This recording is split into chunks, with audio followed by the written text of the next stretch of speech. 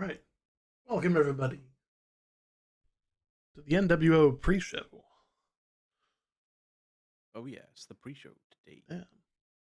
Always happy to see you guys. We've got a pretty good turnout already. Mm.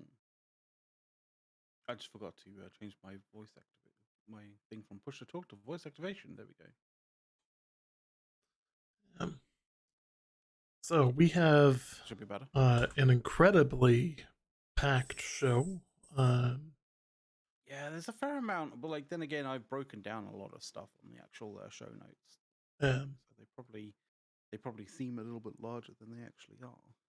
But there's a fair amount to talk about, to be honest. You know, amongst all the various different things that we follow, that we keep an eye on, and stuff that's been going on. Yeah. absolutely. Some interesting stuff to look forward to. Absolutely. Um, but yeah, how are you doing? Is like, I'm what's been I'm going on with your week? I am doing quite well. It has been a very interesting week. Uh, it has been uh, I tossed my back out on Tuesday again, so that was all kinds of fun. Well, well done on that one. Uh, By the way, yeah, yeah. should And be lifting with your knees, not your back. Just but you saying. mean it's not with your back with sharp twisting motions? Yeah, pivot, Uh, pivot. um, Yes. yeah. So naturally, that hurt. But Yeah, it will. yeah. On the upside, I am as of this morning for my weigh in, I'm actually down 15 pounds. Oh, So congrats, dude. yeah, I'm pretty thrilled. The reason for the weight loss is uh you know bad news from the doctor that basically the only fix is to lose weight and work on me. So you know Mm-hmm. uh gonna over the next few months, I'm hoping you guys will see the change. But I need to lose a chunk more to be even healthier, and I need to lower my stress level, which, as many of you guys know, I work in emergency management. So, lol. um, yeah, Now, I just want to point out that you spent a good deal trying to figure out and make us the right same, like similar size and what have you. The fuck happened? so I tried, and then I mean, during the actual show, it'll be a lot better than what it is right now. than what it is right now. Um, Okay, yeah, so you don't want me to two fuck different around with scenes, what I have at the two moment. two Okay, different okay, fair enough. scenes. Don't yeah. Okay, okay. I won't fuck Um, with. I won't fuck with it my end yeah, because then it will fuck with it like on the actual show. So like, yeah, yeah, okay, we'll just and keep it I like can that. play with it a bit here and oh, I've It's got cool, dude. It's cool. It's fine. It's fine. Like, I don't want you to play around and fuck something up in some way, shape, or form unless you're fine with it. But yeah. yeah. I We just, had like a whole thing just prior to starting the show where I was trying to get him to the right size, but it's two different scenes. So obviously, like we have the pre-show scene here, and then we actually have the normal show itself. yeah. Um, and they have different animations. They've got different there's a variety of different things, and of course, fixing one thing on one of them does not mean that the pre-show gets those changes. So Yeah. you know, Yeah. in the That short term, I that's the thing. suppose I could make myself bigger. There we go. That's There we go. better. That's so Yeah. much better. All right. There Uh, we go. but yeah. So I mean, I'm doing well. I'm doing better than I have been in quite a while. I feel like I've got a lot more energy. Um, you Excellent, know, dude. Excellent. yeah. I feel like I've lost energy, but then again, that's because I've been, you know, DIYing. I've been literally um, prepping walls for painting, and when you're prepping That'll walls definitely for do it. painting in a house that was built in the 70s, you know, when you strip off what was covering a lot of like ills, you know, you kind of like you're sitting there looking at like walls and like corners and you know all that jazz, and you're going, holy shit, I've got so much work to do. So yeah, I've been doing a lot of um I wouldn't say carpentry, like decorating, I guess, but decorating's not really the thing that I've been doing. Like I haven't been, you know, making pretty patterns and stuff like that, right? I haven't been sort of like going, oh, this color will look lovely. You know, I've been literally doing like struct well, the closest thing to structural work without actually having to um hard graft and be concerned about the structural integrity of a two-story house, you know. Oh yeah. So yeah, Oh yeah. that's what I've been up to Yeah. for most of the week. The in depth rebuild. It's And then I've always been coming fun. back, and then I've been coming back, and I've been playing a bit of Star Citizen just to chill out, like not do that much grinding, or not feeling like I need to grind, because you know there's certain games that like makes you like makes you feel like you have to grind X amount of hours per day, sort of thing, right? And I can't come back to that and chill.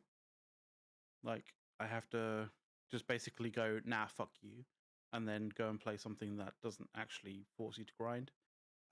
And then I've been basically going, so I've been kind of going and just like you know screwing around in Star Citizen and getting stressed and aggravated by bugs that I've constantly been smashing my head up against, which has been fun. Is that fun? I don't think that's fun. I don't feel like I've They enjoyed. if they could It's fix like 2 or 3 bugs, I think our yeah. entire playstyle would be just infinitely better. Like I got that bug where you basically get like fucking thrown to the floor and you can't really do anything. And if you try and like pull something out, it like I got that firstly that one where you pull some like you pull a gun out or pull like a med pen out or like a you know that kind of thing, and you pull it out for a split second, then you put it away, right? Mhm. It's like that, inclusive of like getting shot and needing to like med yourself, is like that. Those are two bugs that, when combined, really, or well, a bug and a situation that occurs like in the game, obviously. But like the bug occurring at that particular point is just so aggravating. Oh yeah. Oh man. But there's yeah, there's a few others. There's a few other bugs and stuff like that have been annoying and hampering me to some degree. Um, yeah, Yeah.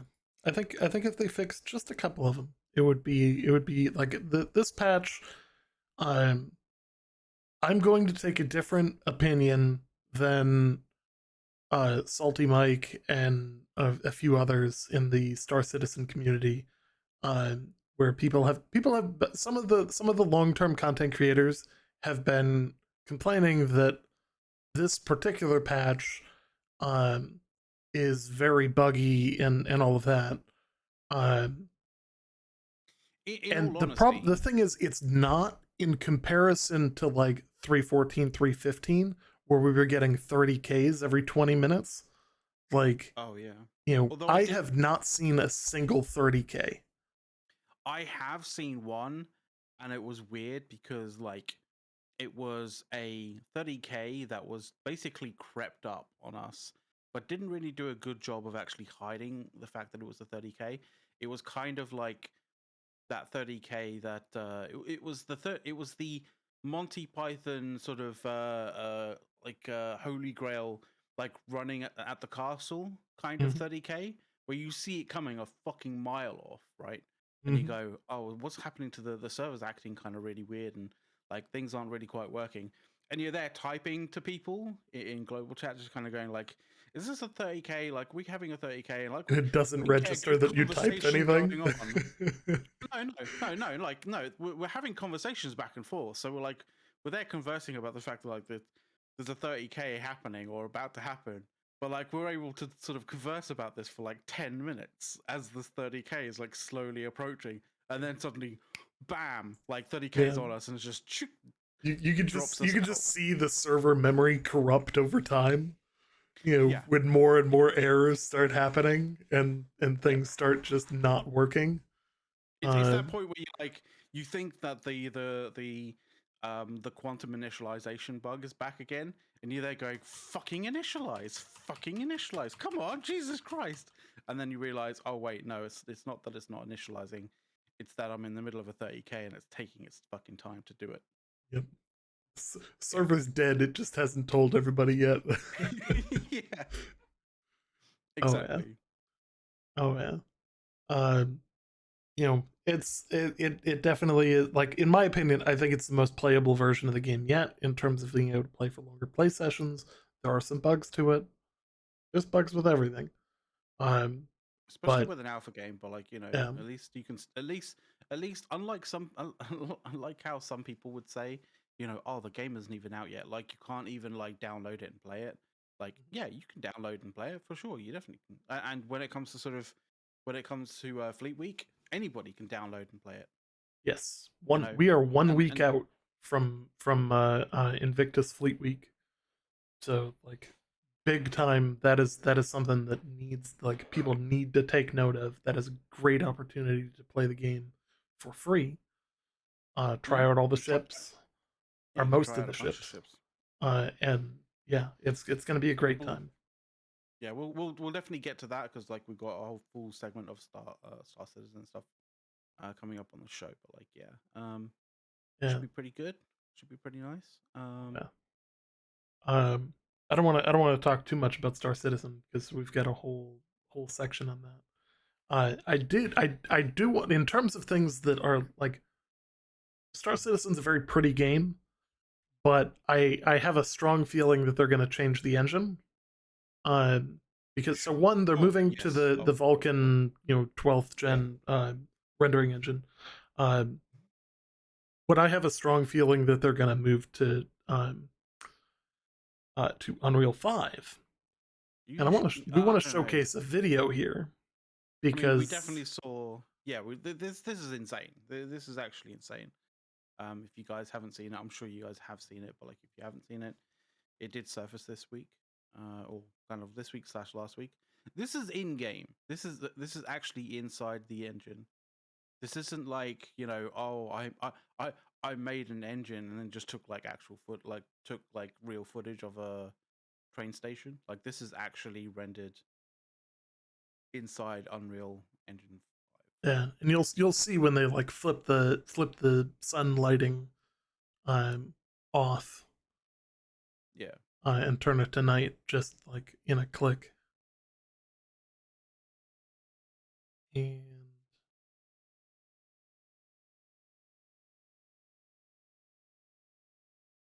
but it is photorealistic. It it is it really is, like like, it's very like impressive. obviously they obviously they intended to you to have the movement of the camera be like you were, operating a web, like a phone camera or something of that form, right? So the entire reason for that is to give it that, shot on a phone or shot on a GoPro kind of like feel. Mhm. And you can see, like, with the reflections, you can kind of see that it's not quite real, but like, Yeah. this is about as close to real as you can get, All I'm and gonna still say be is like, graphics all I'm like, gonna say is I'm gonna enjoy you playing horror games, oh Unreal god, 5 horror games.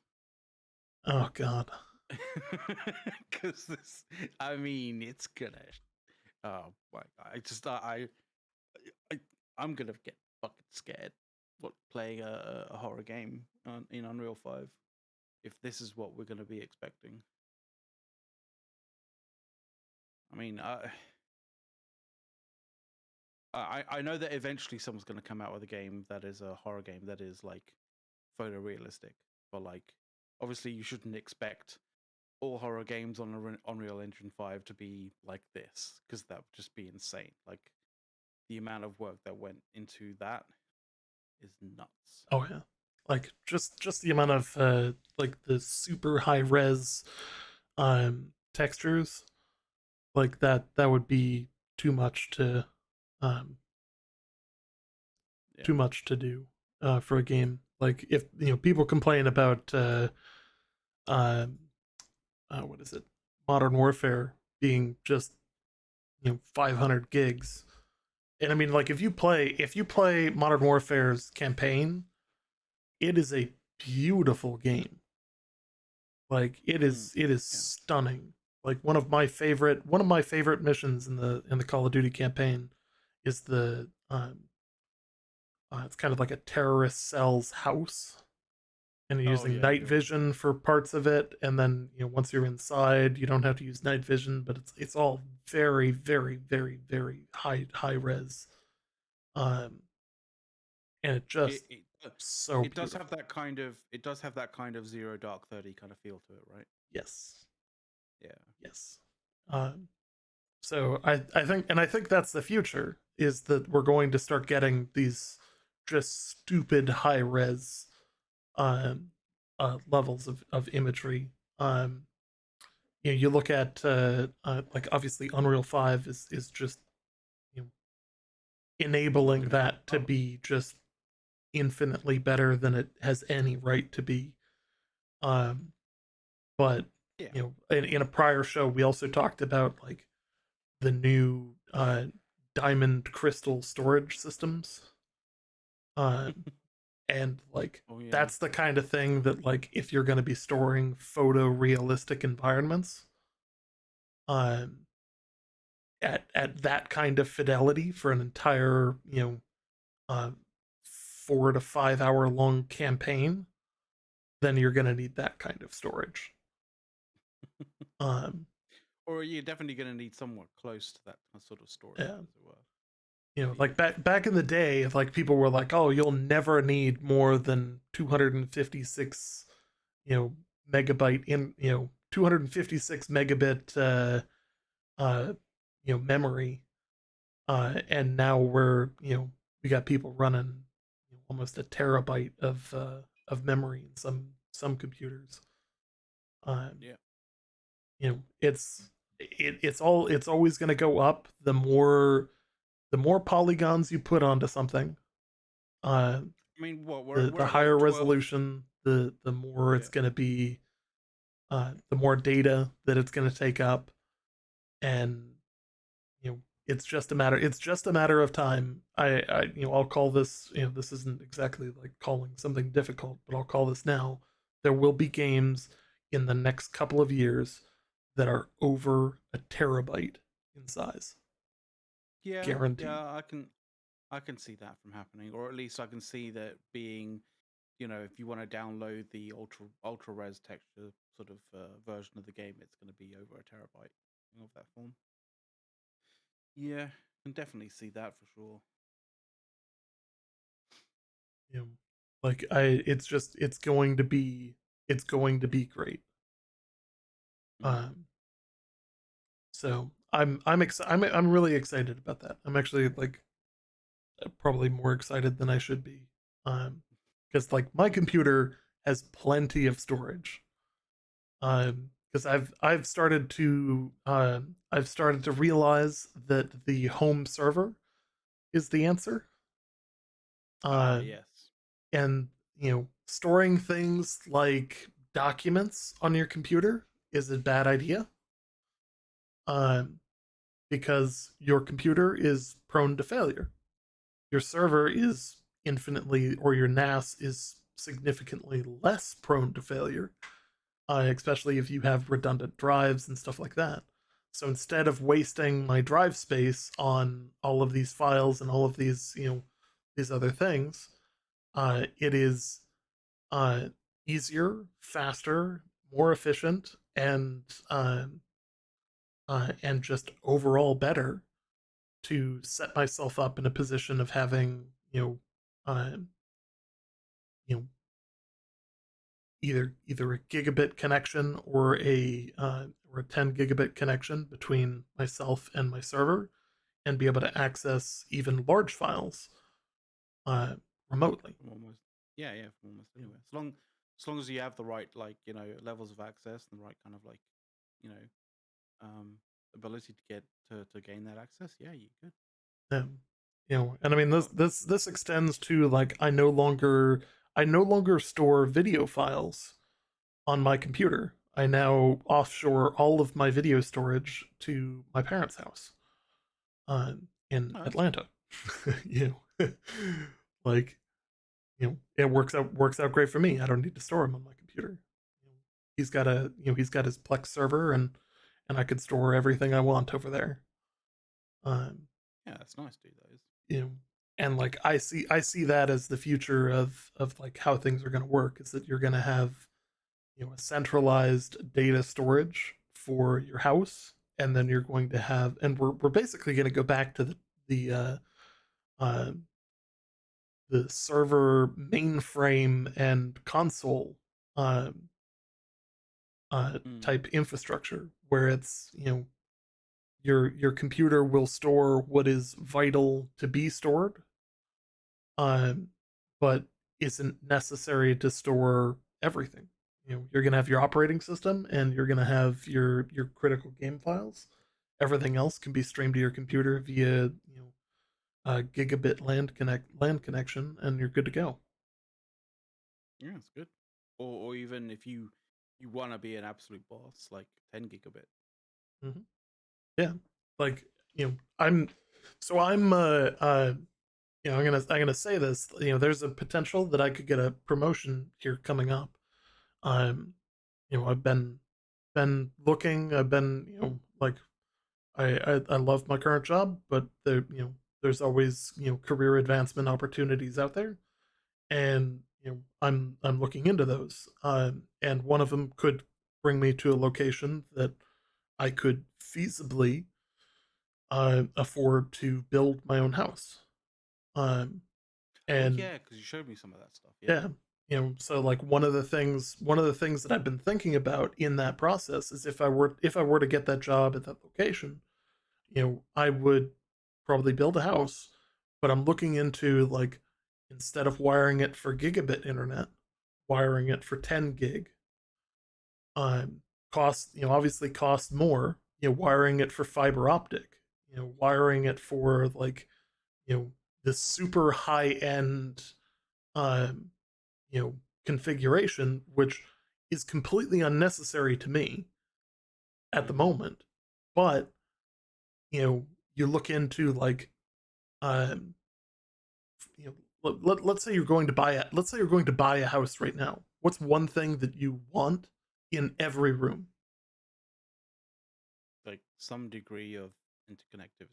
Yeah, you want an Ethernet And plug heating. somewhere, and heating. Yeah, or heating or cooling or both. Heating or Uh, cooling. Yeah, yeah, both. uh, Preferably both. um, you know, and the way I look at this is, hey, there is this opportunity of, you know, I could potentially build a house, and instead of going, oh, I want, somebody wired it up with Cat 5. Well, I don't want Cat 5. I want Cat 6 shielded. Like, you know, Mm-hmm. like I want clear good signal. Well, instead of going Cat 6, why don't I go with fiber optic, wire up the whole thing with fiber optic 10 gig, and just put in a network card in my desktop and get a proper 10 gig router, um and all of that. Like, it's a little bit more, expensive I would than, say it's more you know than a little bit more expensive, but yeah, but well, but like, it's very you're well be gonna worth have it. for instance, I have an AX router right now. So I'm current generation on wireless router, and all of that. But Mm-hmm.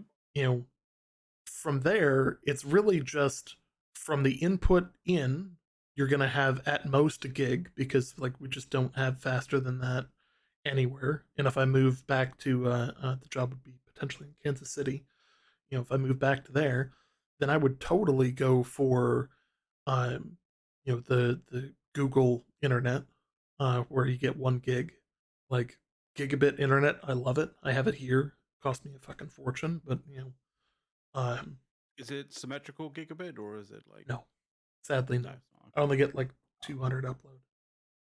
I mean, 200 up is just is great though. Like Yeah, I mean you know, it's a far cry better you than anything else, but yeah. like so much better than what I have. Like literally a 10x increase to what Yeah. I have.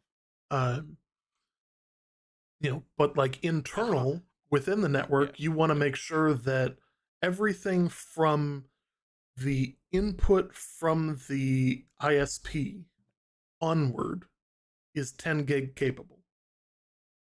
So, sure you're gonna you're probably gonna end up using coax or fiber into your router or into your Mm-hmm. modem, and then your modem's gonna have a gigabit uh, Ethernet cable between that and your router, and then internal from there is all gonna be gigabit or 10 gigabit connections, which uh, depending on how many 10 gig capable devices you have, for instance, like I've only got one or two computers that are going to need 10 gig, but uh, as you go, you upgrade and add more. And that's really like once you own a 10 gig switch, it's 15 ports or 30 ports. So it doesn't Yeah. Yeah. really, like the expandability on that front is not a huge issue. The expandability on the other front, where it's okay, hey, I want 10 gig in every computer in my house. Now you're talking about a $400 card in every computer. Mm-hmm. You know, Mm-hmm. in the short term, that is expensive. In the long term, that's where things are going. Yeah. It So like definitely is. prepping the infrastructure in your house to ensure that hey, I've got at least gigabit capability across my entire house. And then looking at, even if I don't use it right away, looking at running fiber optic into every room, um, so that you have the capability there. Even if you don't use it, that's fine. But it's having that option, and Yeah. that to me is so cool. Like, I also have like a whole bunch of things when it comes to building a house that like I'm really into automation. And they now make these really cool systems. Like, and when I say really cool systems, they're for your furnace, AC, central heating and cooling, where Mm-hmm. the vents themselves will turn on and off and guide the needed temperature changing air to the appropriate room based on a thermostat in every room. So instead of running your your furnace at full blast all of the time, to cool the entire floor, if half of your house is in the sunlight and the other half is shaded, and it's really just the front rooms that are warm, well, why are you cooling the back rooms? You Yeah, know, you just actively circulate the air from the back yeah, rooms to the front rooms and vice versa. And yeah, you know, yeah, and it's then no then it good. allows you to get a stepped motor to say, okay, hey, I'm only cooling one or two rooms instead of blowing a you know a 1,000 cubic meter fan, cubic meters per minute, uh, you know, instead of blowing it at full blast, step that thing down to 200, so that you're only cooling a couple of rooms at a time instead, and like that way the whole system, like it's really kind of a cool system, and it's super ecologically friendly. Um, Yeah, I'm and also like very big into the whole like passive house, which is a standard of building a house that the entire enclosure uh basically, I don't want to say doesn't leak, but is, if you don't open as a close like, to. if you lose the active circulation of air in the house, it can actually be fatal. That's how So, uh, that's how so like non-permeable the house is. is it's I'm almost airtight. so I'm concerned, and the only reason why I'm concerned is I'm concerned because of the uh like the failure of the how secure Internet of Things are. And if you've built a house that is entirely automated, connected to the internet, via Internet of IoT kind of equipment, right? And it is So so non-permeable that it technically somebody could hack in and like basically shut the house entirely while you're sleeping and suffocate you. That's so like the it's like way that this the particular fucking system most insane works thing. is it is always on, blowing just a little bit of air in and out, and it's basically capturing air one way. So like, on one half of the room you've got an air intake, on the other half of the room you've got a vent. So it's pushing a little bit of air in and taking air out of the room at the same time, constantly throughout the day. And the idea is to keep fresh air coming in, and it interchanges that air with external air with the heat interchange and all of that. So you're capturing either the coldness of the air that is used, or the heat of the air that's used, and it really really helps prevent a lot of issues. Um, I'm just saying, like, if this, yeah, if the system that is centrally controlling this is like, like run on a Windows computer, like I would back away slowly. Like, I would be essentially like, this is running on Linux or nothing at all. All right, like, it's like the last uh, thing you want is like, oh, fucking blue screen of death in the middle of the fucking night, as oh, yeah. License talking about in chat, right? Yeah. Um, Now the other thing is, like, part of this whole thing is that the attic space in a passive house is also sealed. It is not a traditional attic space. It's so you're not getting, like, it is its own air conditioned area. So when you have like an exchanger, it's not gonna ice over because it's not actually in a location that it's you know it's an entirely enclosed and temperature controlled space. So it's really mhm. cool. I would highly recommend people take a look at it on YouTube. There's the build show, is a perfect example of that. He's built multiple houses to that standard, and um, they're it's really a cool process. And the probably the coolest part about it is because the house is like, there's so much ability to control the temperature, because there's no, like, it's you're not interchanging air, uh just like through gaps in the windowsill and stuff like that. You don't have to worry about heating and cooling as much and losing that air and losing the temperature, um that you Unless you would, want you to, know yeah, unless you wanted to. Like, you can always crack a window and do whatever you want. or yeah, um run AC, but that kind of thing, right? the coolest part about it is you could heat a large house with a hair dryer.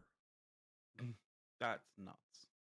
But They then, they but the other there's thing, actually a video where they did a test on a passive house where they literally took a hair dryer and just hung it, so it wasn't touching anything, because obviously hair dryers get very hot, especially if you run them for, you know, I think they ran it for like 16 hours. mhm. Um, and the it went from like mid 70s to 95 degrees in the middle of Ooh, winter with Jesus. a hair dryer in 16 hours. You know, I mean, that's not like, bad. that's the That's level not of bad like at all. insulation, and you're planning to be Mm. passive. And then on top of that, if you pair a system like that with, I realize this is a gaming show and I'm talking entirely about building a house, but like, you know It's a pre-show, dude. Like yeah, we talk about like uh sort of like general life stuff at the pre-show. yeah, It's all good. but like, it's really kind of this cool, uh really really a cool setup. It's all about like insulation, like making sure that you're doing things correctly on the insulation front, that you're actually properly sealing the house. Um, But the thing that's interesting, the thing that's actually worthwhile, like yeah, especially like in modern times, especially kind of like now, is that cost of living and stuff is going up quite a lot. At least over here in the UK, it definitely is. Like I'm not entirely certain quite how it is over there, but I imagine it probably oh is yeah, sort of oh yeah. similarly. But My rent went up you know, 17%, and I was already paying $2,000 a month. yeah, exactly. So But it's yeah, not just rent, but it's also cost of living as well. Like rather than just rent, it's like your food, your heating, your gas, all that kind of stuff, right?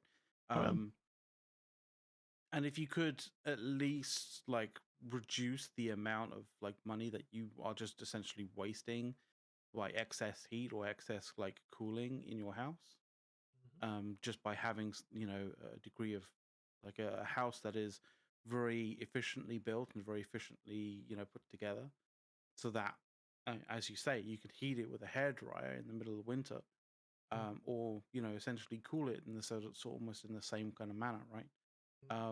Then it becomes so much more energy efficient and so much, and because it's not big, and it's not about being like green or anything like that. It's just about being not having to pay yeah, more and more money to do the same thing. yeah. If you can Or save that yeah. 150 $200 a month that you're paying in your electricity bill, um, and just not pay it every month, that adds up. You know, Yeah. like Yeah. and this is why, like, so you build this system and then you throw on some solar panels on the roof, and Mm-hmm. the combination of the two, I could run my entire streaming setup, which I'll actually post a picture of this in Discord.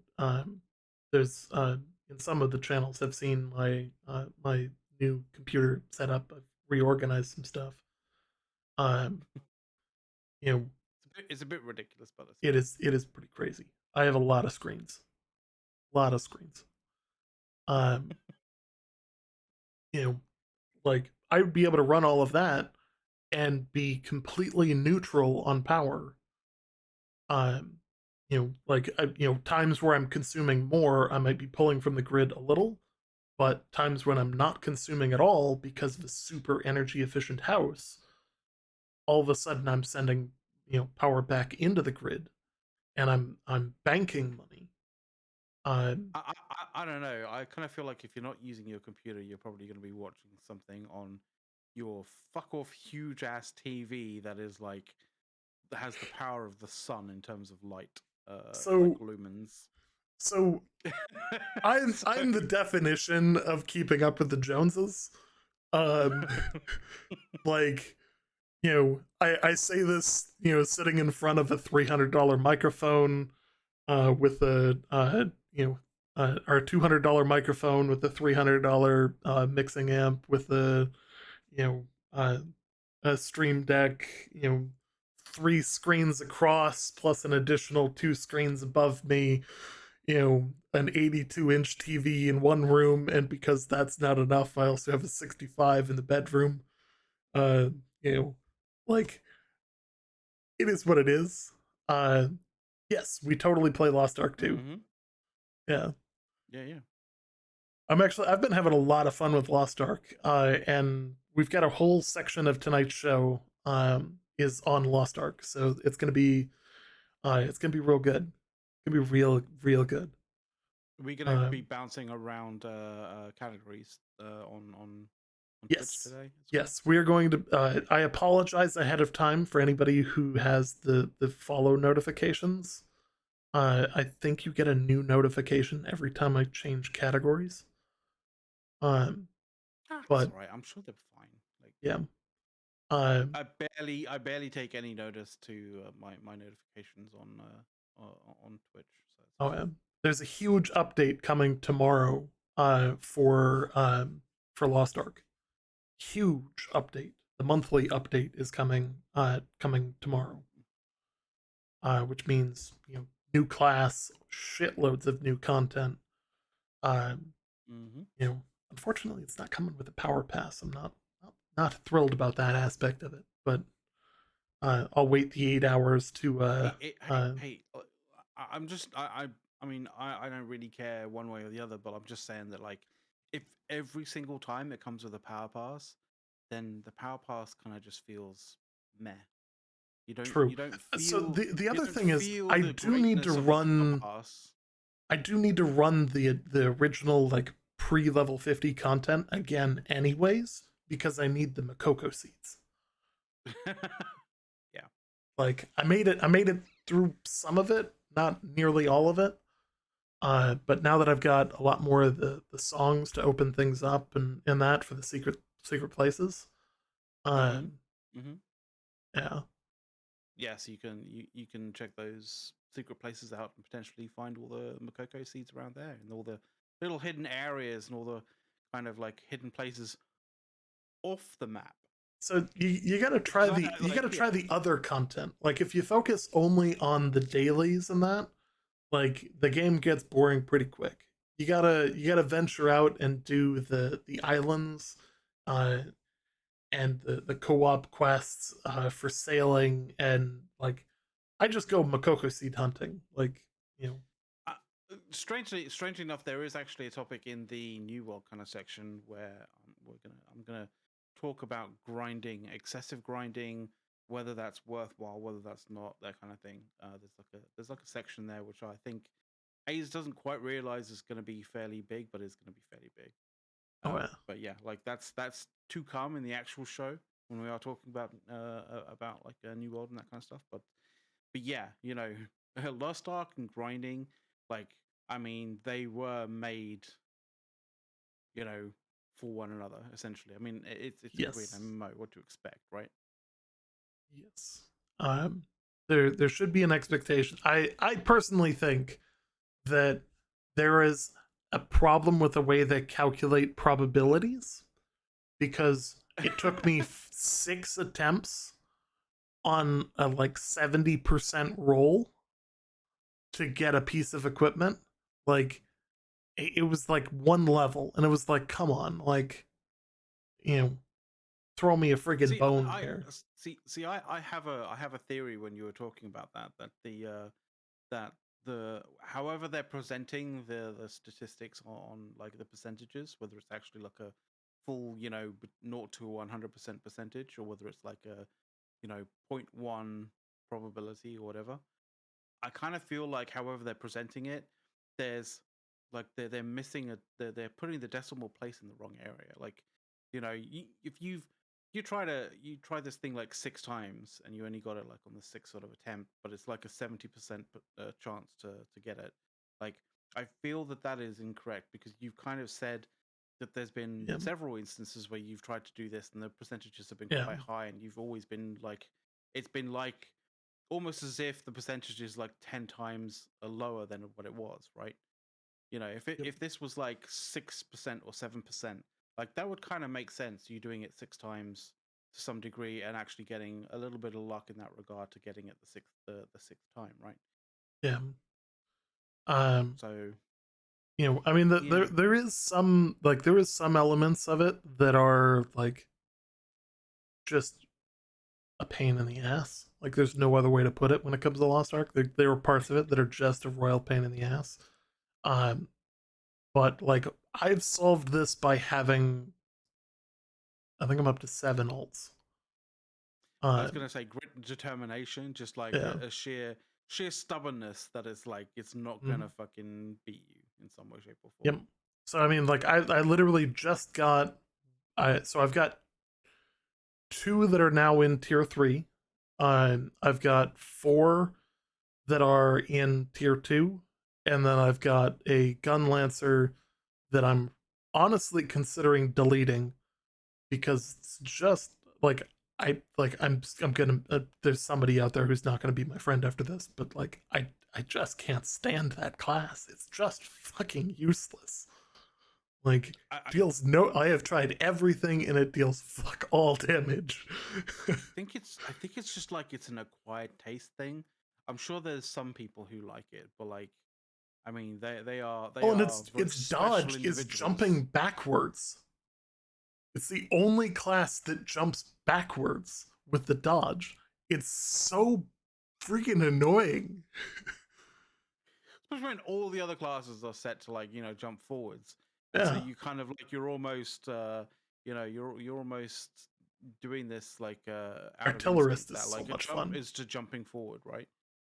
Yeah. That when you do it with this class and you jump backwards, you're like, ugh! Mhm.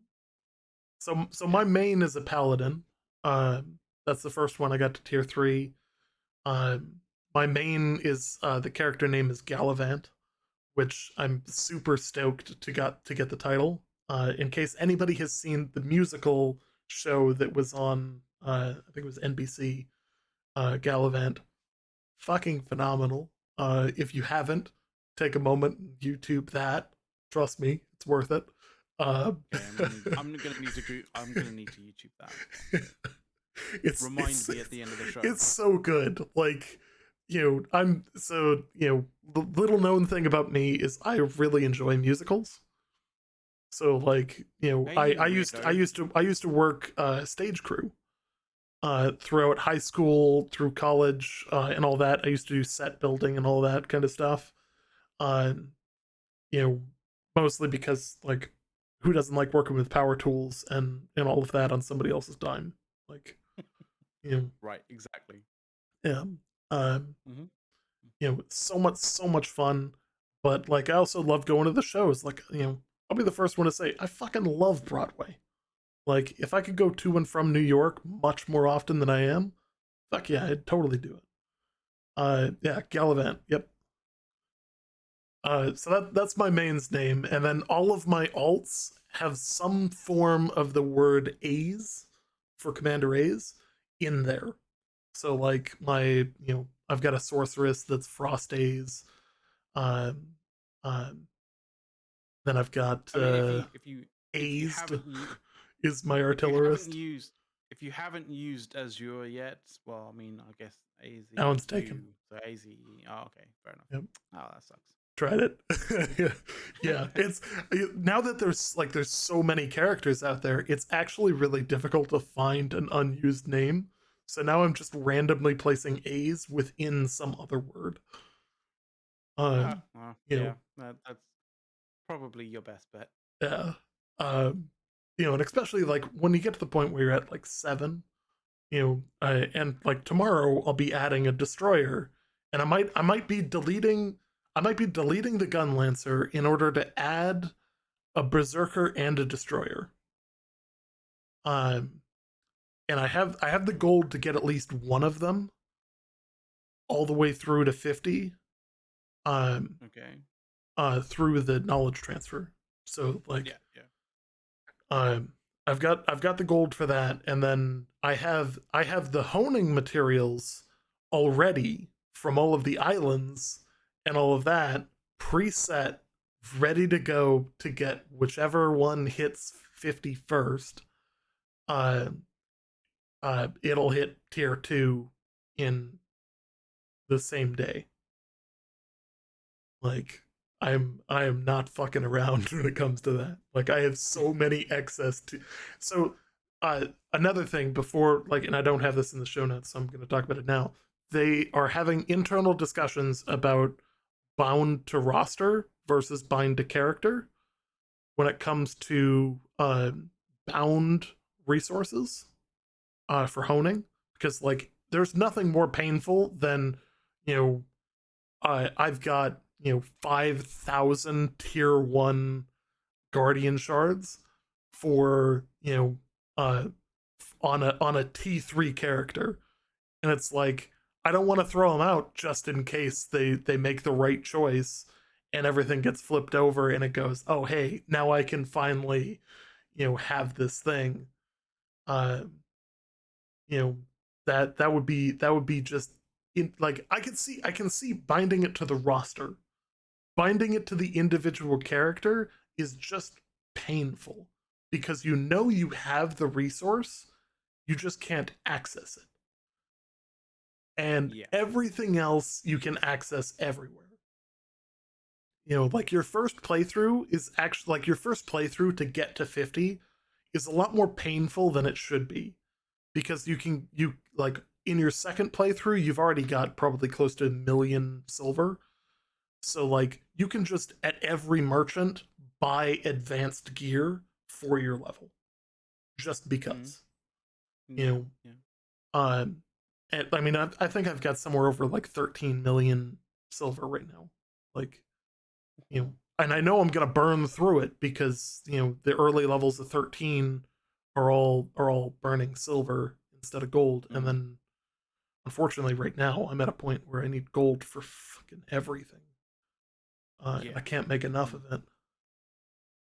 Um, In order to advance, right? In order to yeah, up things. you know, and like the conversion rate is just not worth buying. It's not worth buying the gold, at all. Like obviously, like don't RMT, but there is ways that you can buy royal crystals and convert them to gold. Um, Mm-hmm. but the conversion rate is trash. Um, so just putting that out there. Um, It's not the greatest way to go, and if it yeah, is, like, you're going to be putting a lot of money in yeah, for not as much out as you expect. yeah. And I'm also at the point where like now having two tier 3 content characters is actually going to enable me to start rolling a lot more like legendaries. Um, you know, um, Mm. apologies. So here's the thing about ads when it comes to Twitch. Like that's actually most of our income. Um, like apologies. Like it is what it is. You know, like I can't. Like the other side of it is I can't do anything about it. Like you know, it it just kind of sucks. But I can We do say have that if you like hit the a sub button, if you have like a free Prime sub, like you don't have to ever look at ads on our channel. We do have that yeah, set up. so Um, there is that. But I would say that, like, we do kind of have a long-term vision as to how to deal with ads. It's just like it requires a bunch more work that needs to yes, be done on it, and it requires a fair amount of expansion as well, and that it does. expansion and a lot of work and all that kind of jazz. So like, we will eventually get to it where ads will be a lot less um, punitive to our, like, to what we do, and to our content and stuff. Um, but it's just a case of getting to that point, getting to the amount of like content that we want to be releasing, and getting to the expansion that we kind of want to get to, in order for us to be able to put together something that like deals with the whole uh like adverts randomly popping up when we least expect it, because like I share the frustration. I Mhm. definitely do. But yeah. Like, and the worst part is like we don't really even have control over the timing of them. Like, and you guys can see it. Like, I'm just sitting here with my hands crossed for most of the show. Like, unless I'm like, trying to move around through our show notes. Like, I'm not. I can tell you, I'm not hitting the button. Like, there are occasions where, like, at the end of a show, I'll tap the button as we go into the video outro, um, just to stick it to Twitch. But like, At least at that for point, it's a not period of really, time. yeah, um, yeah. Like, and Twitch has gotten so much worse with ads, and yeah, So we might as well like spend the last few minutes actually here talking about this specifically, because like I kind of feel I understand where Twitch is kind of going to some degree with this, and part of it is down to the fact that, like, it is technically not healthy to be like, sat, like, you know doing something at a computer for an extremely extended period of time. And so I can understand the ad system being a way to potentially be able to break that kind of like that s- you know uh like sedentary kind of situation, so you have the opportunity as a streamer to get up off your ass or to go and walk around, that kind of thing. Like, if you have a one of those sort of motorized desks where you can actually stand at your desk, that's fantastic. But like, some good movement and stuff like that, like fairly regularly through a stream is probably the world of good, and also is probably kind of the world of good for like people watching your stream. Like if people are sat down at their computer watching your stream, they probably would also benefit from having the option to have a break to go get something to drink or to get up and walk around, that kind of thing, right? But you need to be able to allow people to structure it. And the other thing is, like, nobody wants to miss out on content that's happening because of an ad break.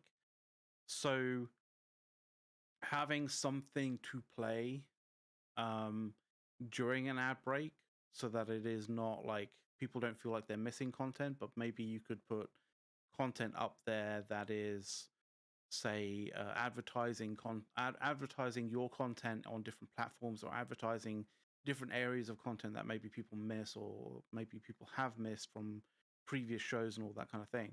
That would be really cool. It's just not every single content creator has the time and the energy, and maybe the skills or the kind of tools to be able to do that themselves. And so if you could have that kind of be semi-automated, would be fantastic in some way, shape, or form when it comes to Twitch, and when it comes to sort of like helping Twitch creators and streamers kind of work with the whole with the whole advertisement system.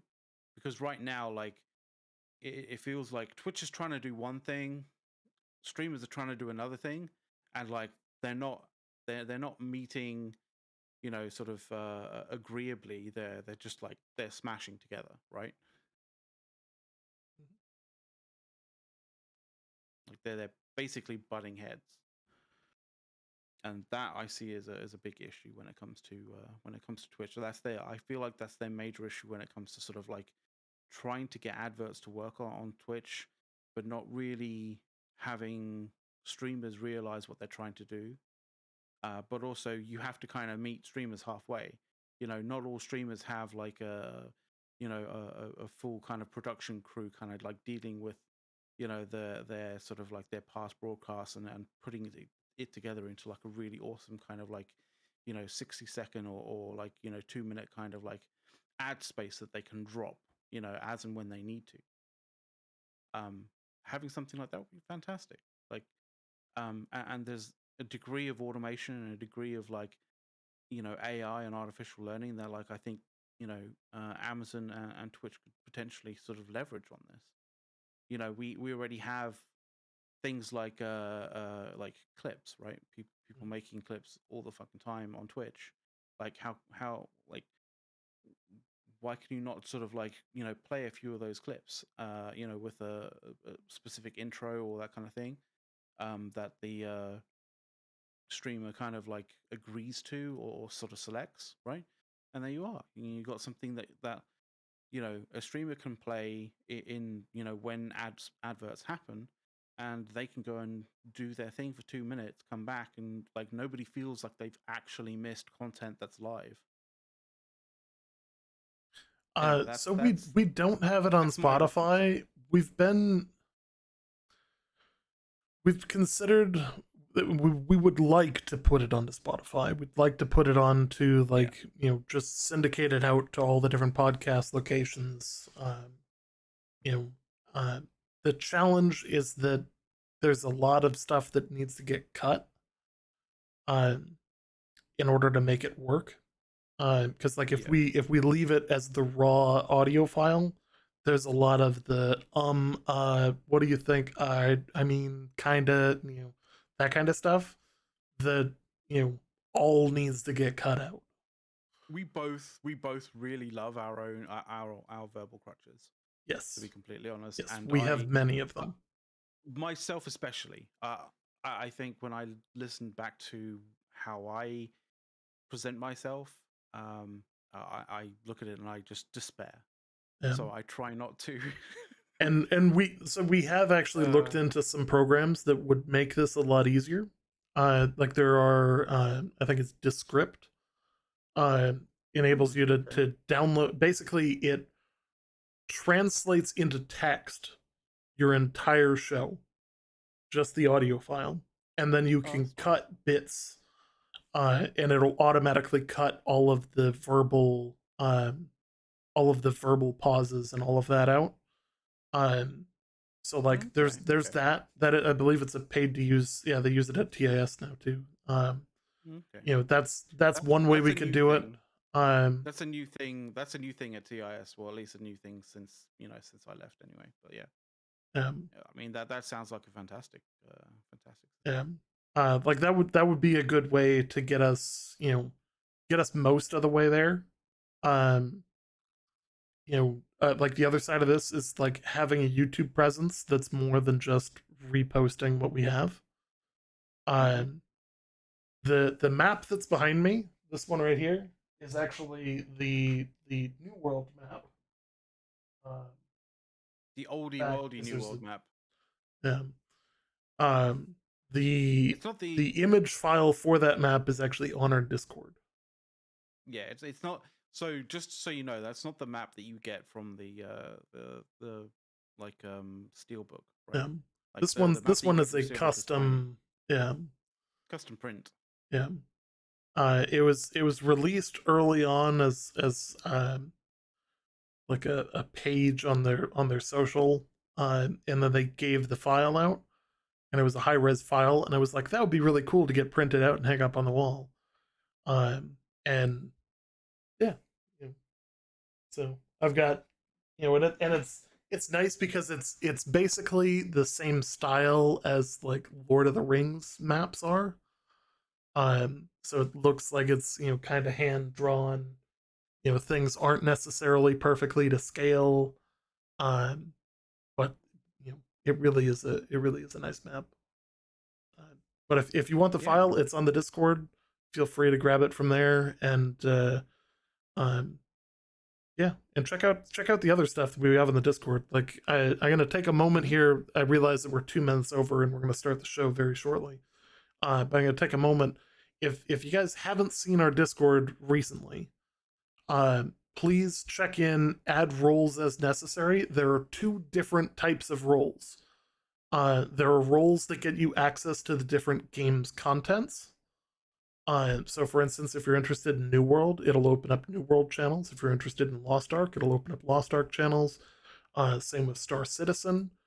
Mm-hmm. All of these have a number of channels in which we track everything from official announcements, their Twitters, their YouTube feeds, the Yeah. associated Reddit's. subreddits, Yeah. Yeah. common creators for those games. Uh, or like suggested creators that we know that make good content. We also have a number of automatic feeds for things like Linus Tech Tips, Gamers Nexus, and stuff like that. Uh, the other type of notification, or the other type of role, is an opt-in for pings. We moved away from a system where we used to ping everyone every time, and I think we all know that everybody gets too much ping fatigue. Like I've left servers Yeah. because they just didn't get it that you don't ping at everyone. You ping the Like group of I. people that want to get pinged. Yeah. Yeah. That is very very true. Um, One other thing about the the the the Discord as well is there is definitely an element of like um checking to see whether you are a human before you're yes, able to actually get to the actual like part of the server where you can choose the various different roles that you want to have. So you are going to have to jump through a couple of hoops to prove that you're a human and not a bot and not somebody who wants to just spam everybody on the server with porn links or all sorts of like really weird or like heinous shit.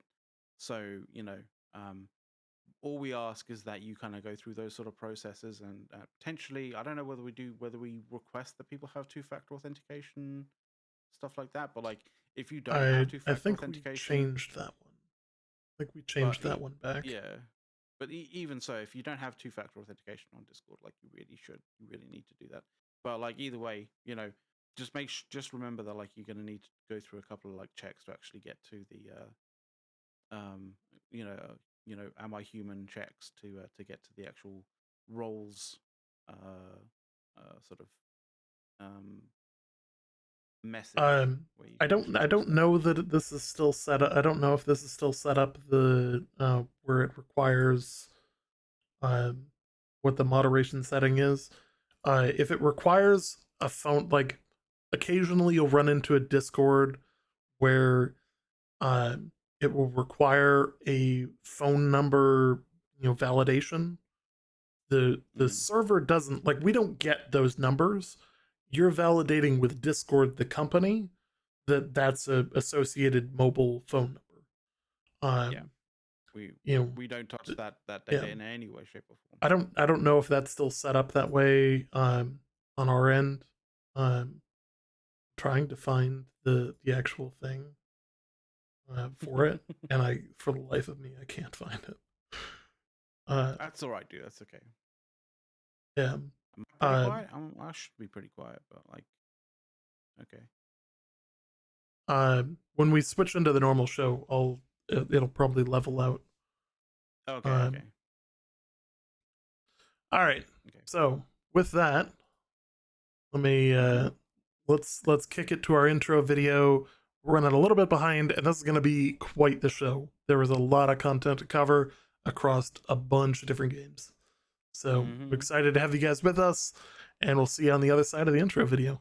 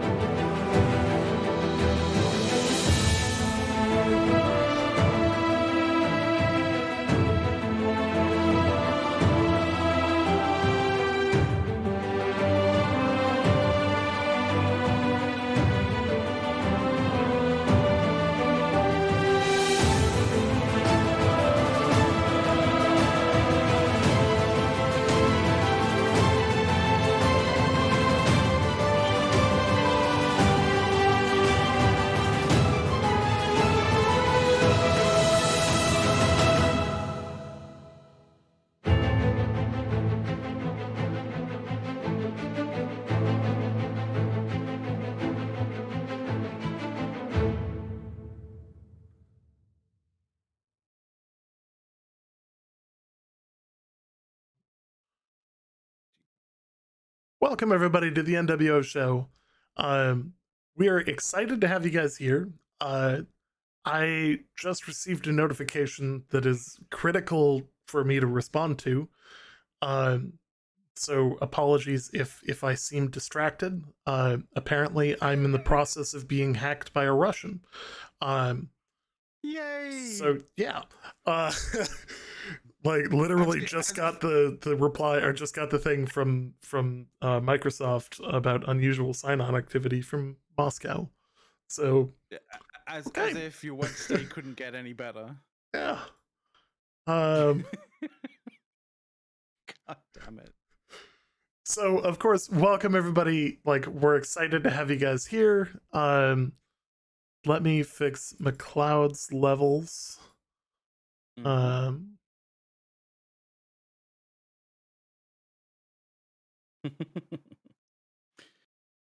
I mean, I don't quite understand how it wasn't completely like not fixed, but we'll see. yeah. Anyway, guys, welcome to the show. Whilst Ace fixes my particular levels and deals with a Russian trying to hack his account, I will bring you up to speed on kind of what happened on last week's show. So on last week's show, like that you guys can check out on the VOD on Twitch if you kind of want to. We basically, in terms of New World, we were discussing various different things, the server and region transfers that had basically been released have had an additional 48 hours of cooldown added to it.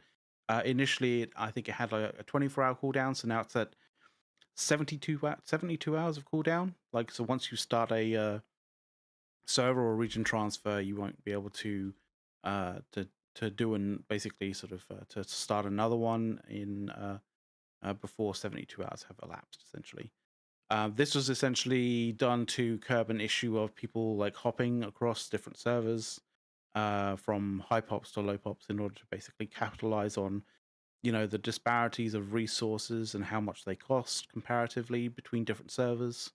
Apparently that was a thing, uh, I thought it was a bit ridiculous.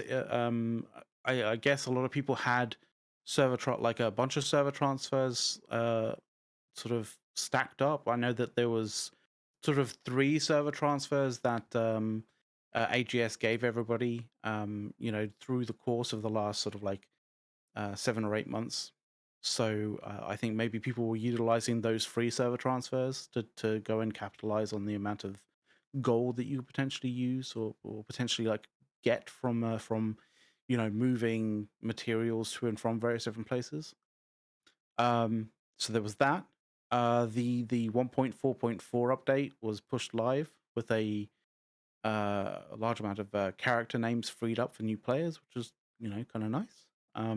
The new PTR patch was released with the PvP updates, including the 3v3 arenas and the PvP reward track and all that jazz. There's a bunch of cool things there. And then we went into Lost Ark, where the community was raging about botting after several high-profile streamers were talking about botting and showcasing the differences between various different games as highs and lows, sort of like population levels, and how essentially how Lost Ark was bucking the trend on this and not for a good and not potentially in a good way. Yeah.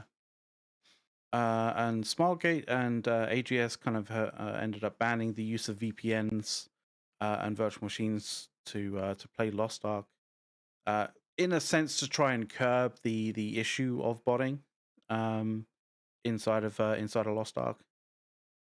Um, the nice thing about the additional thing that happened afterwards was that if you were like in a situation where you really needed to use a VPN to play, you could potentially use GeForce Now, because they struck a deal with GeForce or with NVIDIA to use for people to be able to play Lost Ark on GeForce Now. So, if you are stuck in a situation where either your computer doesn't run Lost Ark that well, or you have to use a VPN, you can use that particular service by NVIDIA in order to play Lost Ark, which is great. In terms of Star Citizen, 3.17 patch, the 3.17 patch went live on the 28th of 28th of March, April. Yeah, I don't know dates apparently. So yeah, Friday the 29th. Yeah. And that introduced essentially a whole bunch of things. There was a misc ship sale in terms of the pledges, the pledge store, celebrating the launch of the misc hull A. This is I'm just doing a quick recap of what we were talking about last week, and then we're going to get into this week's news real quick. So the hull A launched with the 3.17 patch, and so there was a bit of a big thing with misc ships in terms of being available on the pledge store. We showcased the Arc star map on the web portal on the Star Citizen website, which was really, really cool. It's like a full-on 3D kind of star map of the entire sort of like Star Citizen universe, as it were, as they have it built so far, with a whole bunch of information. It's like really interactive, like really kind of like you know, it showcases like all the kind of stuff that they want to be able to do with with like the some of the lore and some of the kind of like various different locations and stuff like that, and how they interconnected and all that jazz. So it's pretty cool. And yeah, so and we were just talking kind of like, because the 317 patch came out, we've been doing a fair amount of things like together in terms of like, you know, doing bunker missions and all that jazz. Essentially, you kind of get the feeling when you actually do that definitely getting together and playing with friends. It may take a bit of a frustrating amount of time to actually kind of like getting to actually do that, but in actual fact, it's well worth the time to sort of like do things in groups, especially in Star Citizen. So definitely check that out. There was other news. There was for CCP, there was the EVE Online Fan Fest coming that coming weekend, which was the weekend that just went. We are obviously going to talk about it in the upcoming kind of stuff, because like stuff happened or stuff didn't. It depends entirely on how you kind of want to look at it. But like, you know, there's definitely conversation that's going to be happening about that later on in the show. And we talked about this kind of like really cool like data storage thing, which we actually kind of discussed a little bit on the pre-show, where like you actually have this really cool technology, the sort of like quantum data storage tech that allows data crystals, like like a crystal disk with an insane amount of like data retention capability. It's not commercialized yet, but soon, TM. So, you know, hopefully that'll be coming soon. And if that does come soon, then chances are we'll start to see, you know, people using, you know, people making games that are, you know, basically photorealistic, because we've already seen that it's capable. People are capable of making photorealistic sort of uh, like visualizations and like small areas inside of, say, something uh, like Unreal Engine 5. There was a kind of like a really kind of cool Unreal Engine 5 sort of demo of a train station in Japan, that sort of we checked out like in the pre-show, and that was really cool. That was super. You could really kind of tell that there's a high potential of like some really scary horror, like horror kind of games that could potentially come out with you know, with Unreal Engine 5, or made with Unreal Engine 5. So yeah, that was basically everything that happened last week. If you want to check that out, that was in the VOD in the channel. So, you know, well, let's crack on with this week's news. If you're sorted, Yep. Yep. I you are. Yeah, officially nice, wrestled my account back from the Russians. nice. It's kind of a critical account to keep a hold of. You know, it's one of the ones I use more commonly than others. And Okay. what's Phew. interesting is that it wasn't credential stuffing, because that Oh, account has a unique password that is only used for that account, like most accounts should be. But occasionally people reuse accounts, and that's actually one of the main ways that people can have their stuff hacked. Is, for instance, like a while back, like LinkedIn got hacked and lost the login credentials as part of the hack. mm-hmm. If you use the same login credentials for other things, they'll check it and try and use that username password for all sorts of different things. And then if they get into your email, it's not about sending emails, it's about seeing what other services you have.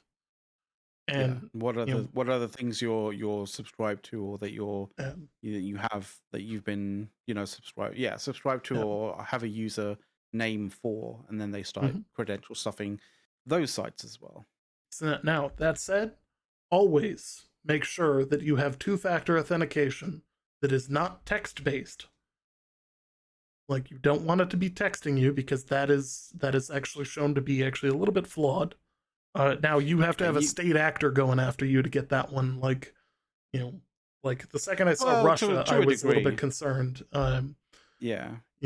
But as the Ukrainians have proved for a while now, Russia is inept in many ways, as they were not able to wrestle my private email account away from me, because I don't subscribe to SMS as a two-factor authentication. Instead, I have an authenticator application, and unless you literally gain access to my phone, you cannot read those numbers without. You Yeah, cannot access that application and find the seeds yeah. to be able to run that same kind of like that same series of numbers. Yeah, that's the So reason why authenticator apps are much better than SMS. yes. Oh, Yeah. and anytime you get the opportunity to set up two-factor authentication, do it. You know, I just want to say like there was a point where PayPal wasn't running authenticator SMS or authenticator apps rather than SMS sort of two-factor authentication, and I was very very hesitant in using their services until they actually had app-based two-factor authentication. Once they did, I was like, okay, cool. I can actually use PayPal stuff. I can actually purchase using PayPal and use PayPal for various different things without kind of like concern regarding security, which is great. yeah. Um, but anyway, we Actually, should I probably. kind of want to show this because Okay, okay, this is okay. something that I think um most people would not understand.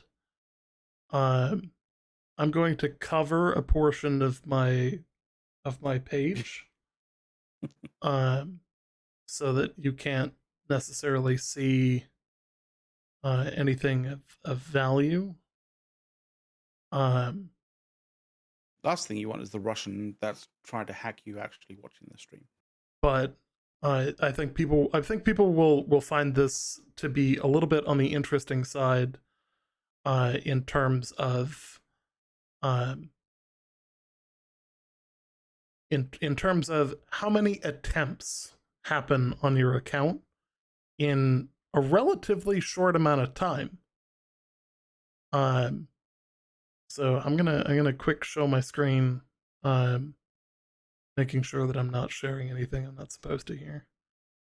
Um,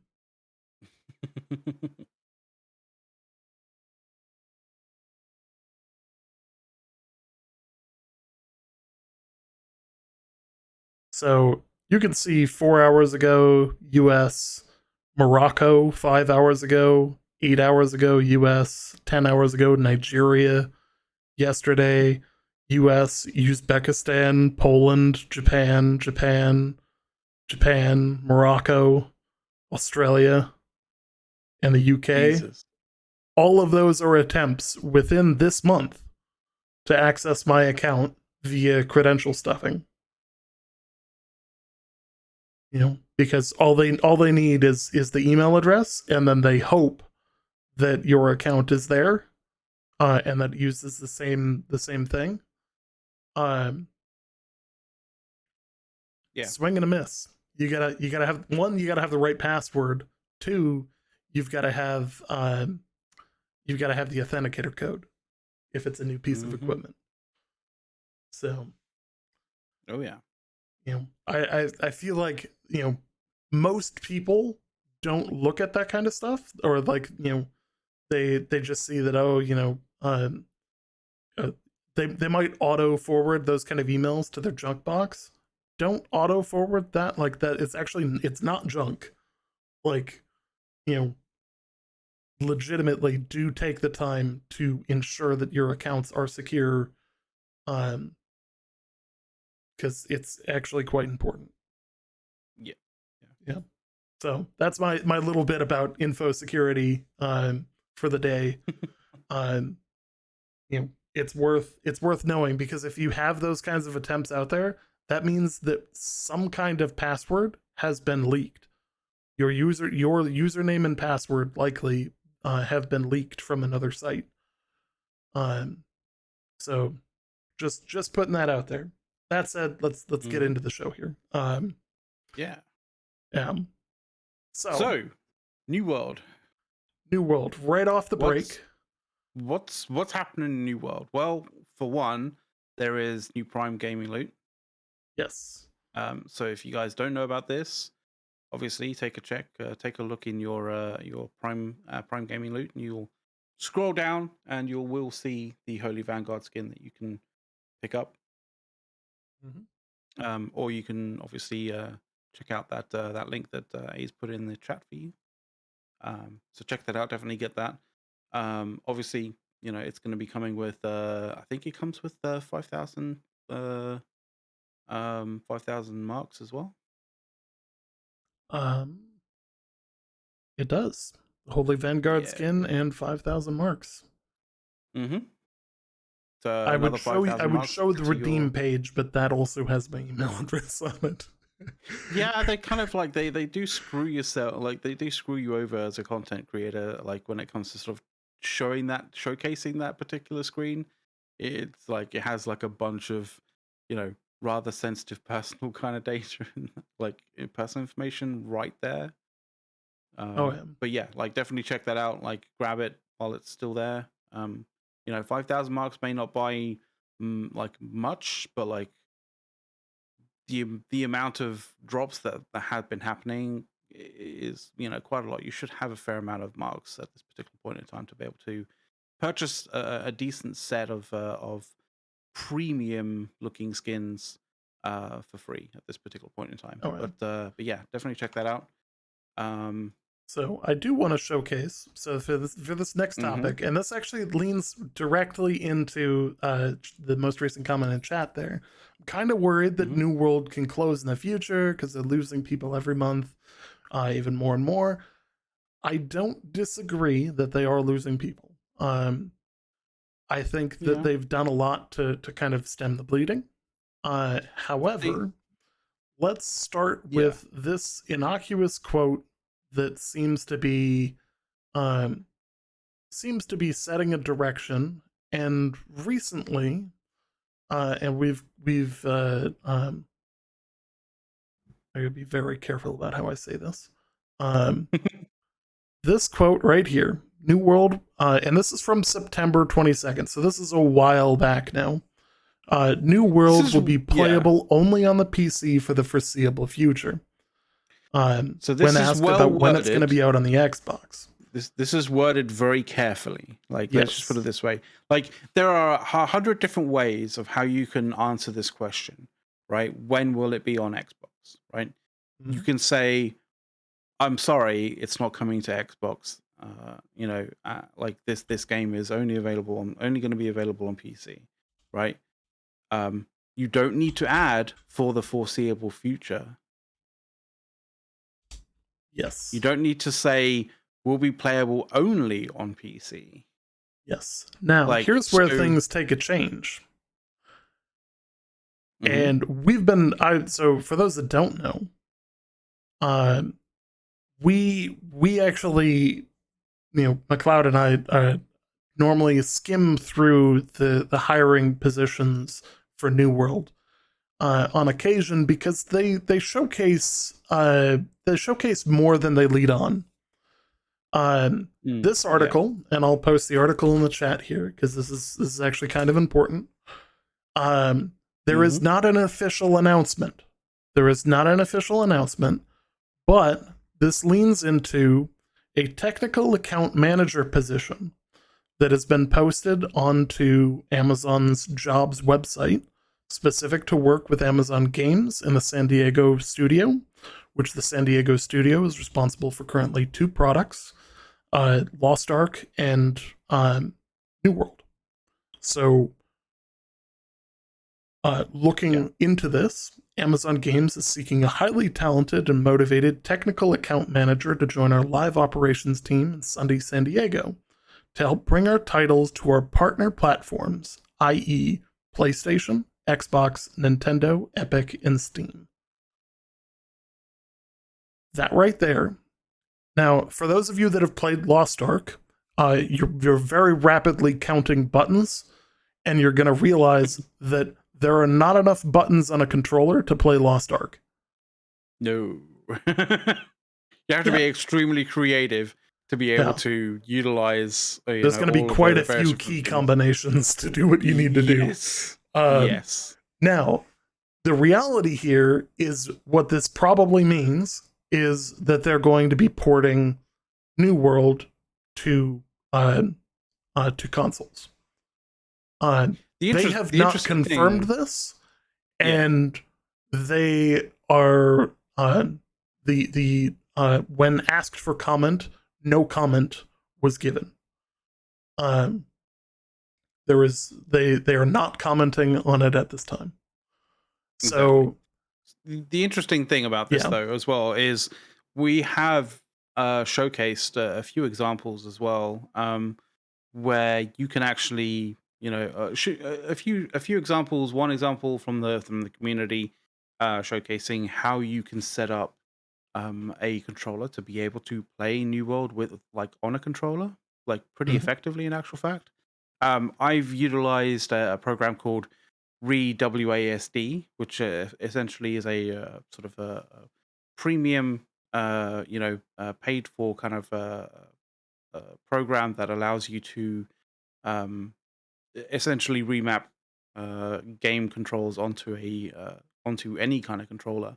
Like, I was using a PlayStation DualShock controller, which is something that, like, typically you actually need to do a whole lot of, like, really awkward stuff to actually get to work on a regular PC onto a regular Windows PC. But like, this program was pretty good at being able to get a PlayStation DualShock controller to actually work with New World as such. So there's clearly indications that, like, New World is capable of being able to be used on a controller. And there are clear examples of people being able to you know um, play and set up a controller to utilize everything that you really kind of need to play New World. So I I kind of feel like, um, aside from the technical kind of, like, the getting New World to run on various different consoles effectively and efficiently, without, like, serious issues. Um, the whole kind of controlling New World from a controller side of things is pretty much done already for them. So you know, um, in that kind of sense, it's it's much closer to actually being a reality than you may think. mhm. Um, And and as Chester Boy yeah, says, like, he plays uh, New World exclusively on controller. Like, yes, and actually, so yeah. when the game launched, we did a deep dive into the files, and one of the files actually explicitly calls out control schematics for Xbox, PlayStation, and the Switch. Uh, Hmm. so, like, I'm in no way surprised seeing this. I also think that this is inevitable for Amazon games for two reasons. One, it's IP they already own. Two, it's IP they would like to promote and continue to build off of. Um, Hmm. and three, as a studio, they have not released a console game before. So this is another test bed opportunity for them to uh, release a game on console that functionally uh, will give the studio like lessons learned. Okay, here's what we do. Here's how we fix this. Here's how we do these other things. You know, and how we could potentially expand operations and expand user bases to include these other areas and these other markets, which would include all of the consoles. Um, Hmm. Yeah. so just putting it out there, I think that this is obviously highly likely to happen based on just this job. Some other things that we've noticed in recent job postings is that they're going to be hiring in a significant amount of people to work on cinematics, which has been a community request.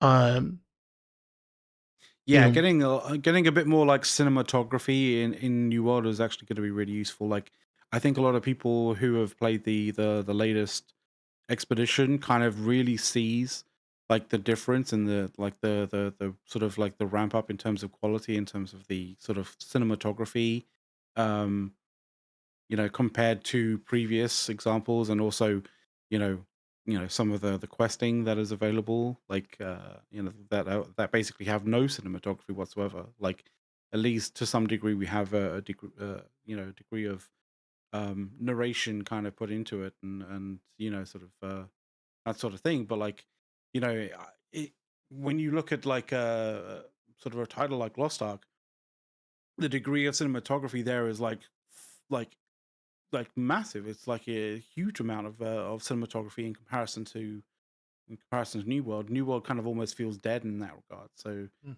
you know, embellishing the game with cinematography and with like, dramatic sort of scenarios and situations, like can only help kind of sell the game, uh, Oh yeah, and sell the story as such, right? oh yeah. Well, and I think a lot of the controls for New World also, um, from going back to the controller aspect of things. I think that like you know the controls lend themselves to be played really easily on a controller, which I think this will open up an entire new audience uh, to you know better tell that story too, who are in a more casual environment, because like most console gamers are a little bit more on the casual side, um, Mm-hmm. you know, versus PC Master Race. Generally speaking, we're throwing down for brand new equipment as often as possible, which is like if you're buying a console, you're buying the console for the generation, instead of holding on to it for the short term. Um, Yeah, exactly. you know, so we felt obviously there's no official response on this one. I personally think it's highly likely. I think that it's a ways down the pipeline. Mm-hmm. In terms But of the we'll player see. bases, the player base has for the most part leveled off. Um, there are some losses still, but um, you know, nowhere near what they were losing before. Um, Yeah, I think people coming in versus people going out like have kind of stabilized a fair amount. yeah. So we're Um, we're in an okay position right now. Like, in terms of like, it's obviously it's always better to have more people, but like, at least at least we're not like on a downward trend as such, compared to some. yes. Um, but like let's quickly jump to like the next kind of topic, which I thought was quite funny. Um, The PTR, if you guys don't know what the PTR is the pre-testing realm, which is basically the kind of like the test server for new content and that kind of thing for new world releases. They had a fun event last Friday where they had where basically the devs were spawning in giant scaled mobs. It was kind of funny. They uh one of the guy who kind of captured it in this particular video, hopefully that Ace is putting up on screen, is one that was captured and presented by Slender MMO, and yeah, it was actually quite fun.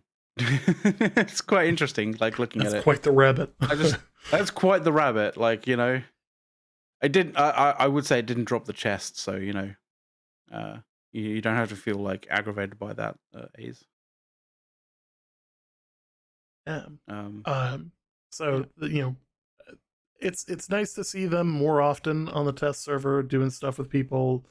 Obviously a couple weeks ago we got the opportunity to play with them on the test server for a war. That was a really Yes. really fun experience. Would have been nice to know that there was a second war happening, because we didn't get picked for the first one, but we got into the second one. Um, It was you just a know, case of like we hung about like after the first war, and they were like, okay, we're gonna have a second war. It's like, oh, awesome, but you should have fucking let people know about this, because a lot of people who didn't get into the first war basically just went like, oh, okay, I didn't get into it. I'm just gonna fucking go and do something else, and they kind of like they disappeared and went did something else. And it was a case of like if they knew that it was going to be a second war, they would have hung about, and like you would have had, you know, more people with like more experience, well, not more experience, but like more people with more experiences of like the wars in the PTR being able to give you more feedback about their experiences. Um, but in terms of the PTR, um, Saturday we had a new PTR patch that came out with to deal with a bunch of infinite loading screens as well as missing consumables regarding the 3v3 arenas, but it also had a whole bunch of other things. Um, yeah. So I don't know. Have you got you chuck the could you chuck the kind of the release notes for it up? Because there's a bunch of like small things. Um, so there's a whole bunch. You can kind of see how many like how sizable the kind of notes are in that regard. Um, Obviously, this includes like the original patch, but also the additional kind of patches along with it. We're not going to go through every single thing. Don't worry. Um, you know, a lot of it is very minimal changes. Some of them are quite major changes, but like there are some notable some notable kind of changes and notable kind of like additions to the PTR patch is diminishing returns on on CCs, which is something that I think a lot of people have been requesting for quite some time. Getting CC'd by like a whole bunch of people really really sucks. If you have if you have diminishing returns on those CCs, then it means that you're not basically completely screwed, which is good. Yes. There is a from the on the negative side of things. They've included an additional stamina regen delay. So, like, I don't know if you guys have experienced it. You should have experienced it, but like, obviously, when you come to sort of like regenning a full like regenning stamina in basically almost any kind of sense, like, there's normally a small delay, a very very small delay, sub 1 second, probably sub half a second kind of delay, but there is a delay there that especially when you're like regenning a full bar of regen of stamina. But they've now essentially AGS have now increased that regen delay to a full second. Now, in the middle of combat, 1 full second of like regen or delay to your stamina regen is like feels like an age. And I think there's a lot of people out there that are kind of like, really not liking this change. I don't like this change at all. I kind of feel like the regen delay that we had on stamina previously was about perfect, to be completely honest. There was just enough for you to know that there was that that there's a bit of a delay there, kind of thing, but not enough to make it basically feel like you are being like horrendously punished. But yeah, there was that, which is very much in the negative kind of negative column for in terms of changes. Um, Equipment weight bonuses are now multiplicative, so so essentially the kind of bonuses that you get from it in terms of healing stuff like that, um, like help you in terms of getting additional healing bonuses, that kind of thing. So they are actually a bonus in that regard. Obviously, bonuses are bonuses. Um, this is a really strange one. It's like I don't know how you kind of feel about this, but like apparently now you can dodge whilst rooted. I don't like that. But I you don't don't like go that at all. anywhere. That's the purpose of a route. Like, But you don't go anywhere. So you can dodge and you waste you waste stamina when you do dodge when you're rooted. okay, But yeah, the that's thing not is good. but you still That shouldn't but you happen. yeah, but you still get the iframes from the dodging. Explain to me the logic behind that. that makes no sense. I don't like it. Yeah, I don't like it at it's all. it's very very weird. Uh, and along with one of the additional kind of changes that they've added is the fort bonuses have changed. So if I'm gonna where, the, where, the, so I'm just scrolling to actually find the fort kind of changes. There we go. So right, so HGS have reworked the bonuses provided by faction control points, which are basically the fort. The bonuses are now as follows: Brightwood, you basically you can set up camping anywhere you want. It doesn't cost any resources. Cutlass keys, global gathering luck by 10%. This is probably one that oh no, Ebon Scale Reach. So Ebon Scale Reach is decreasing the cost of items in the faction store by 5%. Everfall increases the amount of Azoth salt gained by 10%. First Light increases the global refining yield by 10%. Monarch's buff is increasing all experience gained by 5%. Morningdale is probably the one that is going to be like, you know, uh, liked by a lot of people in some way and potentially mean that Morningdale is probably going to be war quite, going to have wars like pressed on it quite a lot. You basically, if you have the Morningdale fort, like you increase the gear score ceiling of crafting by 5. So that can be very beneficial for people. Reek Water increases the amount of PvP experience gained by 5%. Restless Shores, all your fast travel is now free. Weaver's Fen decreases the global tax values by 10%, which is, basically boring. And Windswood increases the chance that a consumable isn't consumed on use by 10%. I feel like those last two ones, they actually had no idea as to what to do, so they just went like, fuck it. You know? Yeah. I sort of feel the same way there, Lyson, in that regard. Like it feels like such a weird change. Does But yeah. yeah, I particularly what's interesting I thought there was like the gear score ceiling crafting, like increasing the gear score ceiling by 5 on by having the faction control point in Morningdale, which is interesting. Although the whole kind of things like camping no longer cost resources, or like fast travel is now free, is going to be like a, I mean it's fairly free now, like but if you're using a lot of Azoth in various different ways, then having or being in the faction that controls Restless Shores sort of fort is going to be really useful, because then your fast travel is just literally free, which is really great. But yeah, where are we at? Yeah. So the other kind of thing is, which actually worked quite well with the whole fast travel being quite free, is AGS have also increased the star metal and orichalcum veins available in the world.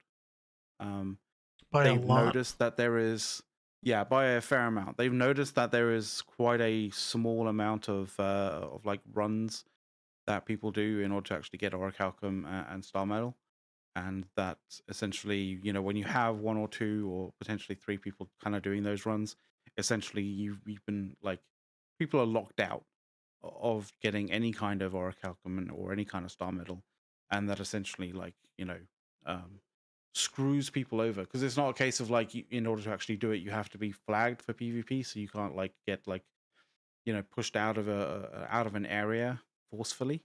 You can just constantly run that area while while not flagged for PvP, and because when the actual the node was taken the last time you were there, like you're more likely to be there when it actually procs again, um, and everyone else is like none the wiser essentially. So yeah, no, more nodes, not more per node, but more nodes. So yeah, that's going to be really cool. Um, the other thing in terms of harvesting and like refining and that kind of thing is that they've noticed that there is this kind of disparity in terms of hides. So there's a lot of T5 hides out there. There's not that many T4 sort of hides, like so thick hides rather than iron hides. Like iron hide, you can get everywhere. Thick hide, not so much. But you obviously there's certain areas where you know you can go and get them.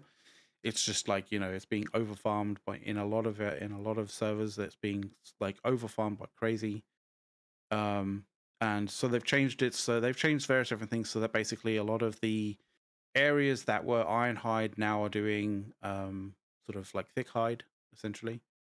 I think the breaker that's essentially it's they decided to do it based on a breakaway in terms of level ranges. So um, previous levels in terms of like T5 was breaking at about the 45 mark, and now it's at the 55, 56 mark kind of area. So that's going to help in terms of basically leveling out and kind of like sort of adding more thick hide or areas to get thick hide rather than iron hide, and so hopefully that redresses the balance in that regard. So we will see.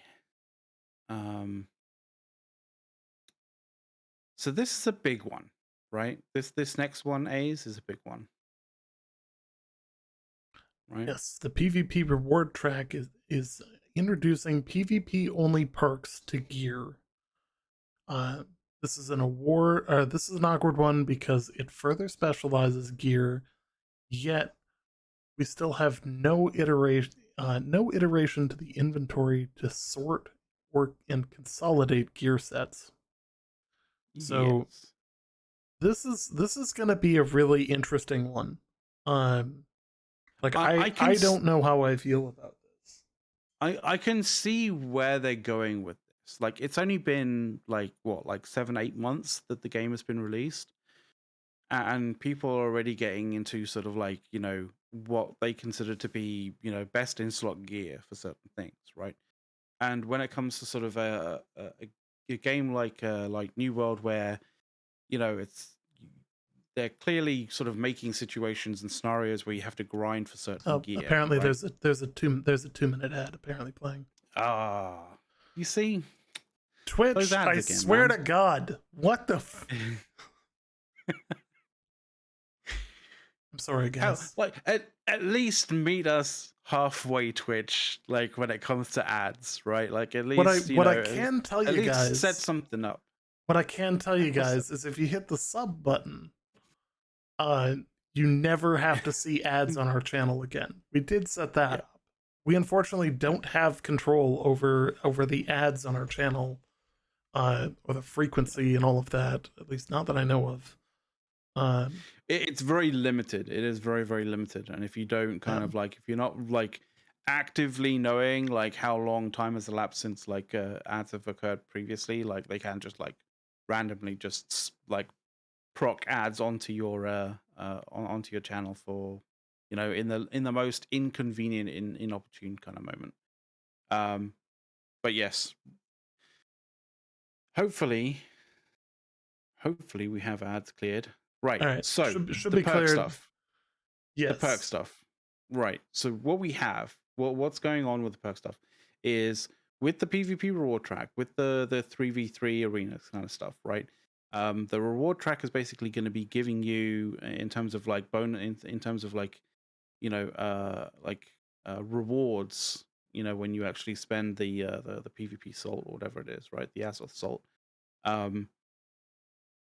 They're going to give you gear that has perks that are specifically perks that only work in PvP. So those perks will not function when you're when you're fighting like PvE kind of like mobs, that kind of thing. The issue that we have with this is that it further specializes gear. So you now have gear that is only very that gear that has perks that are specialized only in PvP. Whereas previously we were using gear that had various different perks that were very useful for us in both PvP and PvE, right? And so you could use that one piece of gear potentially for both kind of things. Now it seems very much the case that AGS kind of wants to further kind of specialize gear to the point where like you have PvP gear sets for various different things and PvE gear sets for various different things. And potentially, gear sets that can kind of cross that divide. But like I'm thinking that it's probably going to be going more towards the separation out from PvE and PvP, which one, it means that they want more gear for people to grind towards, which basically means that there is more potential like duration of time that people would have to like to grind to actually get all those gear, all of those things at the highest level, which means that the amount of grinding for your entire kind of catalog of gear that you can potentially have in order for various different scenarios and situations is just going to explode and uh, go pretty sizable in comparison to what it is now. Um, I think you will actually be able to craft some PvP gear with certain things, but it will be coming in rewards as well. So, Yeah. I, I I think believe you're going to be believe able to that's the craft case. it, but I also think that the items required to craft it will have to come from PvP. Yeah, and probably from the reward track as well. So, like, Yeah. you'll probably get like rewards of craftable materials that give you PvP like perks. Yeah. The issue is, um, AGS haven't iterated on the inventory system that we have to help us with like cataloging, storing, putting gear sets together and keeping them together. Like at the moment, it's just like a fucking horrendous mess right now. Like you have to be some kind of like you literally probably at this point are gonna have to have like lists of gear like in like I don't know fucking spreadsheets telling you what gear what piece of named gear is particular for various different sets. um you know some people obviously will know from regular use as to what particular gear works for various different things.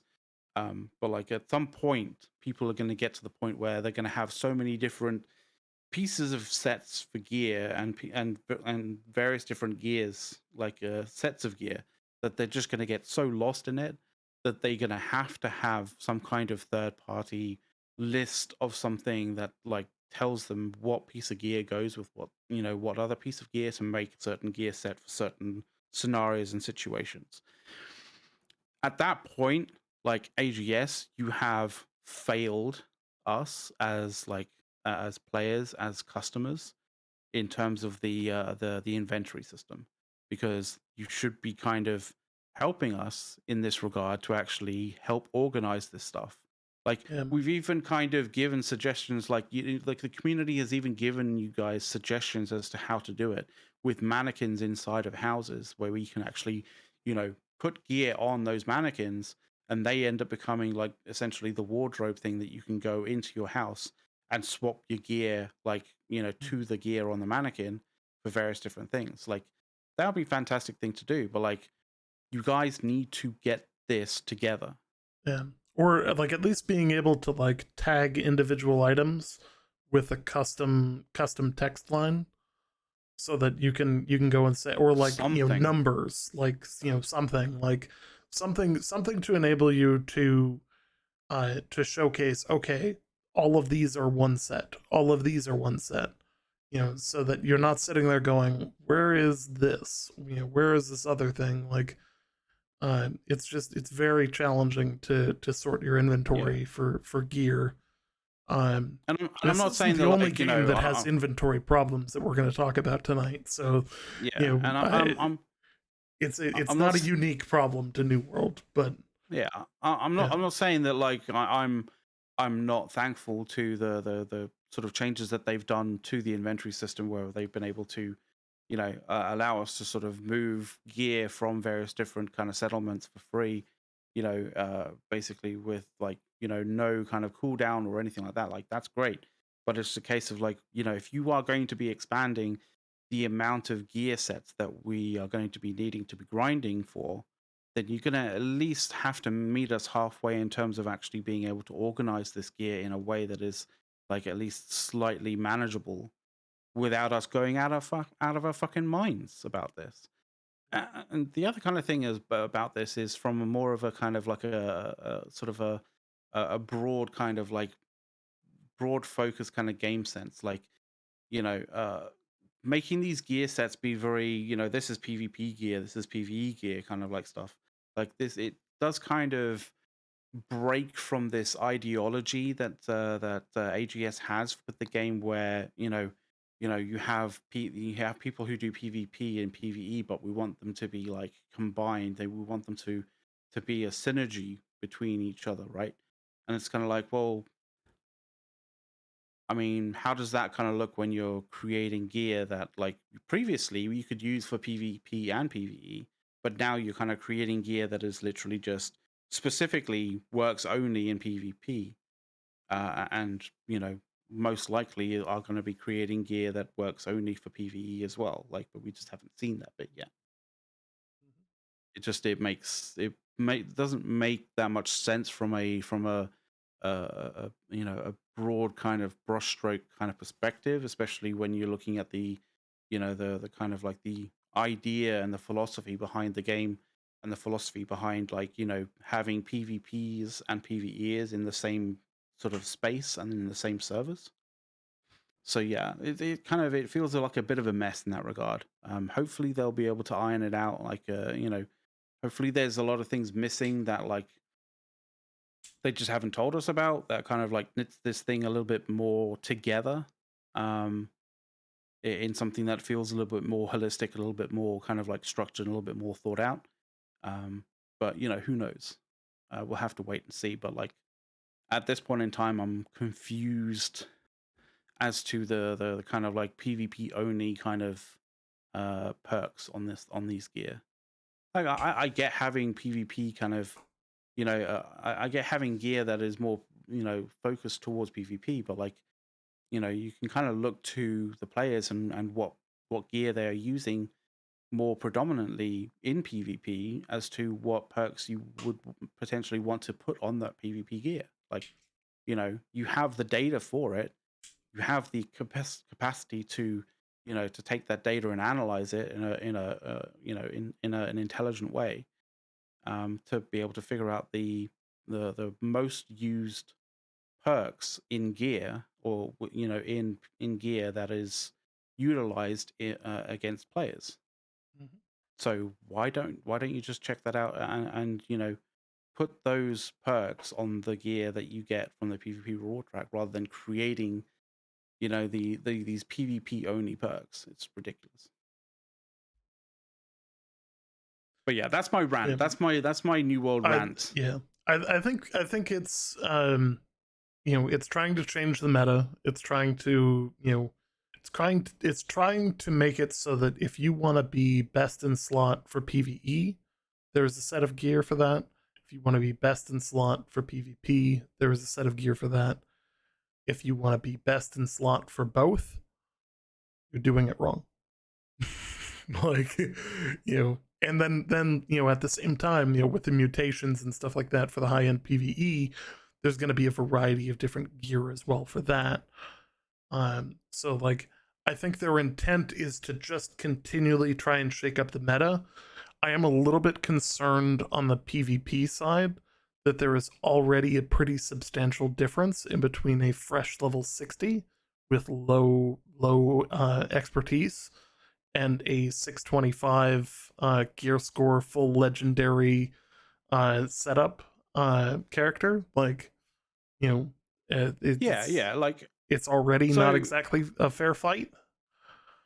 and I think they could do something with that, with regards to just like the level of increased damage and stuff that you get just from gear score, right? Like Yeah, if they just leveled kind of gear score, like the bonuses to damage and the bonuses to tank and stuff like that, just from like the gear score of items, like you still have, a myriad of like, different kind of things that it gives you a bonus if you are, someone who grinds, for the best gear, because you got all of those perks on the gear that you've made sure are like absolutely perfect for what you want to do for the build that you're running for PvP, or for various different types of builds that you're running for PvP. Like you've got those perks locked like perfectly for that gear set. People coming who are fresh level 60s aren't gonna have gear that's at that point. So like you've already got a leg up in that regard, right?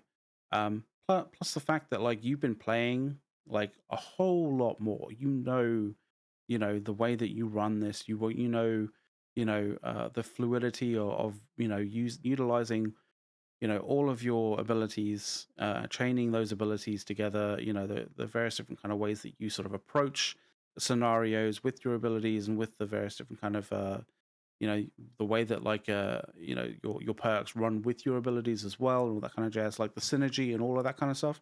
Like just those alone are a significant increase in terms of like your ability to, in terms of like your grinding to be, competitively better than they are, without even having the conversation about like the disparity in gear score. Like Yes. at this particular point in time, gear score is just basically like an insult to the injury that you're already inflicting on them. And how about we don't inflict the insult along with the injury? You just give them the injury. A lot of people, especially casuals, like sort of somewhat casuals, people who may not be just casuals by choice, but by literal, by the fact that they have things in their real life that they need to do that means that they don't get to play as much or anywhere near as much as they would like to. you know Help them with like redressing the balance a little bit, AGS, like by just normalizing that gear score, like the bonuses that you get from the gear score. And you'll probably find that there's going to be a bunch more people who come back to play the game, because suddenly some of the grinding to make them to get them to the point where they're at least slightly competitive with the people who grind like loads has gone away, and it means that they can actually maybe potentially sort of redress that if they are naturally gifted in playing sort of their particular class, or they're particularly good at fighting in New World. So you know it at the end of the day, New World does need to have an edge when it comes to player skill, rather than it just being you know like advantages from grinding. Yeah, that's I didn't realize I was going to have a second rant, but there we are. I've got a second rant. You got a second rant out of me about New World. There you go. um, Congrats. um, so in terms of things that are also wildly underpowered and a challenge to use if not used correctly, um, let's talk about the bow. Yeah. Oh yeah, yeah. Uh, so I'm gonna let you take this for a minute. I gotta step away for just a moment. Okay. So I when we were talking about the what was it, the wars, the kind of like the wars in the PTR that we kind of like were able to go on, I ended up jumping on and using the bow. This was before they obviously changed like various different things in the bow. I felt firsthand how lackluster the bow was, and I can tell you, it definitely showed. I mean, it didn't help that I wasn't, as comfortable using the bow as other people. I definitely sort of felt like I knew where the bonuses would lie in the bow to actually get at least a decent amount of damage and a decent amount of potential from the bow anyway. But like in the war, the basically like I could definitely feel that the bow was lackluster and needed some change, right? So the way that they are changing the bow is they are reducing the recovery on basic attacks. which means that you can essentially use your rate of fire on basic attacks are probably going to be increasing. Uh, they fixed the ability to cancel on basic attacks. Uh, um, so yeah, fixed ability cancels on basic attacks. They've increased the projectile radius on all attacks, except for penetrating shots. So essentially, a lot of times, if you fired off an arrow and like you've missed by like literally a single pixel, or it seems like literally a single pixel, and you kind of felt like that should have definitely been a hit, but it wasn't because like some minute kind of thing, like you're probably going to end up hitting those attacks, more often than not nowadays. Obviously, except for penetrating shot, because penetrating shot is actually pretty powerful. You're uh, for the most part, when you're using the penetrating shot, you're firing through into groups of people, potentially on a point. So, you know, using a penetrating shot that has a increased projectile radius is probably a bit too much. They've in that regard. So they've added cancel windows to weapon readiness animations. So you're not stuck in this readiness animation. You know, uh, and obviously that when you're stuck in a readiness animation, that really, really feels bad, especially when when you see an attack coming and you can't really do anything about it because you're stuck in an animation. So that's great in terms of being able to just uh, to react to the scenario that's occurring around you. Um, so players can now sprint cancel when they're lowering their weapon, which is great. Um, they've added missing cancel buffers when lowering a weapon, which is also great. Um, the poison shot and the penetrating shot now uses the same fire and cancel inputs as rain of arrows, which if you guys have more experience in the bow, you probably know how awkward the poison shot and the penetrating shot is when it comes to canceling a fire or that kind of thing, which is great.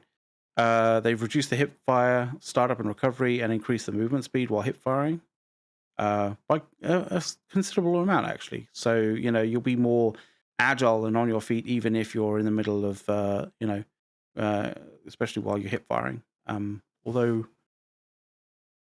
I don't know, I kind of feel like a lot of bow users don't generally tend to sort of hip fire that much. Um, but you might do. You might do. You might not. I don't know. Um, So they've reduced the hip fire multiplier from zero point 0.8 to zero point 0.6. Obviously, that's to sort of help like redress the fact that like you can now zoom around like hip firing essentially. Um, they've reduced the charge shot damage multiplier from 1.7 to 1.5. Um, fair enough.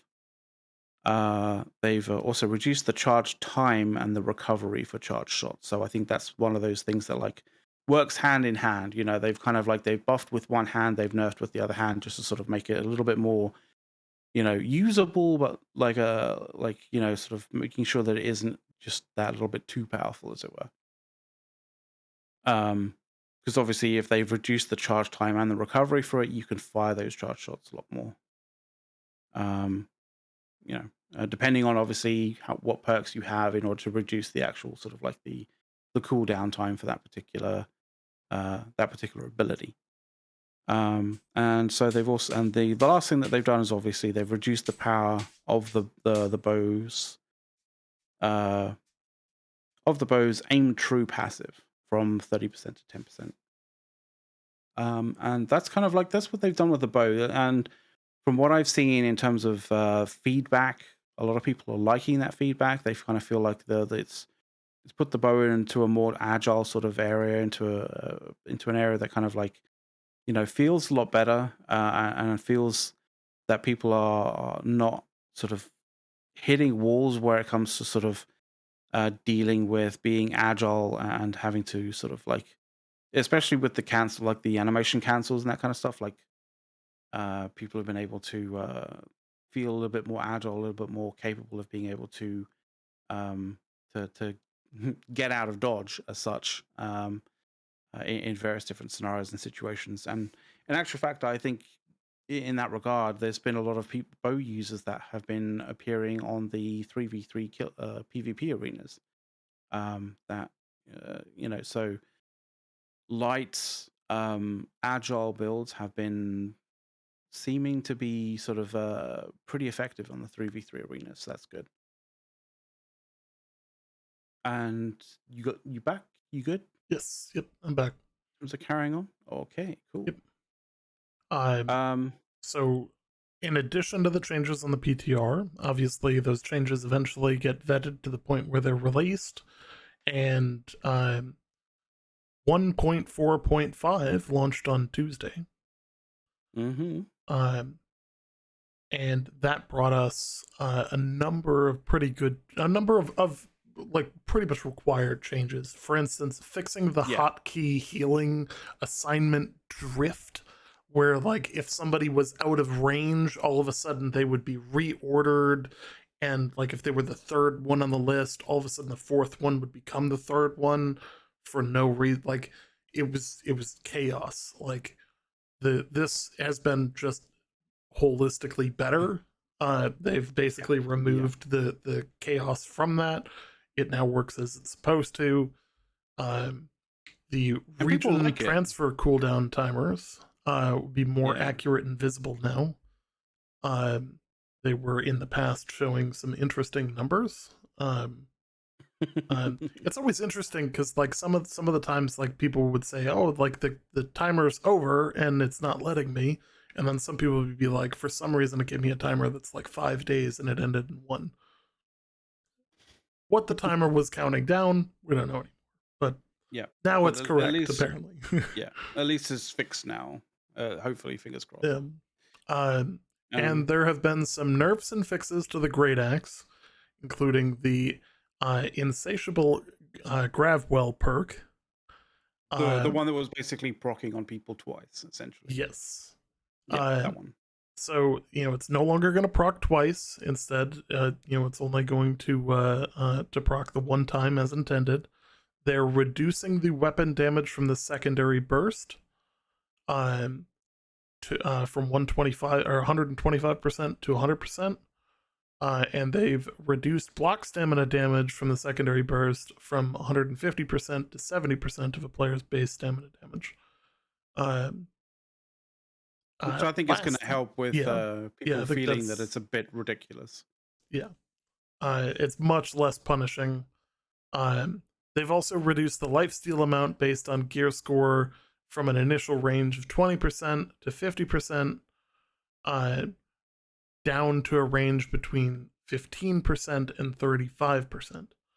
So this is obviously a huge change, but I think the Unga Booga crowd, when it comes to just hammers and axes, um, this was inevitable. Like I think that this puts it in a much healthier state. Um, you know, I'm Mm-hmm. I too use the great axe. So I'm among them. And I can tell you that this was needed. Um, The amount of times that we were like, chasing down people with rapiers, with with great axes. yes, I yes, remember that. I remember that fondly, even though we were like absolute noobs when we were doing it. yes. So one of the other things that's happening this week is that there's going to be a Twitch event starring a number of content creators, including let me Grab the list, I as it don't were. have the list on hand at the exact moment, but I will in just a second. Um, I sourced this for the at least for the patch note for the show notes from uh, the email that was sent over to yes. the content creators. So that's why it doesn't have So a URL, by the way. yes. So there's a number on the dev side. There's a number of different people involved. All names that if you follow the devs pretty closely, you'll know pretty well. So Mike Willett, Chris Corey, one of the designers, Patrick Smedley, game designer, uh, and they've also got in one of the rounds they've got David or Dave I'm gonna slaughter his name. Verifala? Apologies ahead of time, Verifale. Yeah, yeah. Um, Drew Higby and Kevin Mesnard, who's one of the QA guys. Um, so if you guys don't know who they are, they're all good people. Also, Mike's again on the third round. Dave Hall is gameplay design manager. Zach Holm is a level designer. Um, all of these guys are like, I don't think they know this, but I know what their character names are. Um, because like there's a certain amount of like intelligence based work I've done against these guys just to know who's who. But like it's been 3 years. Like we've Okay, been okay, like, okay. I suppose it's going on 4. Um, since Alpha One, I you guess know, that's true. Yeah, like like a sizable for you, portion yeah. of the people that played on Alpha 1, Alpha 2, and Alpha 3, if like, do the math in terms of, the people there, a good chunk of them are devs. Um, so like you get to know them, you get to know who's who. There's also going to be a number of content creators, including Ginger Prime, Towley, Technic, Cat Conti, and Baggins TV. I'm actually really happy to see him as well.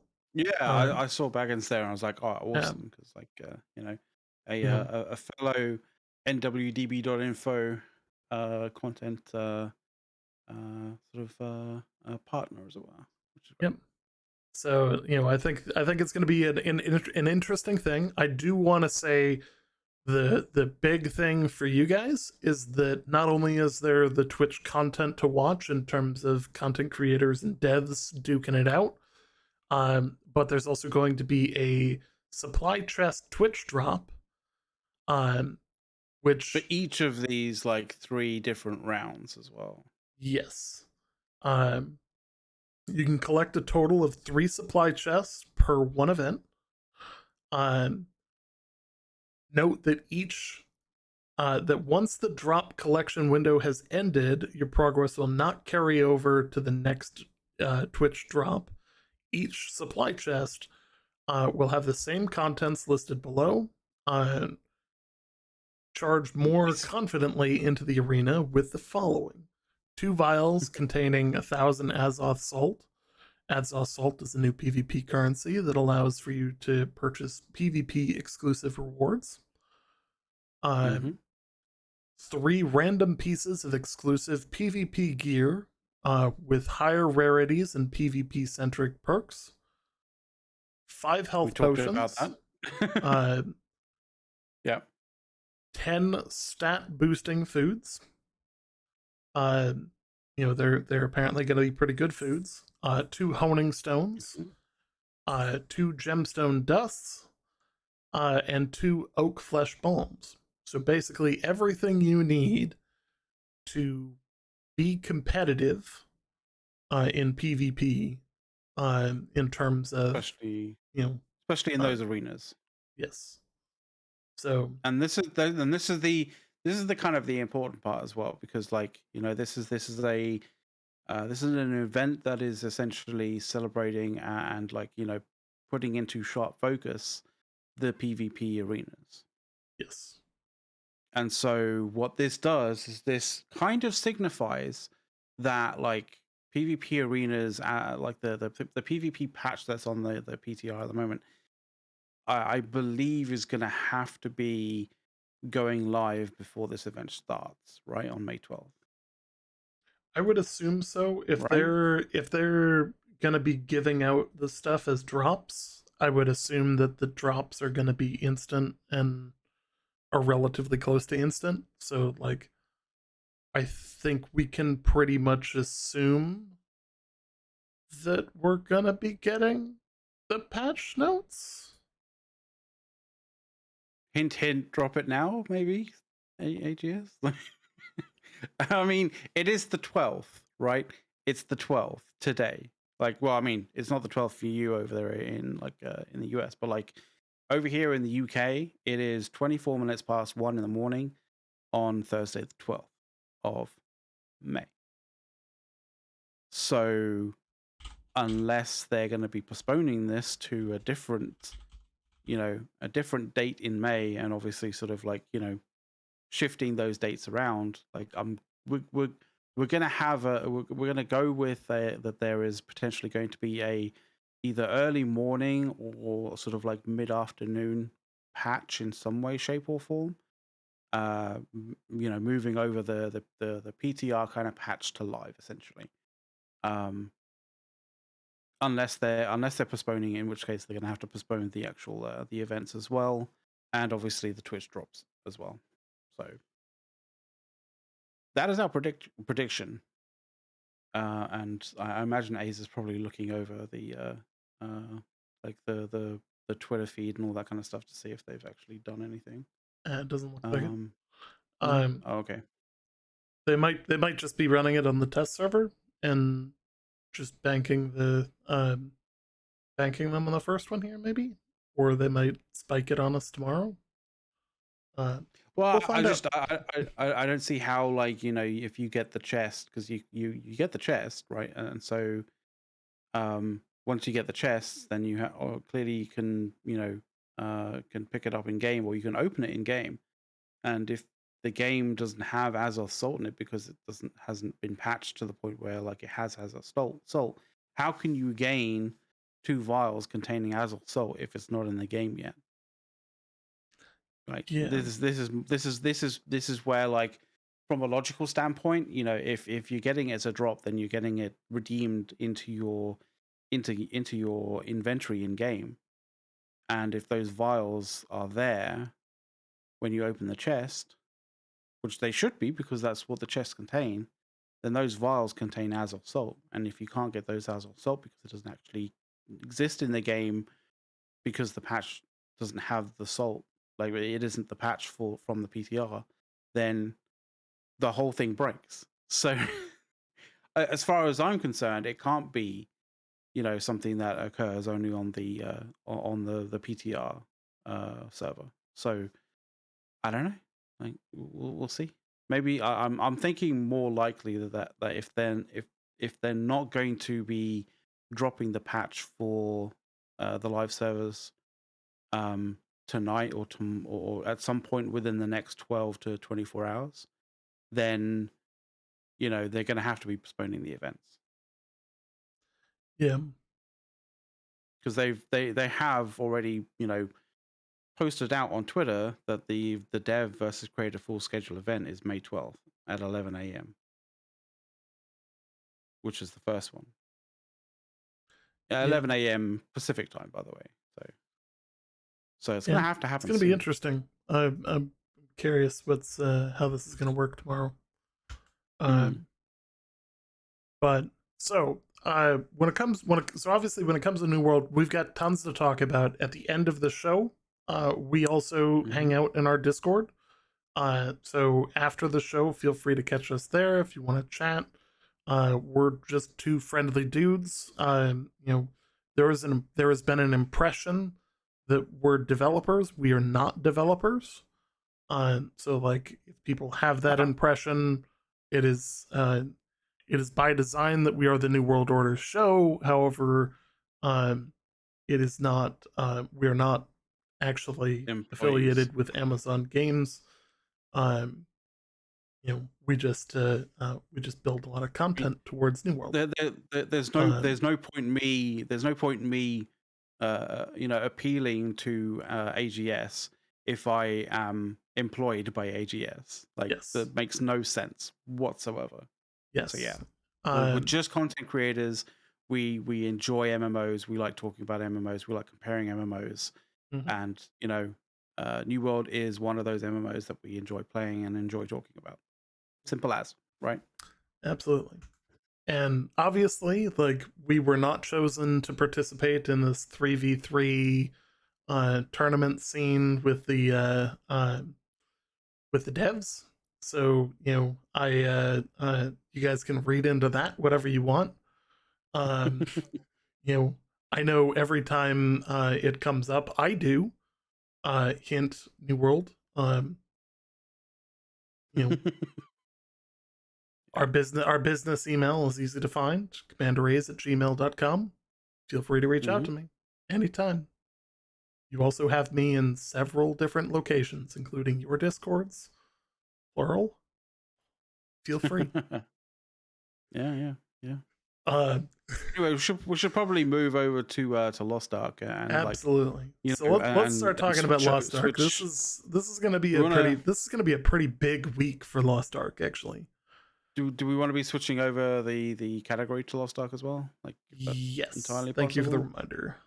No, that's cool. So that's why I'm here, dude. That's why I'm here. And of I'm also course, going Lost to Ark pull has the been. prime loot off the front end of the show name as well. Yeah, that's probably a good idea as well. So yeah, if Uh, you guys are out there, like I'm sure you guys know Lost Ark. If you don't, then like it is a pretty. I mean, the numbers you've speak been for under a rock if you themselves. didn't see Lost Ark at this point. Like, Exactly.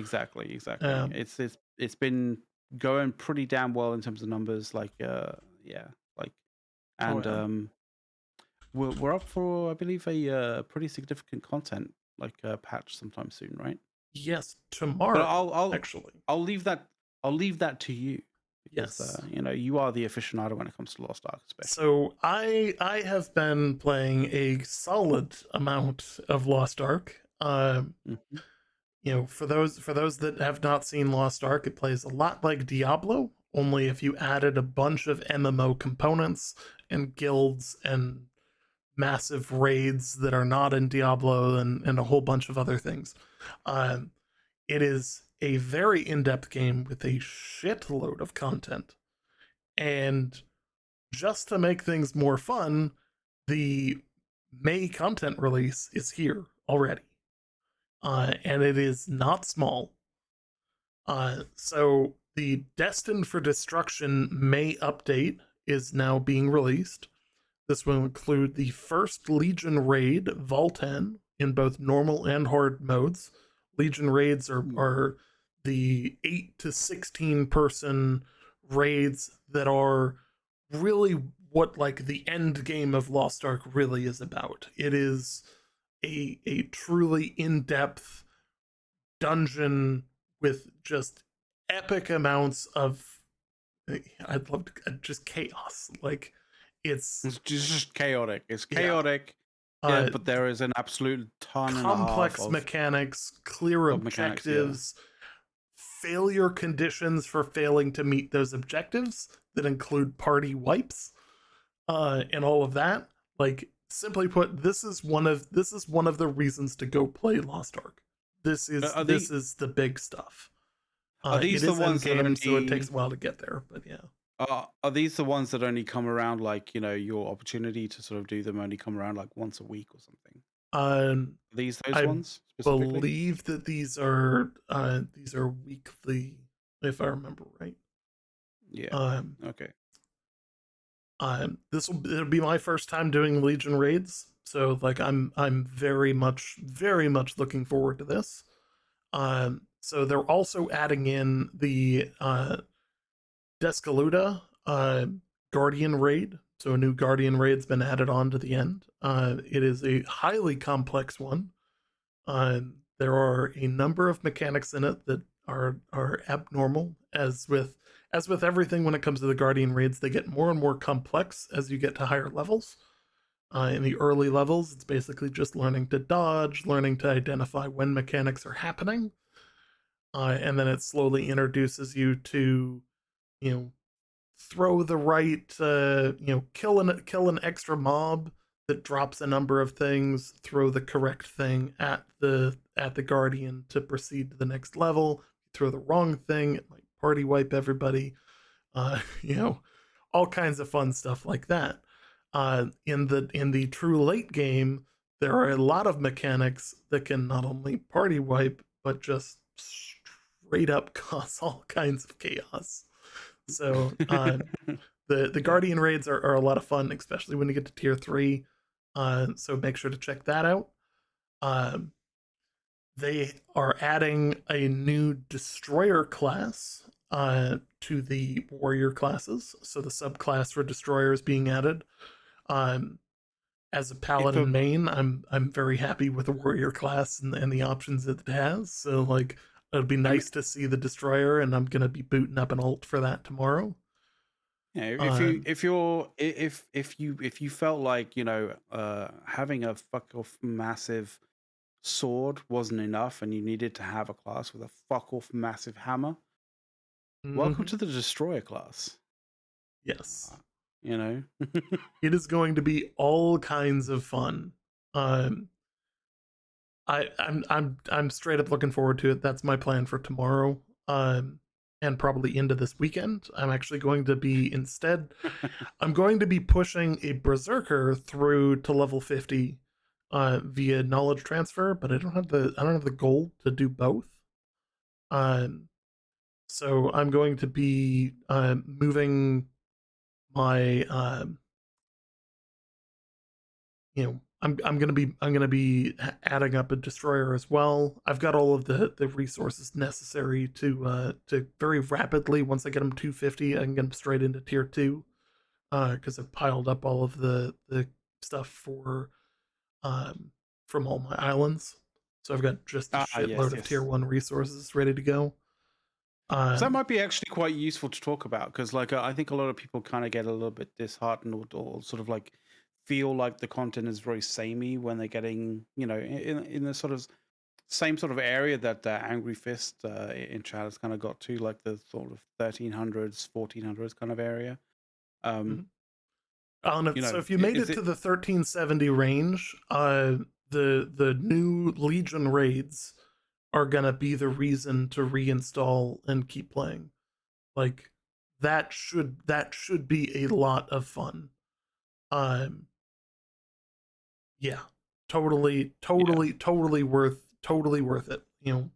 Um, but I think there's addition, also some additional kind of like stuff to do that like you kind of feel yes, to just break the monotony of like doing the consistent sort of like dailies and weeklies and you know, that kind of stuff. Like um, there's still a lot of content that you can kind of like enjoy. It may not be like laser focused and honed in terms of like actually like building up your item level as such, but like breaking the monotony of like constantly doing these dailies on like say your your main and all of your different alts and stuff like mhm, will help with with making the game feel a little bit better, like having like the game and the various different types of content available feel a little bit better. Like I mean there will be a degree of like maybe sort of you feeling like, well, what the fuck is the point of me doing this? It's not increasing my item level and such, but like to some degree you have to and this is to you as well, Ace. At some point you have to kind of like get off of the treadmill of getting that item level up and start playing a game for fun rather than for grind. yes, yes. It's Although quite like important in actual fact. the nice thing is that like so I have 7 characters. Tomorrow I may have 9. Um, so like there is a lot of variety uh, in the way that the classes play that adds a lot of fun. Um, Actually, I'm going to be probably deleting one character because not a huge fan of the gun lancer. Sorry, it's uh, just a shit class in my opinion. Um, it I'm sure jumps there's people out there that backwards. like it. I'm sure there's You know, people out there that like it, but like yeah. A's To the definitely six is not people one that of them. play it, like good luck to you, but I can't fucking stand it. All of the other classes I love playing. Like I recently started playing Striker. Absolutely love it. Like it's a super technical class. It's nice, isn't it? It's like Yeah. it's kind of like it's got this like quick, nimble kind of side of things. Like Hmm. you sort of ramping up attacks and various different like combos. It's great. Hmm. It feels really slick. I very much enjoy it. I think that it's probably one of the best classes that I've played. My main is a paladin, so like there's that. Um, but let's keep going. There's a whole bunch of new content that they're adding in here as well. They're adding in new quests and open world activities. So South Vern is now basically completely open. The Chaos Line hard mode Thunderwing's Field Boss has been added. The Southvern The great Chaos picture Gate of it. uh, has been added. The Southvern Ghost Ship and Chaos Dungeons have all been added, which means for those of you that like grinding gear score, the higher level dungeons that you can run, the better, because they drop more gear score, or they drop more honing materials, which gives you more opportunity for higher gear score rolls. Um, I know for I'm me, like I'm looking forward to that because like I could finally make some progress into tier 3. Um, you know, sorry. I'm laughing at this next bit. I'm laughing at this Wild Wings Island thing. Like, who um, comes up with this stuff?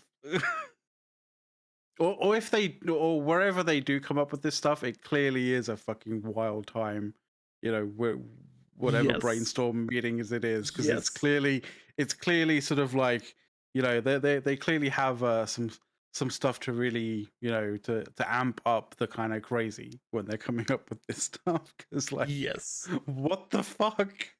To showcase Anyway, this, I've got to yes, share my screen for a second. yes, please Um, do.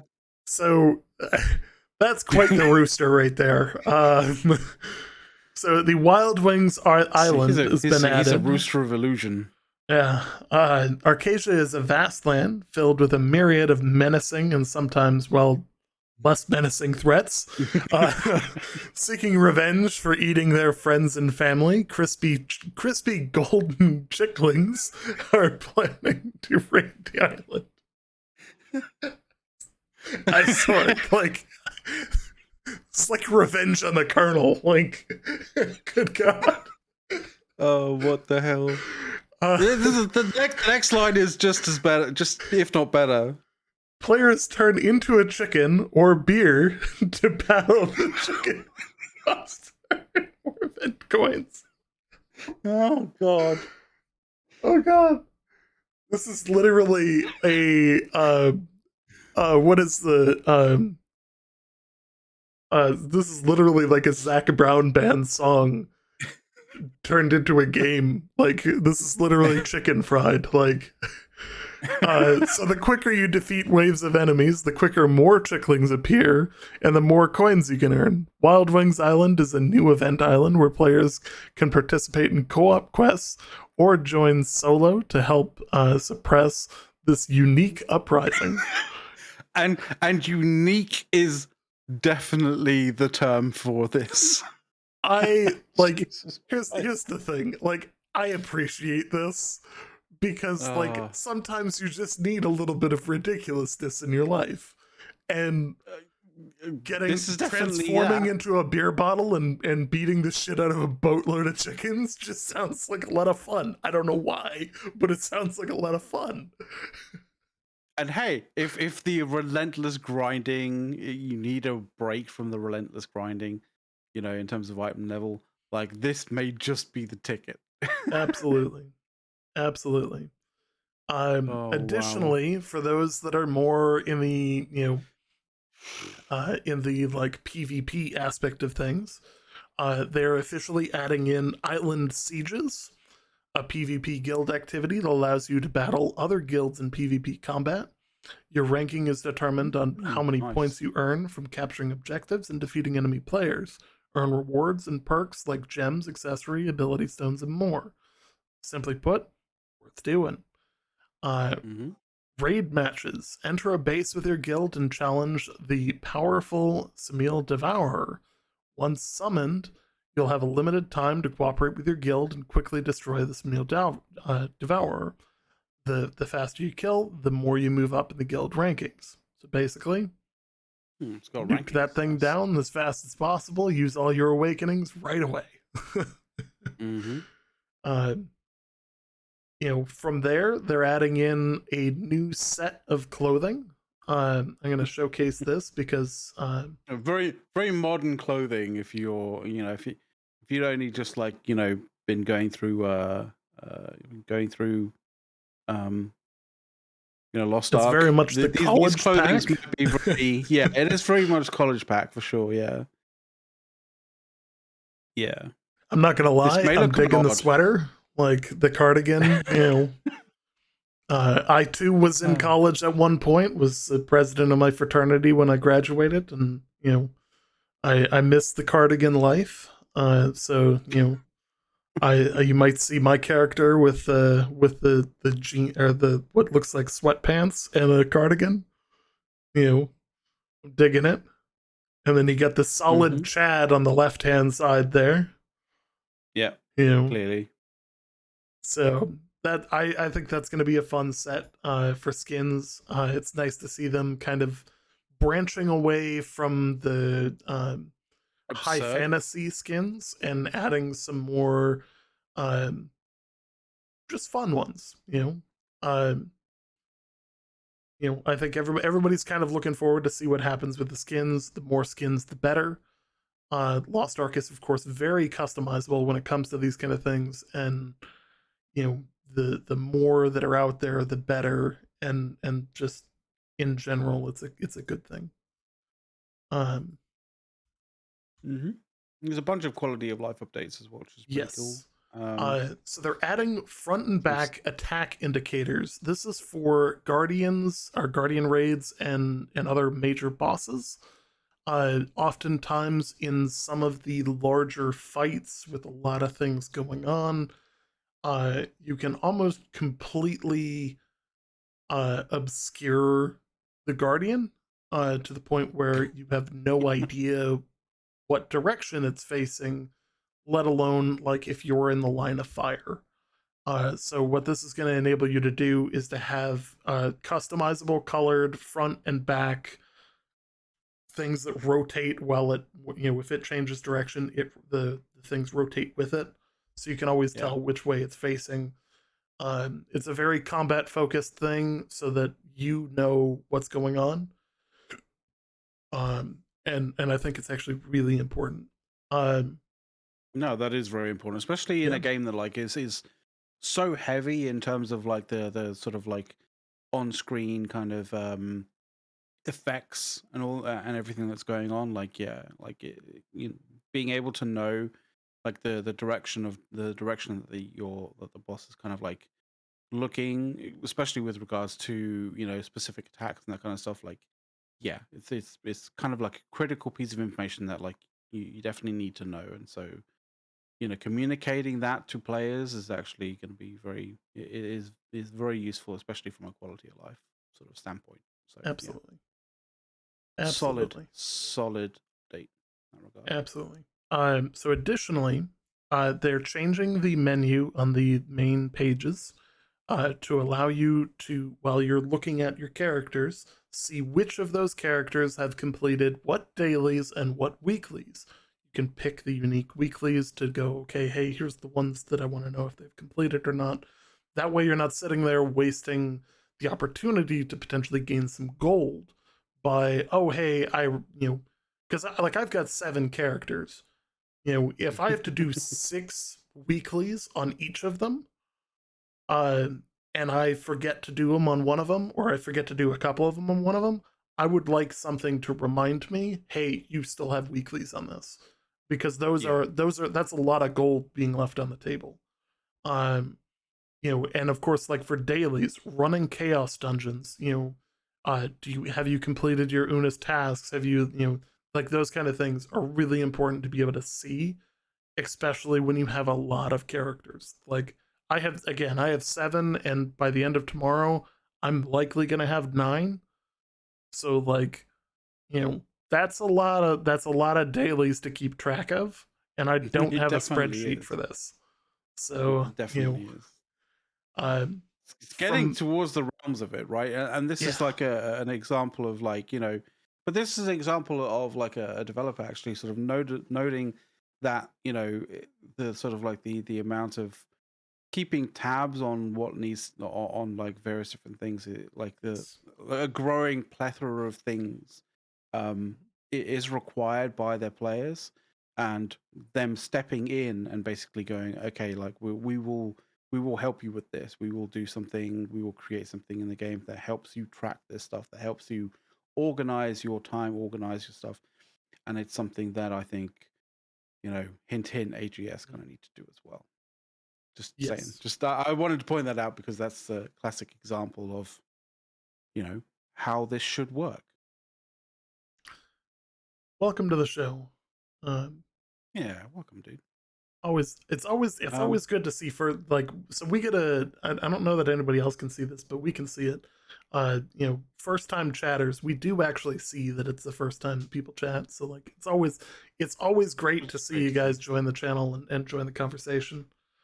Um, you know, Yeah, I think, sure. and I think some people who may know about our show, but may not have sort of seen it for a fair while, and coming back to us, like, we now cover more than just New World. We now cover New World. We cover Lost Ark. We cover a bit of Star Citizen and a few other kind of things, like especially just sort of some general kind of gaming stuff that happens. That it is very much the show has kind of grown into very much more of a a generalized MMO kind of like conversation and like news talk show kind of thing. So with obviously a few very specific IPs that we make sure that we keep you guys updated on. So yeah. Anyway, sorry. A little kind of like PSA in the middle of you kind of going through the quality of life updates on the new patch that's coming up with Lost Ark. So yeah, That's right. That's all right. you carry on.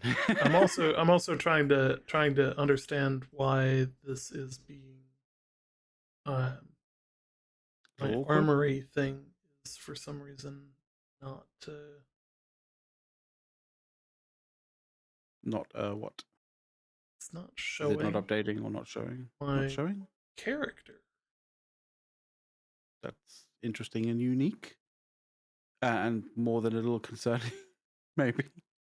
Oh, it's because I'm not logged in. That makes sense. Okay. Okay. Sorry, I got distracted by by Twitch. Being Twitch. Shiny. Yep. Oh, okay. Yeah. When we changed categories, the armory thing popped up on the left side, because it's one of our extensions on our channel. And because I don't actually have the game running at the moment, it's not showing anything in it.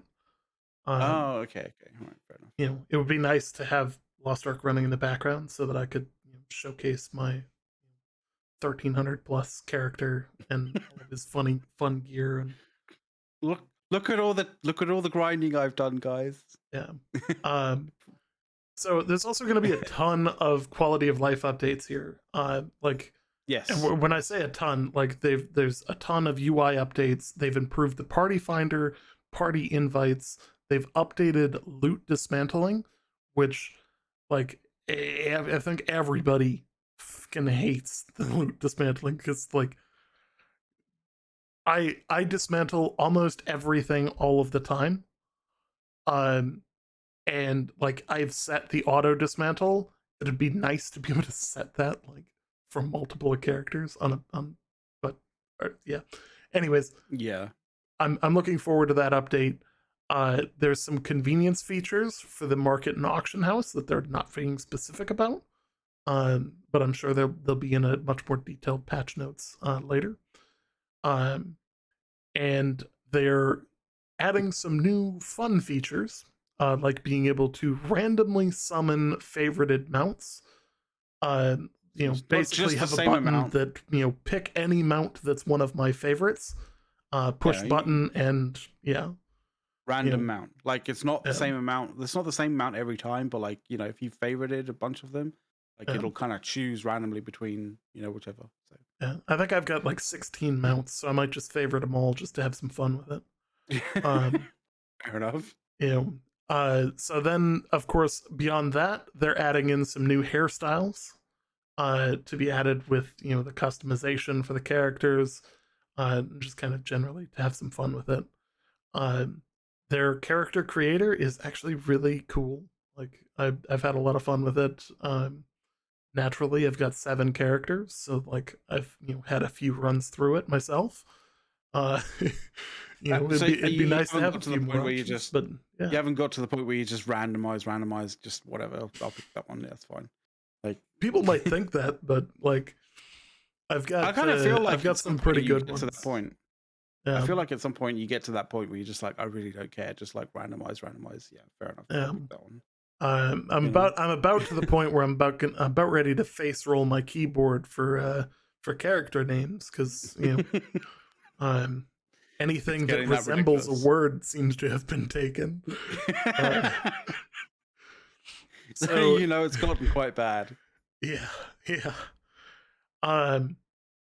So they also haven't really hinted at this, but they are obviously continuing to look at player data and determine paths forward. We are approaching the end of their roadmap. Obviously, this is going to continue. The player base has basically leveled off.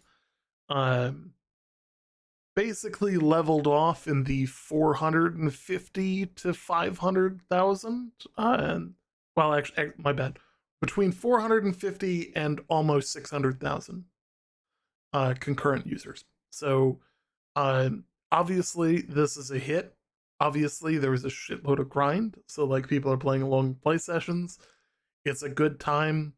I highly recommend it. I've been just enjoying the shit out of it. There are parts of it that are frustrating as hell, because like you'll run into a quest chain and oh, you need this song. Well, to get that song, there's like a whole quest chain. Then you get like 90% to it, and it's like, oh, by the way, you need this emote that you can't complete that quest without. And it's like, son of a bitch, I am like 5 quests in that all need like one item. And from a different quest chain that requires another quest chain that requires another quest.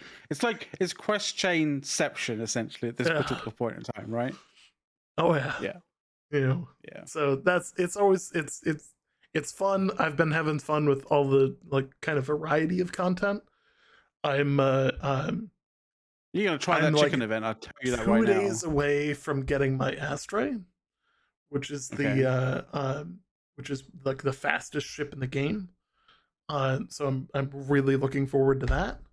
I recently just finished all of my tier 5 upgrades to my stronghold. So like I'm pretty pumped about that as well. And yeah, you're gonna be I think you're gonna enjoy that new patch that comes out. Like I'm just gonna I'm gonna lose you for like a day or two. You're just gonna like disappear into like a Lost Ark sized hole. Yes. It's gonna be a fun one. Emerge. One thing that is going to make this a little bit more of a challenge is that they confirmed that there is no power pass for the destroyer. So if you used your power pass on the Glavier that came out last month, there is no power pass for the destroyer release, which means you need to either knowledge transfer it, which means set it up before you go to work. And it's going to take you 8 hours, or just do that grind. And the destroyer should be a high damage class. So ballpark, it should take you between 12 and 14 hours to complete the level 50 grind. Remember, just don't do the side quests, or don't do very many of the side quests. You only need to do a few of them to get yourself to the point where you can get the level 50 on time. Otherwise, you're going to end up going back trying to figure out, oh shit, which quest do I need to do? And it gets all kinds of awkward from there. So yeah, let's see. I think that covers pretty much covers like the launch notes for the patch. It is coming out tomorrow. The patch starts at like 3 a.m. So it should be online. It's normally online before most of North America is even going to work.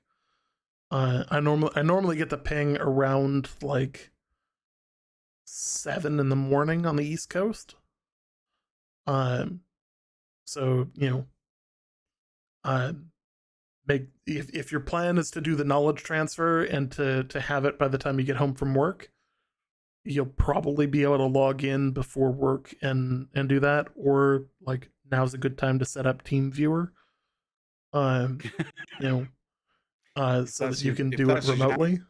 Um, Yeah.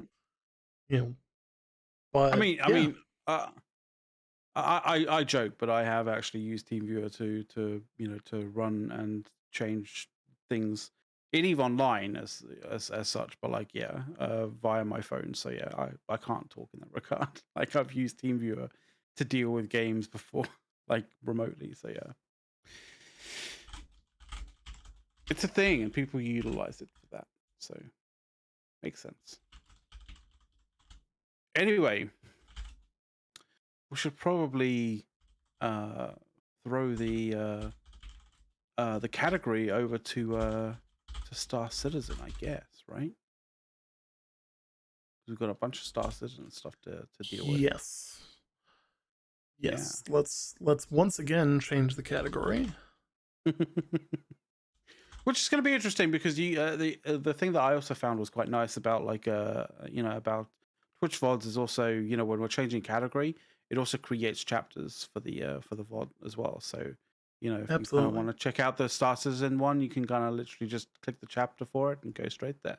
So that's absolutely. fantastic. And so for all of you guys that joined us for the Lost Ark content, again after the show we hang out in the Discord. We're always willing to chat. Just feel free, hop in. And McLeod has been so graceful to put the Discord link in there for us. You I mean, know, it always helps, right? It always yeah, helps if you're talking about the Discord to have a link to the Discord, right? yes. So feel Simple as. free, join it. It's got a lot. So there's two things about the Discord that I want to hit before we start covering Star Citizen here. Uh, Mm-hmm. First, we do not ping at everyone. In order to get a ping from our server, you have to opt in to receiving pings. So if you are interested in a specific game, like New World, Lost Ark, Star Citizen, and you want to know when something big has happened, generally we will use the ping New World, ping, and you have to opt into that. You also have to opt into the channels. In those channels, we actually track a lot of things for historical record, but also for like so that we can see how things move over time. A lot of like official news in terms of what's released on discords and as official announcements are translated into announcements into those channels. Twitter feeds from all the games, YouTube feeds, the official ones, uh, the associated subreddits. Every thread is added in there. We've Mm-hmm. got chat channels, company recruitments, just community resources, as well as community content creators where you can share your own stuff.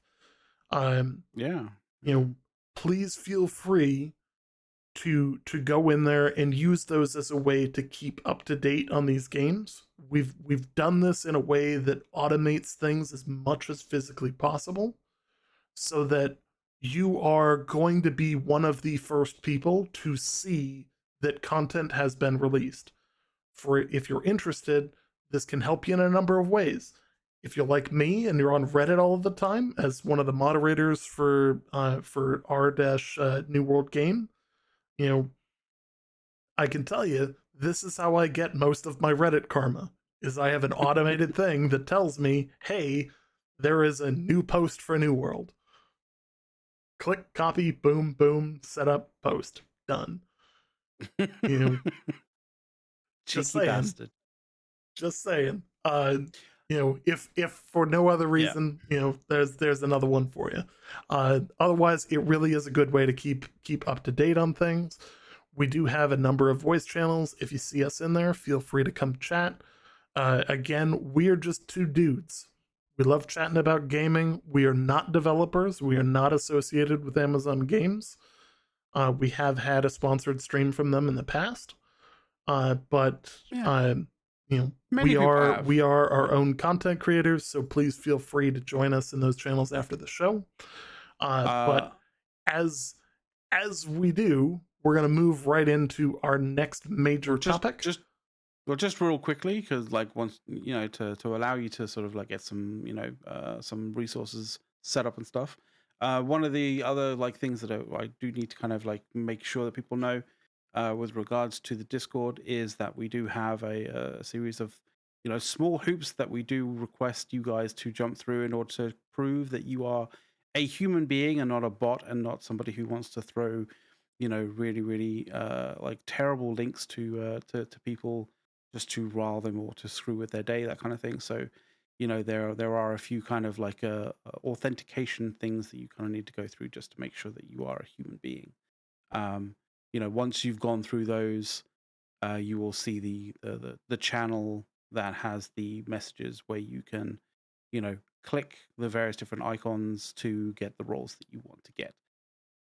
Yeah, that's basically that's what I needed to let you guys know about the Discord. Anyway, let's move Yes. swiftly on to Star Citizen. Yes. So Star Citizen. This is another game that McLeod and I have been absolutely hammering for our time. Like we have been since the 3.17 launch. We have been playing this a lot. I do feel a little bit like Martin Sheen in the West Wing. That particular gif of him like smacking his head on against the table to some degree when playing Star Citizen over the having to deal with the bugs. But at the end of the day, it is an alpha. You are going to get bugs. I just kind of wish that some of the bugs that I constantly roll up against when it comes to the FPS side of things would just get fixed, because like, oh my god, when they happen, they are infuriating. Yes. Just a couple of bug fixes would go a very long way for Star Citizen right now. There are like 2 major bugs, and some like UI elements that have been promised for the future, like loot all. They've actually said it. They've said it on a Star Citizen Live. They know that the loot all thing is required. So they have no recall. They have no wiggle room on this. They know that it's a necessity. Mm-hmm. They get it. They know it's a thing. They know it needs to happen. Which, great. I'm all for it. The sooner the better. On that note, we can expect a patch coming soon. For what will be 3.17.1. Which will be for Invictus Fleet Week, which is confirmed to be from May 20th through the 31st at Orison, under the thickest atmosphere of all planets on Crusader. Oh god, why? Because apparently anybody who has a large ship, it just wants to hate life. Why do it Crusader? Like, I don't understand. Like I get the Crusader is kind of the new shiny toy, and that it recently got like a lot of stuff built into it and all of that. But the atmosphere flying in, like the jump point that you actually land at is like 40 kilometers from anything. So it's the furthest you're flying to anything. You're flying in atmosphere, so you can't hit top speed. It's just annoying. And I'm just want to say that the actual like spaceport there as well looks basically almost the same as every other kind of thing, in terms of like spindly kind of like things going here, there, and everywhere. So like, good luck sort of coming in and going, that is definitely the spaceport, because it looks very much like a spaceport. Like, it basically looks like everything else. So you're kind of there just like wandering about. Like, if you haven't been there before multiple times and know where the spaceport actually is, it would be much appreciated to add some kind of visual cue on where the spaceport is. Like Microtech. Microtech is a perfect example of this. Yeah. It is off on its own. You follow the tracks out until you see the bright red blinking lights. Exactly. Like, you can see them from across the fucking city. Orison, you fly in and you go, I have no clue where the fuck it is I'm going. Like, Like you're literally you're literally that like Labrador like on the Yeah. fucking keyboard going like I have no idea what I'm doing. I once When it just comes to landed on the Orison. platform that like just landed on the platform where people are just shopping just because I Yeah, was like I can't find this stupid freaking thing. Like I but can't do it. but it, I'm, but I'm it done looking. I'm just gonna land and take whatever penalty it gives me. but it seems as though there's walking around places and like shops and stuff. So I'm just gonna fucking land here and be done with it. Yes. Uh, so naturally, this is going to mean a whole bunch of things. So first and foremost, there's going to be a javelin, the big ship, ready to tour, ready to go. It's going to be a really cool thing. If you guys haven't seen it before, it's been in prior fleet weeks. Uh, like It's freaking huge. totally something worth looking at. It's basically you think of like a you think of like some of your regular sort of ships being fairly sizable, maybe with a crew, maximum crew of like maybe at maximum 10, maybe 12. This thing's crew is like 60, 60. Like I'm Um, not saying 16, 60. Like it's nuts. It's ludicrous. yes, And like you're going to be able to have a tour of the inside of this colossal ship. yes. The hope is that they show us more than they showed last time, although last time it was still a very long tour. So like Mm, my hope is we get to see a little bit more. Um yeah. there has been confirmed multiple releases in terms of potential ships. I Yeah. believe today they 100% confirmed and committed to the launch of the Scorpius Mm-hmm. for this patch. So that is officially on the books, going to happen 100%.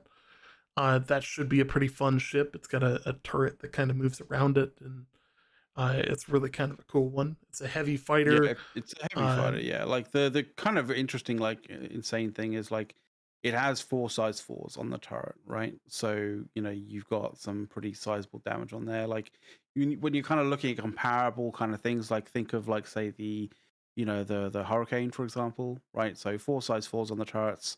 The difference is like it has 4 size 3s that are gimbaled on the wingtips, but obviously, if you take the gimbals off, you can put 4 size 4s on on the wingtips.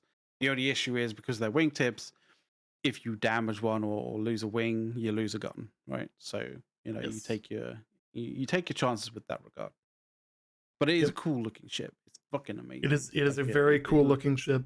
it's Um. kind of like an X-wing to some degree. It also has like a Yes. sweep wing kind of thing when it sort of like I think probably goes into landing mode or VTOL. So that's gonna be pretty cool. They had a sprint update earlier this week. About Squadron 42. Actually, I think it came out today. If I remember right. Um. Pop into my Well, Star regarding all Citizen the various channels. different Yeah. kind of like, Uh. uh, Yeah. Squadron yeah, 42 number of updates have been released about it. We won't go into too much detail, but basically the work is going very quickly on the game, as it's become one of their major priorities to get that out. As they continue we developing the persistent universe in the background. So don't fear, they're working on both, but Squadron there was 42 will there was a release bit before of the persistent universe does. there was a bit of like a bit of controversy regarding some of the stuff that they've been doing with regards to Squadron 42. I don't know whether we want to tackle it now Yes, or tackle it yes. later. Like, how do you feel about that? Like, So let's start this by saying the headlines are true, but not to the point where it's like like everybody's working on it yeah, and there's not they doing they anything don't else other have like than this. 100 developers working on this. It's like Yeah, two guys that are doing some R&D to see if this works and see what they can do to make it work. Like it's yeah, not game changing, and with the cloth physics that they're capable of, this is not something that is overly crazy for them to do. Um yeah. Specifically, we're talking about the bed sheets deformation dev debacle. um, so, like, Oh, again, there's a bunch of articles that have come out that are just going like Star Citizen's wasting money on bed sheet deformation because of yeah, like, immersion. As yeah. if See, like they're throwing like everybody at it. Again, it's like two dudes. Like, so relax. I mean, I included two articles because, like, one is like, an understandably somewhat neutral kind of one from PC Gamer, basically saying Star Citizen are doing bedsheet deformation physics. Yeah, Yeah. big, that kind of thing. And then there's kind of like one which is very much more along the lines of like I want to sort of like really really capitalize on the like the controversy and the sort of like the rage of people who may be a little bit too heavy on this like on being outraged just for the sake of being outraged, from crack.com, who are basically saying that the Star Citizen devs are blowing their crowdfunding budget on bedsheet physics. Like, Yeah. that is a fucking stretch. Absolutely. Absolutely. It I'm is what sorry, it it is. just is. Like they're not they're not spending an inordinate amount of money on it. It's not something that's going to take many months to complete. Uh, Yeah. and on top of that, it's got alternative, like there are other uses for this kind of thing. Um, so like it's not just specific to to bed sheets. Again, it's like cloth physics as a whole. Um, so just putting that out there, totally worth taking a look at whatever comes out of that. I think it's going to be kind of cool. Um, the level of detail that they put into things really is one of the encouraging signs that they feel like they have the freedom to do that, which you know again, these aren't like these it's not like this is the same group of people that would be working on something like the inventory system. Like it's very much a different team, different specialty. Like they're working on a physics engine, so like physics and entities working together versus other things. Like needless to say, I think it's a huge nothing burger in terms of controversy, but like it got a bunch of press. Yeah, it did, didn't it? Yeah. And if Star Citizen has shown anything, it's that anytime there is a large amount of press, even negative, like when they hit back on changes to the roadmap last year or early this year, wasn't even last year. Um, Yeah. you know, it was, instead of like the community was like, I'm gonna vote with my wallet, at least the content creators were saying, I'm gonna vote with my wallet and just not buy anything. It's like they also had one of their most successful, like I think it was January and February were some of their most successful months ever. Yeah. um During that shitstorm, quotes, that people kept trying to stir up. And the reality is, most people are like McLeod and I, who sit here and went, what the dev said is entirely true. You know, Mm-hmm. like people get too upset about, oh, hey, this feature, was marked as tentative for this release and then it got moved back. Well, no shit. Like, that happens. Like I run development from multiple dashboards for automated services. Like, simply put, you have version control. You have things that make it into certain sprints, and then you have things that just fucking don't. Like, oh, hey, Exactly. in order to get this, I need this other thing. And if this isn't ready, then I can't get this other thing. And I'm sorry, that causes things to get delayed. You And know what's as funny? You know much what's as funny people about that? bitch about these things, they bitch that there's all these bugs, and it's like, yeah, because you know they know that they have to get something out. They know that they can't hit 100% of everything, but like, you know, if you're constantly giving them shit for delaying stuff and then turning around and saying, "Hey, you know, we have this option. We have this ability to um, to work on these things." Like, stop, like, if they had the time, instead of dealing with the community's bullshit of impatience, you know, You know what? There there would be was so much more time on their hands. Like, you know, there was a great a great example of like that kind of dev track kind of work. Where you have dependencies that you don't realize until you get to a certain point that you kind of like puts the brakes on certain things.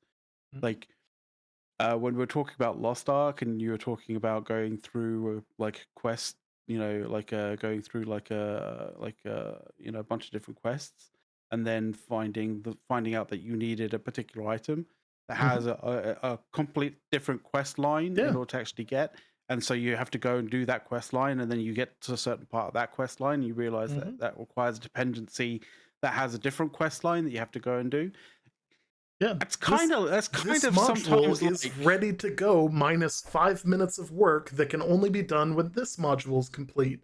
But this module is missing this 15 minutes that would remain, but requires this other thing, and it's all being done in a way, and this is where like a lot of people see like some of the bugs, and it's not that they're bugs, it's that like, hey, they released T0 of something, and here's the first draft version of it.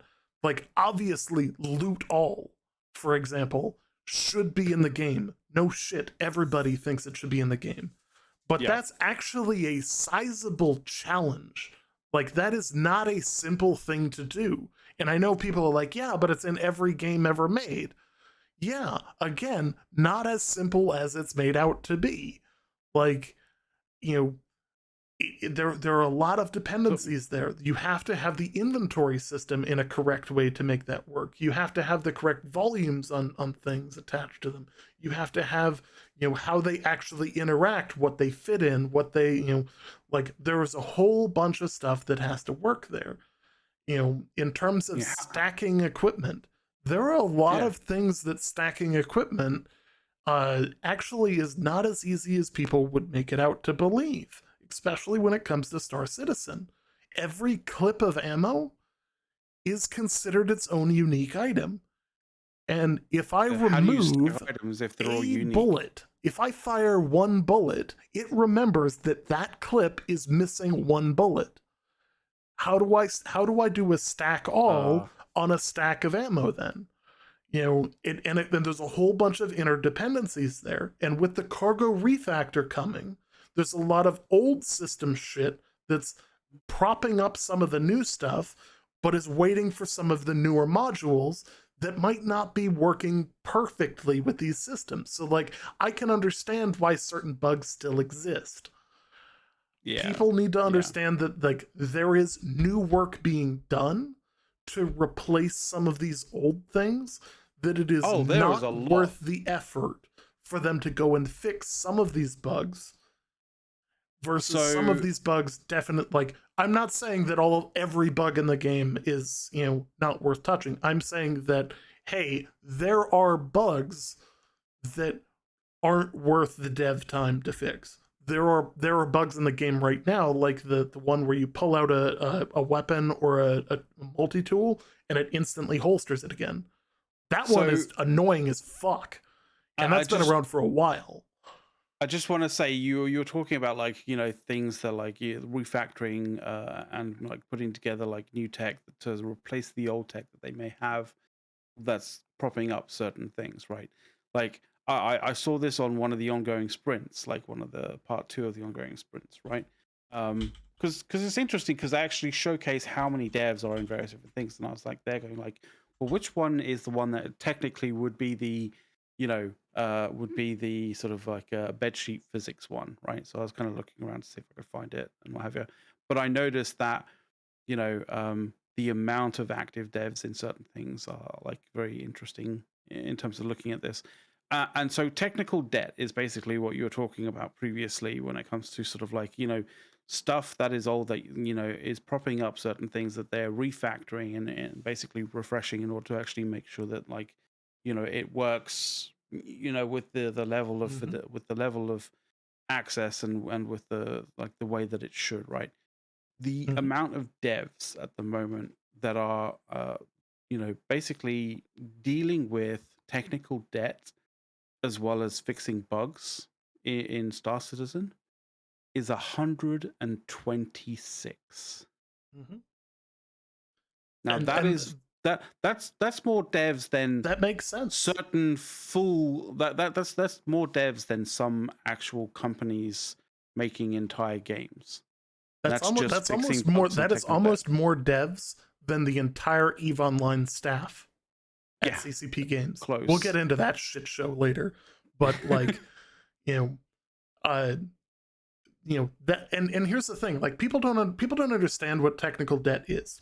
So, perfect example of this is ships that were released early on, things like the early versions of the Constellation, or the original Gladius.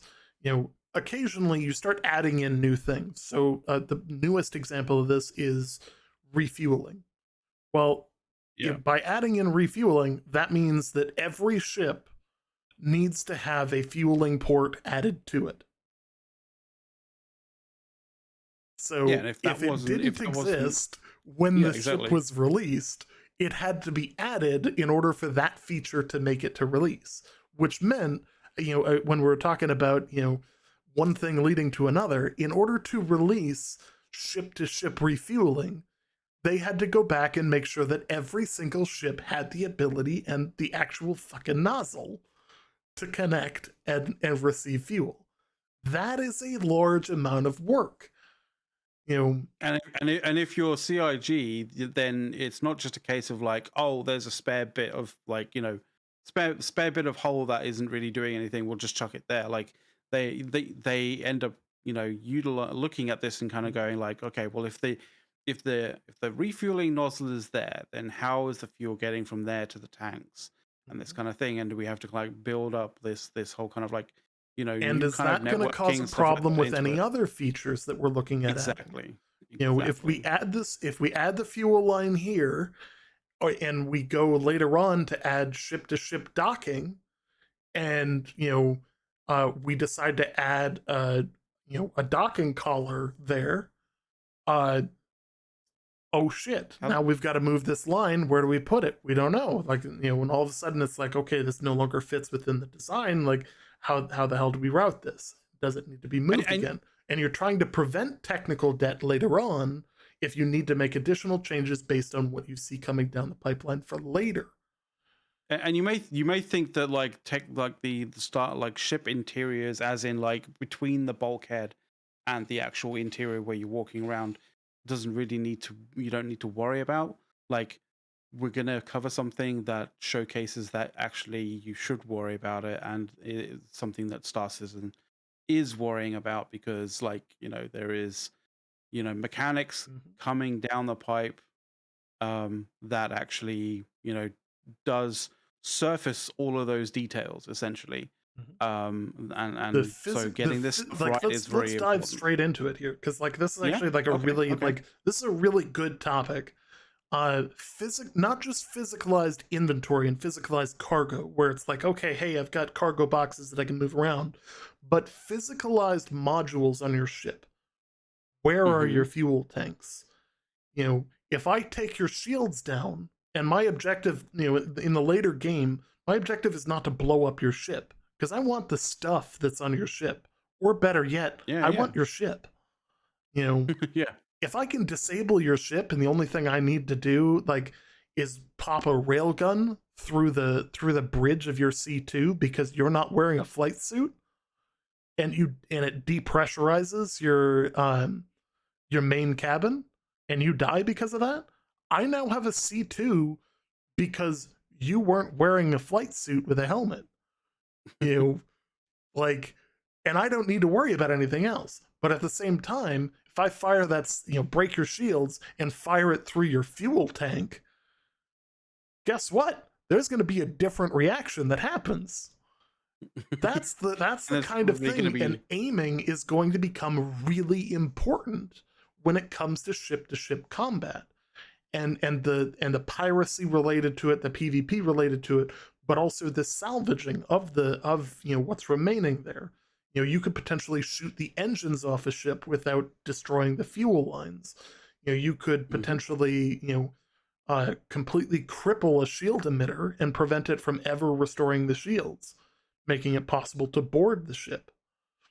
You know, like Yeah, there are there's a a lot of bunch of things. different things you could do, and having those physicalized components that are located in a specific place that interact with other things within the ship becomes really important. And if you look at it from the perspective of like engineering gameplay, where you're going to be going out and repairing, you're going to have somebody on board who's potentially going, and their whole job is to just keep ship systems running, and they're running around with a multi-tool trying to patch systems, and patch a plasma leak before the fire spreads, while you've got another guy standing there with a fire extinguisher, because by the way, that's going to be a thing, Yeah, like fucking fires on ships. you yeah, know exactly. it's like it's all that kind of stuff that's all going to start taking into play as things get more and more physicalized. Now, in a upcoming patch, we have the cargo refactor, which is the initial effort to physicalize most things in the game. Yeah, um this, like, currently, like, if you have like like a Drake caterpillar, or like something that actually can hold real cargo, like trade goods and stuff like that. yeah, uh when you buy stuff and store it in your ship, it gives a facsimile of, hey, look at the cargo that's in here, but you can walk right through it. It's not yeah, really there, it's just kind of a visual that's like, oh hey, like, this is what it would look like if you had all of this. uh, and it dies with the ship if you die. Well, hmm that's not great gameplay if 100% of everything dies with the ship every time. You know, Instead, the cargo refactor looks to completely physicalize that cargo. It's going to mean that you're going to need to load cargo. You're going to need to put it in particular things. If you were to steal cargo from people, you could literally just haul it out with a multi tool and a tractor beam. Like, it is now possible to steal somebody's cargo as they're trying to sell it on a planet. You know, uh, so like there's a lot more gameplay aspects when that stuff becomes real. Additionally, you can see how this might impact things when it comes to inventory, where these boxes, in which the last patch, people have now found creative ways of spawning one SCU and two SCU boxes, uh, by design. I firmly believe that that's actually like a code that was that is supposed to be for the actual cargo refactor, that I don't think that they were intending the player base to have access to this early. But we found a way, as the Jeff Goldblum phrase always says, life finds a way. hmm You gave us a challenge when it came to moving around large amounts of stuff. Guess what? We've managed to spawn a box to put all that shit in and carry it around. you And know? the great thing is, it responds to a multi-tool tractor beam. Exactly. So like it's a way, and it obviously has a lot of impacts when it comes to like how the cargo system is implemented. Um, Being able to store and move items from place to place might become more or less complex. Um, I mean, I don't mind if it becomes more complex, so long as they actually add some features that help mitigate that yes, complexity. yes. Because, like, Things like yeah, stack all, where like yeah, all of the chunks of Hadanite are the same. stack them up as one, so only have to move it once, Yeah, I or don't. loot all.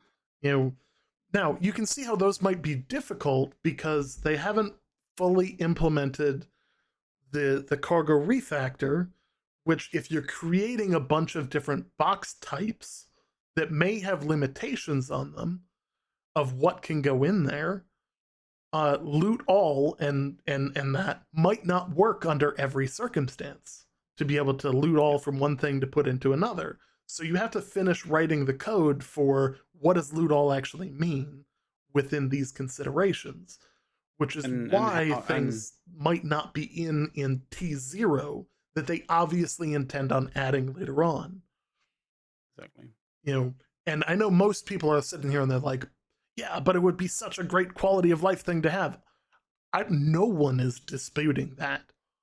Like, no one is And saying that loot all is not a priority, that it's not that it's not something that literally even the devs have said, yes, obviously this is needed. Like, well, yeah, you know, clearly, like, and they've said it a while ago. But like the other kind of thing is like, when it comes to sort of like doing loot all, right? mhm, Like how like you have to kind of define some rules for the way that that system works. Because like if you're just saying like, yeah, I want you to take all of this stuff in this box and put it into this box. Well, what if that box doesn't have enough room for all the stuff that's in the box mhm. that you want to loot all Yeah, from? what gets Like, what does prioritized, it what do? gets left What gets behind, what prioritized? does it move Does it everything or does it does it move does nothing? it you does it know try and take the large items first, and if it doesn't fit, then goes down until it like gets as mm, many items in as possible? Does it go from the smallest things up, like that kind of thing? Like, so you have to define rules and stuff like that. So it's not just like it's not quite as easy as one might think it is, exactly. because you have a whole bunch of different scenarios that you have to go through and make sure that it's going to actually work the way that people want it to work. So yeah.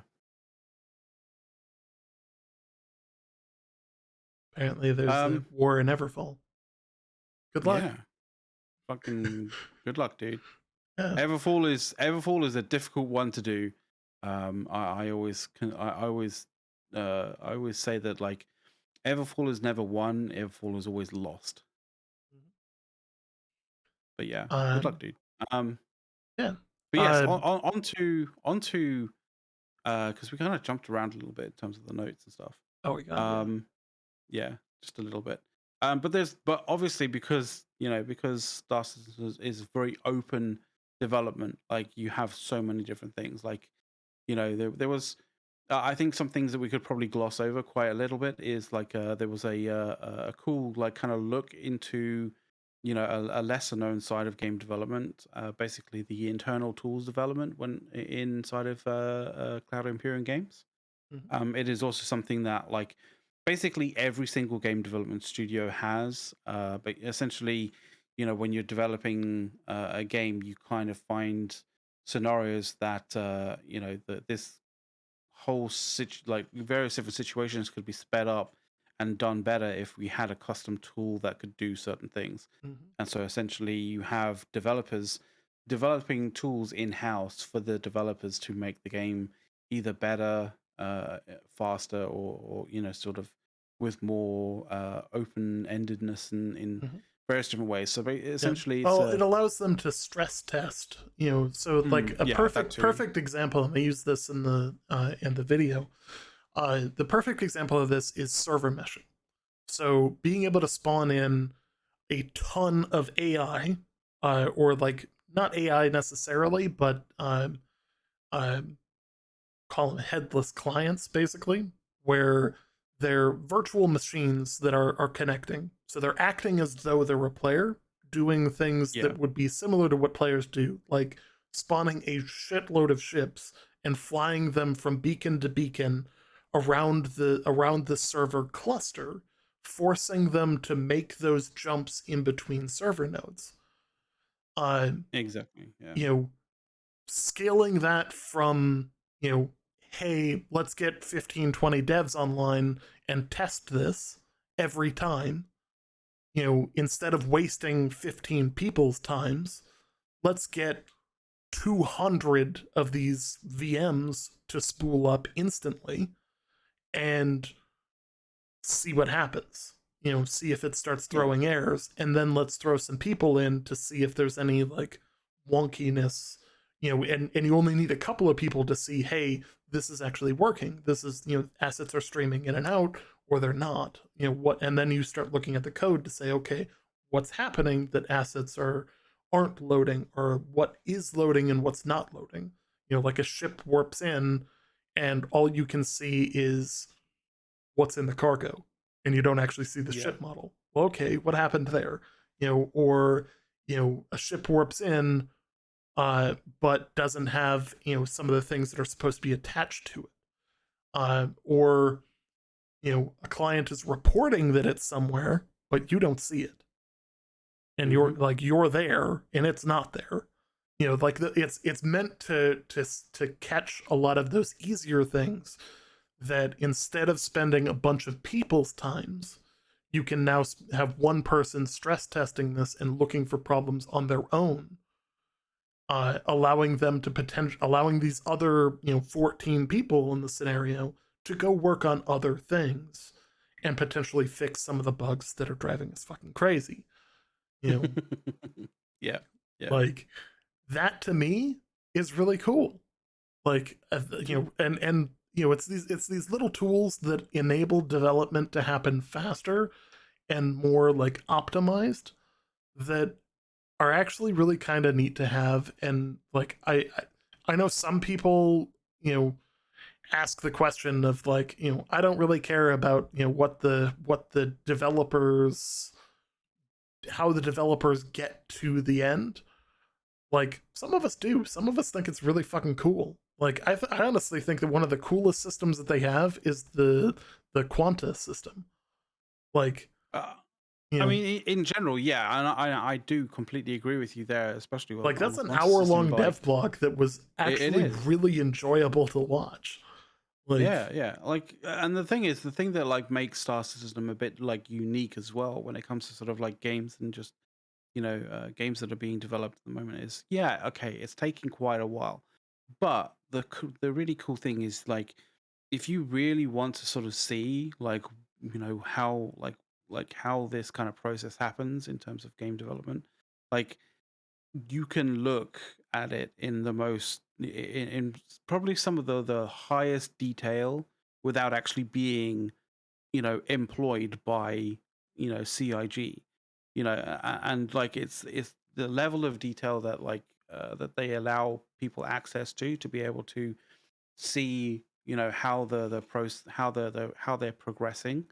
It is just, I think it's second to none. Like I can't think of a single development company that allows this level of access for like basically almost anybody, just the general public, to see what they're doing, how they're doing it, where they're up to, where their priorities are, and all that kind of jazz. Like, yeah, fair enough. Some of the priorities and some of the decision making that they do, does sort of anger certain people, who may have vested interest or may just not have vested interest, but they just, they like controversy and they like to get like angry about certain things, right? But like, but this is the thing. It's like it's such an open process that like it's almost unique in that regard to game development. But in terms of like some of the stuff that we've kind of somewhat had confirmed, especially with regards to the the um what is it, the roadmap, right? It is, we've talked about cargo refactoring, and that seems to be coming definitely with the 318 patch, which is soon TM as such. But one of the other things that are the other two things that we're getting from the 318 patch as well is salvaging gameplay, and like this is a kind of a big thing as well. So one of the things that we're getting I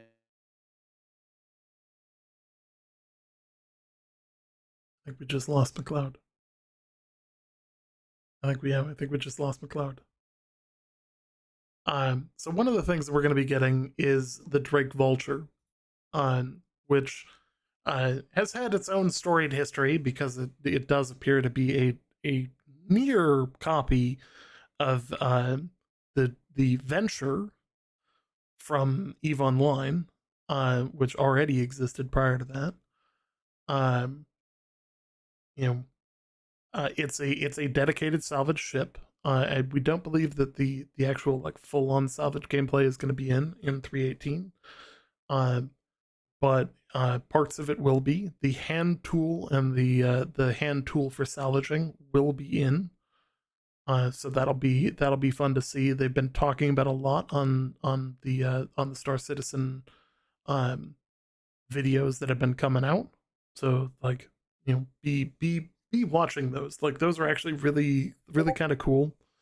Um, they do a good job of um, you know they do a decent job of showcasing those. Um,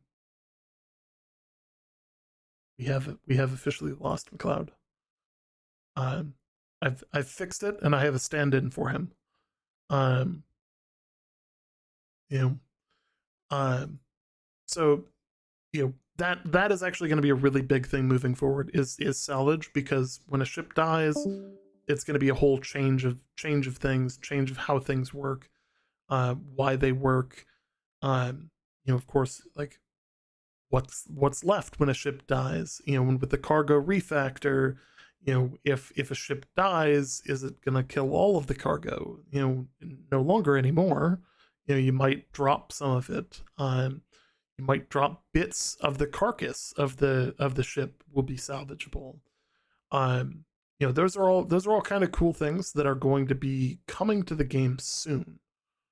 And it's really going to add a lot to the what happens afterwards, where they talk about like what it's going to be like an ace PvP pilot, where you're going to roll into a station and your people are going to see that, oh my god, this guy's got a whole bunch of patches on his ship, where like he's taken bits of other people's ships and just patched them right onto his ship, to fix holes and fix times where he's gotten shot up. you know and I think that's going to show kind of the wear and tear, and kind of repairs done to a ship over time. And I think it's going to be really cool. Like I'm very much for like a lot of these things that are going to showcase uh the art, but also just the general fun that is uh, kind of the other side of the gameplay. um Additionally, they had the engine and graphics Q&A. Some people noted that there was not a performance difference in between um, in between the first kind of run at Vulcan here, which came out in the last patch, 3.17. Some people, if you were not already CPU bound, you didn't really see a difference. So like those of us in like the high end processor range, we really didn't see any problems there. Like we didn't really see a difference. Um, Welcome back, McLeod. You turned me into speaker, didn't you? I had a stand-in. Somebody had to stand in for you. Thank. At least I had Beaker there to stand in for me. So thank you very much. Yes. That was unfortunate. Sorry about that, guys. By the way. It's all good. It's all good. So we talking about the engine and graphics Q&A. So some people noted that there really wasn't a feeling of difference. Although some people reported that it was substantially better. Basically, the older your equipment is, the more that this is going to help. Because it's removing a lot of things off of a single thread and putting them to multiple threads, putting them to, putting them to places where they're more optimized. So it's really just a matter of doing this right. And like Vulcan has so many benefits down the road, especially when it comes to multi-threading, that it's going to give them a lot of options. Um, and yeah, so with that, uh, that that covers our Star Citizen content for the night. I want to do something because like I think we do want to cover what's next. Yes, Um, we are I going to move also into that category next. I good. I was hoping Yeah, you were going to. I yeah, was hoping you were going to. we're gonna come in like a Because fucking Mack truck into that category. because I'm looking at this, I'm looking at the category, and like we currently have like double the amount of people who are in that category combined. Mm-hmm. So let's do it. All right. Let's do it. So before we move, I want to thank everybody for coming. If you came specifically for the Star Citizen content, please after the show, we're gonna be in our public channel. Please feel free to come chat with us.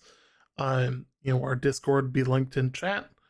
Um, Simply put, we're just two dudes. We love chatting about games. If you want to chat about Star Citizen, Lost Ark, New World, gaming in general, the world, the Ukraine war, I don't really care. Like we're pretty chill. We'll chat about most things. So um with that, I'm editing the channel category here because we are going to make the jump. Oh god.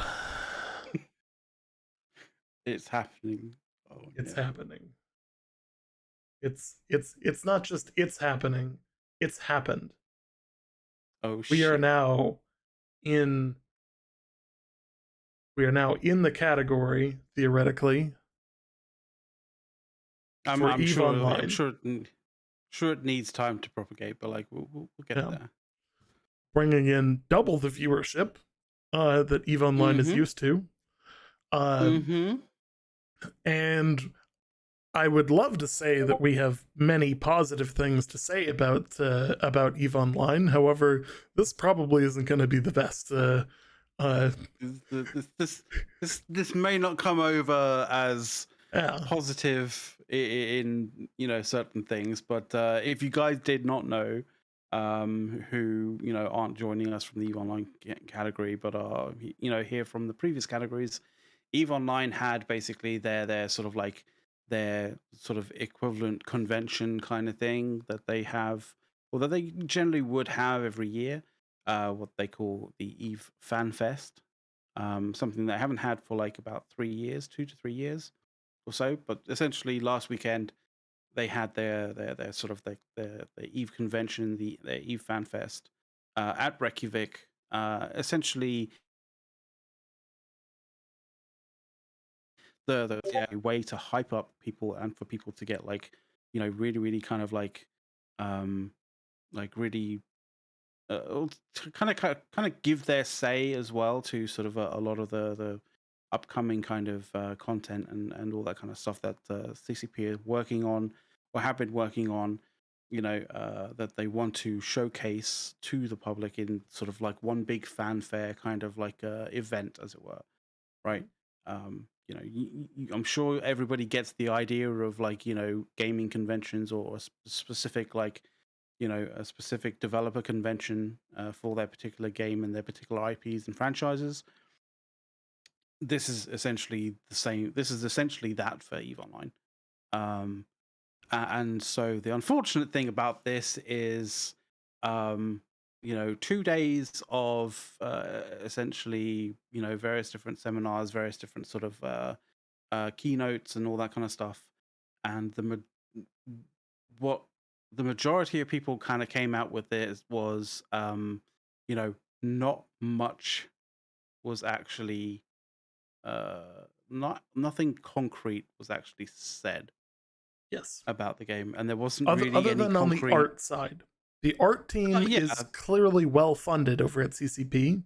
yeah, However, the yeah. content development team, in terms of shaking up the meta or adding new structures or uh, new mechanics and new content types, appears to have been absent for 2 years. Um, Yeah, well, I and will say it their wasn't a absence is still noted in terms of things that they are not adding and probably won't add for a while. I Um, do want to say a couple of things. Like Scott Manley was entertaining in his own sort of like a presentation at FanFest, and I will give one positive thing that is actually a very positive thing, and it's actually a very warranted as being a very positive thing for CCP, and it is relating to the art team as well. Um, so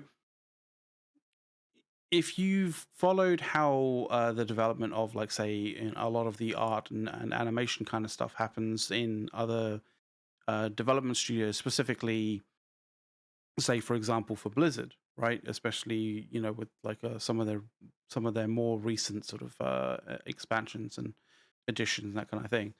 A lot of the art and a lot of the animation kind of like stuff that makes up the expansions are developed by third party um, studios, and those studios are generally studios that are in sort of like the dotted about in the world, but like you'll find them in sort of like the Southeast Asia kind of areas. You'll find them in sort of like Latin America kind of areas, that kind of thing. Like some studios end up like it's sort of like Eastern Europe, that kind of thing, that sort of stuff. Essentially, what they are is they are shipping out like a lot of the hard work and a lot of the sort of like intricate and delicate work when it comes to art, when it comes to sort of animations, to studios that can essentially do it for half the cost, quarter of the cost, at twice the speed. And these studios are essentially you know studios that crunch like it's in like they're going out of fashion, and they burn through you know new they basically burn through like um uh employees like it's going out of fashion. The one thing that is really noteworthy is that CCP's art team and the things that the CCP come up with regards to the art and the design of various different things in sort of like physical kind of design, like the artistic kind of like aspects of all the different things that they create are done in Iceland, um, by a team that doesn't outsource to third party sort of almost sweatshop style kind of like development houses in various different parts of the world. So they're not contributing to this problem, which I think is very laudable and is very responsible for them. Very responsible and a very morally good thing to be doing. That is the important thing that I think needs to be taken from what we see at at Eve's FanFest, essentially. yes. Unfortunately, everything else from here onwards is on a downward slope like a Yeah. motherfucker.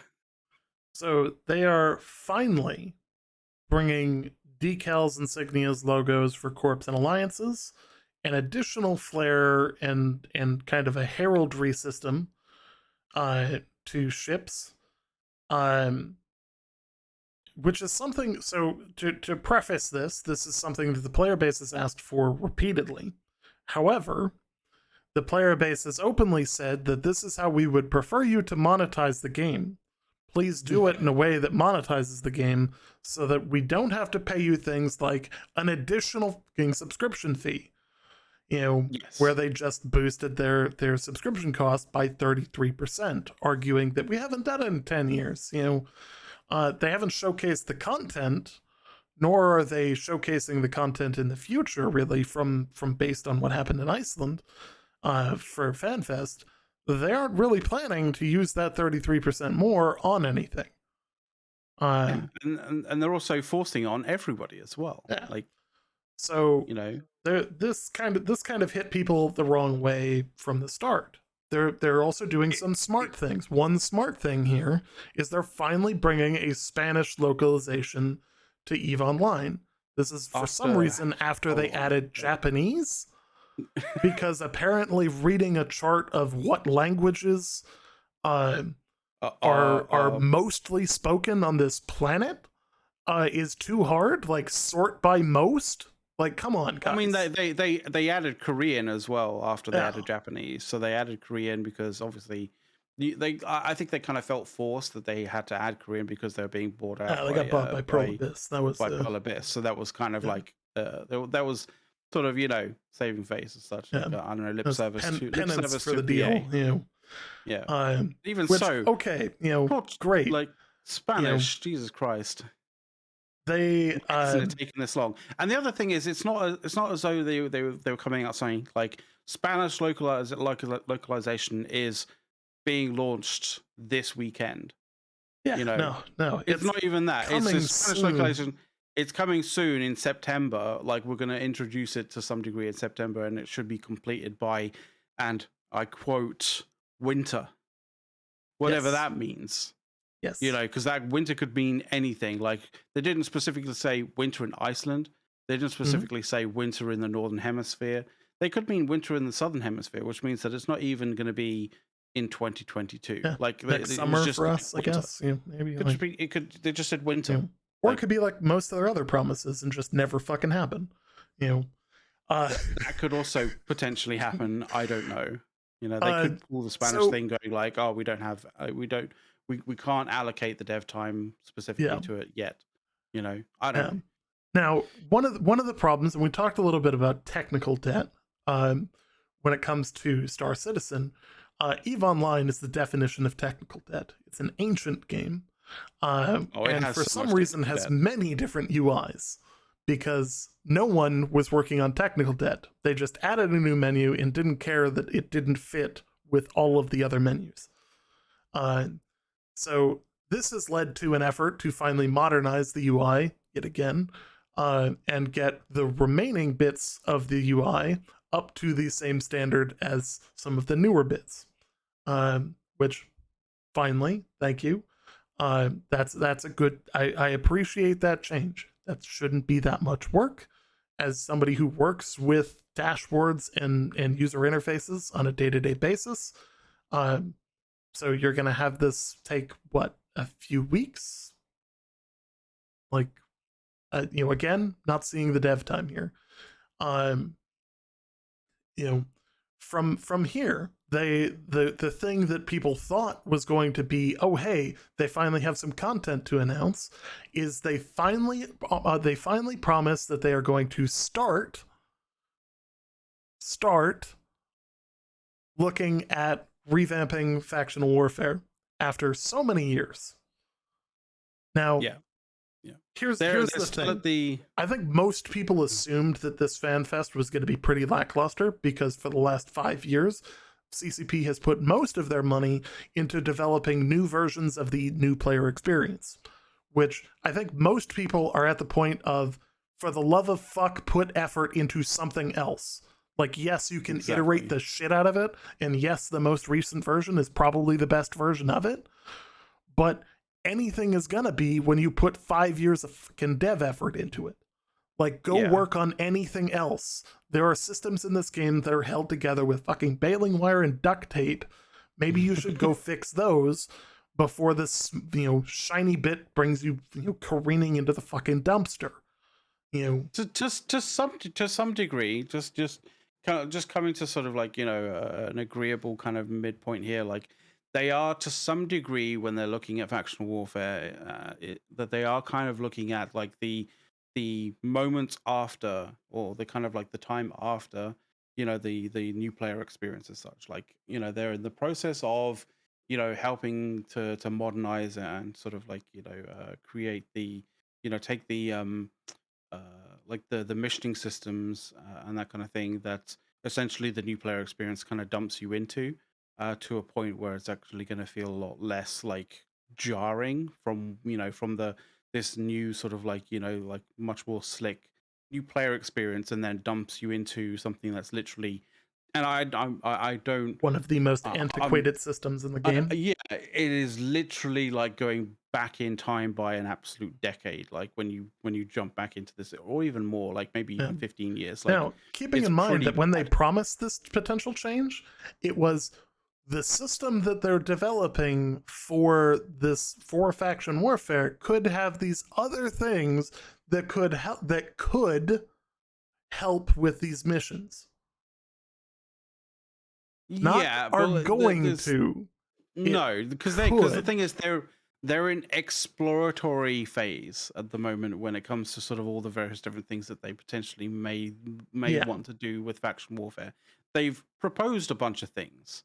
You know, they've said that say like that they want the geography of the region to play a part, right? And so Hmm. they've kind of like they've put together some graphics to some degree, said that like these kind of areas need to be sort of like frontline systems, and these areas need to be like sort of like I think the rear guard kind of systems, that kind of stuff. Like, but to be completely honest, like you can kind of develop that in an afternoon, Hmm. with a sort of like, and it's not really, you're not really making a full on decision on these sorts of things. Like you've only just you're still only coming up with ideas as such, and when you're just coming up with the ideas, you haven't committed in any way, shape, or form, and because of that, you don't know where to go. Like I do understand, like you kind of want player input to make sure you're going the right direction, but like after 15 years, you guys should have been able to have figured out like what is good, what is not good. Although, to be completely honest, with the last 3 to 5 years of Eve Online's development, it's kind of gone really into reverse. Yes. Um, Hopefully, we're getting back out. Hopefully, they found like that they've been going in reverse all this fucking time, and they've actually figured out the fucking gearing system, and they've fucking put it back into first gear at least to sort of start getting it moving in the right direction. But like this whole fan fest was basically no content, but loads of promises and loads of what ifs, essentially, Hmm. which doesn't inspire a lot of confidence because confidence comes from making it a decision. Yes. Um, Now, one thing, like a while back, they had a Doctor Who, Yeah, the partnership dash like crossover integration thing. Yeah. crossover thing, and everybody Yeah. was kind of like, "This doesn't really fit. Like, this doesn't make like what are you doing?" You know, they It did have feel decided weird. to make a partner that at least makes a bit more sense. They announced True. a True. partnership. This is not a completed thing. They announced a partnership for and with Microsoft Excel, which, hey, great. Fine, finally I mean, Eve Online and Microsoft Excel will natively work with each other. Who would at have least thought? they're at least they're embracing the whole spreadsheets in space thing now. Like at least Yeah, there's that. yeah, But I you would know, say that like if you don't like Excel, like essentially this is like a get fucked because it's yeah. just for Excel. Now this was much to the chagrin of my FanFest bingo card, because I had um, questionable crossovers. Unfortunately, I can definitely see this one. The justification that they gave for it, though, doesn't necessarily fit with what the players were asking for. Um, so, one of the challenges with EVE Online is that if you were trying to run an organization over, say, 50 to 70 people, you slowly hit a point where there is a requirement for basically an IT department. Somebody needs to be running a home server, to be running a seat instance or an EVMP sentence, or some sort of corporation management software. You know, basically, like these things weren't bad. They're not bad. The challenge is that you basically have to have somebody who has that skill set. Like back when I started, it was the XML API, and that worked great with Excel because you didn't Yeah, need yeah. an overly fancy integration I, system. You didn't need a server to host anything because you were just yeah, calling a website and asking for what was there. You know, I know. which made And it sense. was It fine. worked well, you know. Even I used it, dude. Yeah, Even I used it. yeah. And after a certain point, you had like when they changed things to the Crest API and then whatever they call the most recent version of the API, um, the it now The requires ESI a now. server. Yeah, the ESI. You know, now it requires a server call and response holding of a token for validation and all of that. Like it is a substantially technically more difficult process to access from a Mm-hmm. technical coding standpoint. Like you used to Yeah. do a simple Excel line and hey, it works. You know, or a simple thing in Google Sheets and hey, it works. Now, why am I going into the weeds with this? Because what we wanted was better systems to manage corporations, to manage large groups of people, and to level the playing field between groups like the group that we're with, the Imperium, a massive fucking organization that has an IT budget larger than most people's rent. Like, and that's saying something in this day and age. Like, it is Yeah. it is a large expense. It is a large feature. It is something that should not be left to the players to have to figure out. It should be something that is natively hosted in the game. You know, I kind of so feel like a the theme players coming with wanted the these show. corporation changes. They wanted these abilities to check APIs. They wanted these abilities to do all of these things. And what they got Mm-hmm. was a Microsoft Excel crossover that might help them a little bit with their industry. I mean, it may help a little bit, yeah. Like, I don't think it's going to be a sea change in any way, shape, or form. Yeah, Like, it's not going to be the equivalent of like Crest or not Crest APO, but like a seat kind of like implementation, you know, yeah, for Excel, like in any way, shape, or form. But at least it might actually get a few people a little kind of more, into creating some custom stuff, maybe in Excel. But like, I yes. mean, And I'll, it's I'll be the first one kind to of paying a say bit of lip using service, but using that's about it. Excel with Eve Online as a backbone of things to learn and ways to integrate it. Maybe they add some ways to teach the coding to make the ESI work with this. Then maybe that's a good thing because like Yeah, for yeah. me, I learned Excel, I learned Google Sheets, I learned a lot of coding from using the Crest API or not the Crest API, the XML based The API, yeah, yeah, and running entire regions of moons and automating that process. That was my first dashboard. You know, yeah. Exactly. really going back to it, that was my first dashboard. Now I build automated dashboards in Power BI and Tableau and all these other business intelligence softwares. Like even I've moved on from Excel. Like not that I don't use Excel for some things, but like most of my processing actually happens in DAX coding or R. You know, which great, I've made But it past that process, but the new entry point is not accessible to most people. So, yeah, you know, but you have to start somewhere, and yeah, the thing is like a lot of people starting in certain areas, like you get given like theoretical kind of examples to sort of work towards and work around.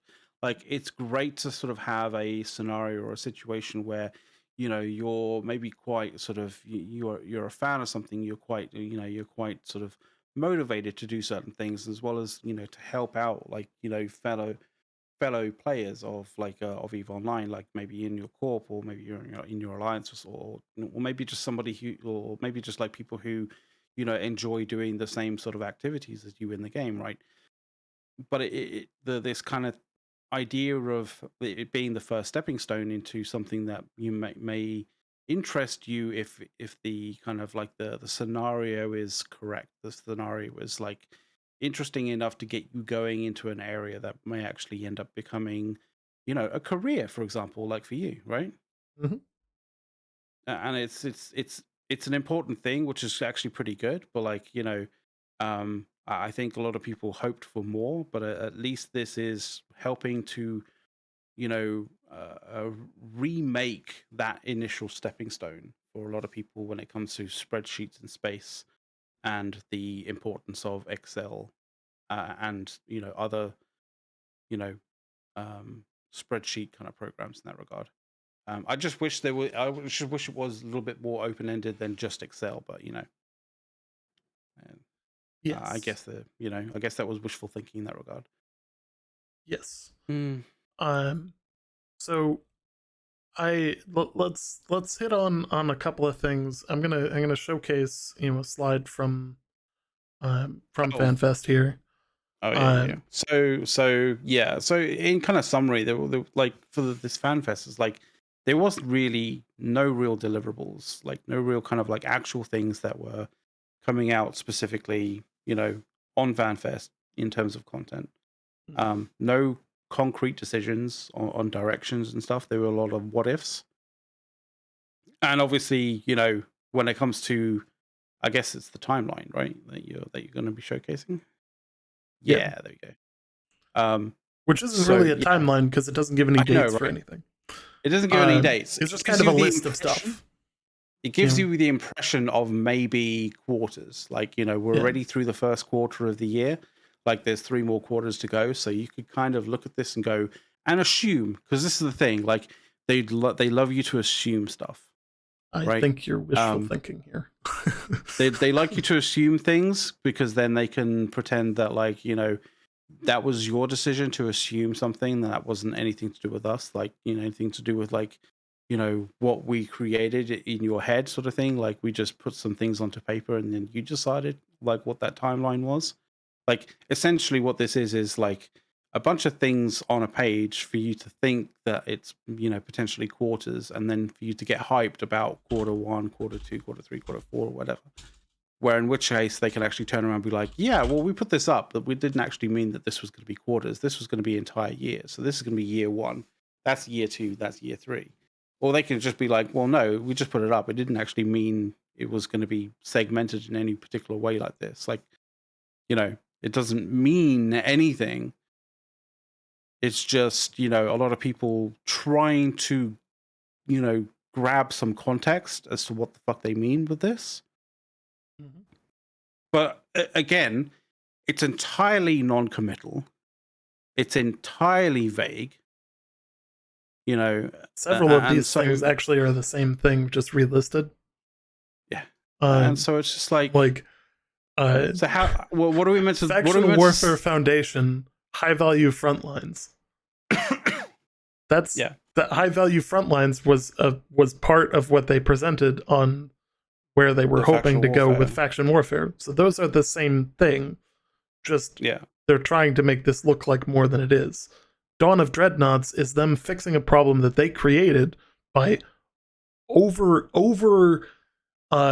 increasing the amount of resources required to make dreadnoughts, which made them unusable, while being in an episode of scarcity, which was just stupid to begin with.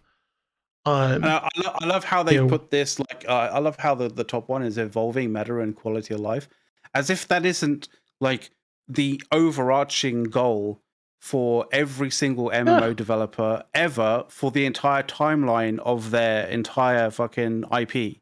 Like, in what world do you make an IP where you go, no, we're not going to evolve the meta or add to or improve quality of life for our players? Like, the fuck,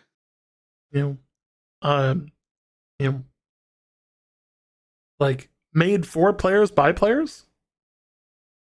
Like, okay, so Interbus credits. Thing. Like the Heraldry system, Interbus credits, like which again, these like some of these things, like this made for players by players is just a way so that they can go back and sell stuff for real money that players made in game and get less shit for it, like than they got for trying to sell the ships outright, because they found out that the player base blows their fucking lids when you introduce direct RMT for ships.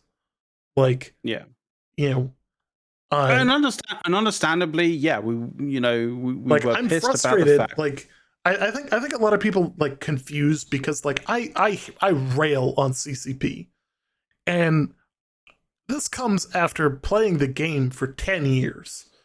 Like, Yeah, I it's not. rail on It's them because I want them to get their shit together. I want a reason to come back to Eve, and it's painful to watch something that you loved for 10 years just continually get fucking pummeled by mismanagement, poor vision, and you know just why? Because you constant know failure. why?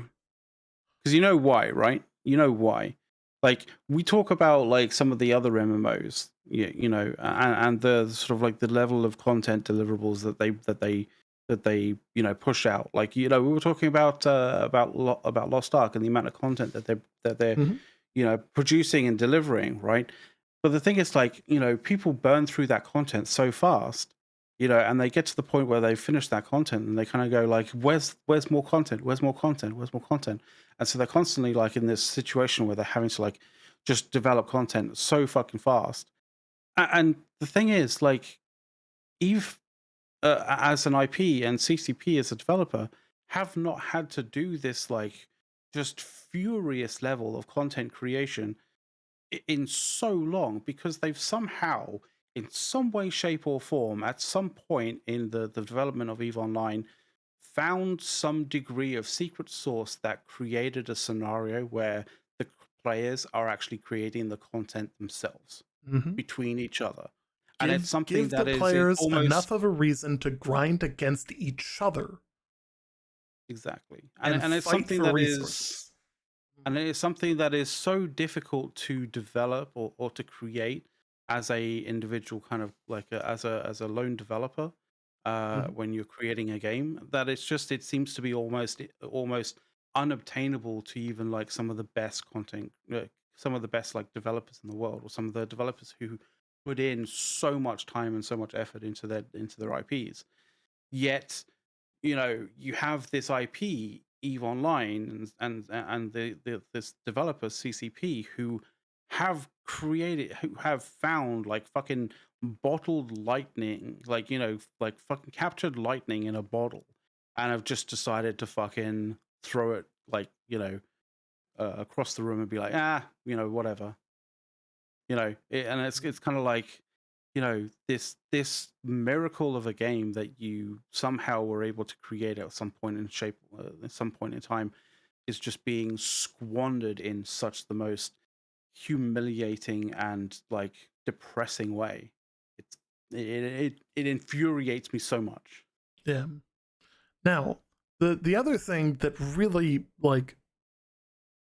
really pissed me off, like I instantly dove into this on the Discord that we were on while we were watching Yeah, FanFest.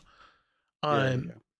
so CCP Games obviously is developing other games, which means they need the budget in order to develop those other games coming from somewhere, right? Mm-hmm. Well, that cash cow is EVE Online, and that cash cow is worth roughly 70 to 80 million dollars a year.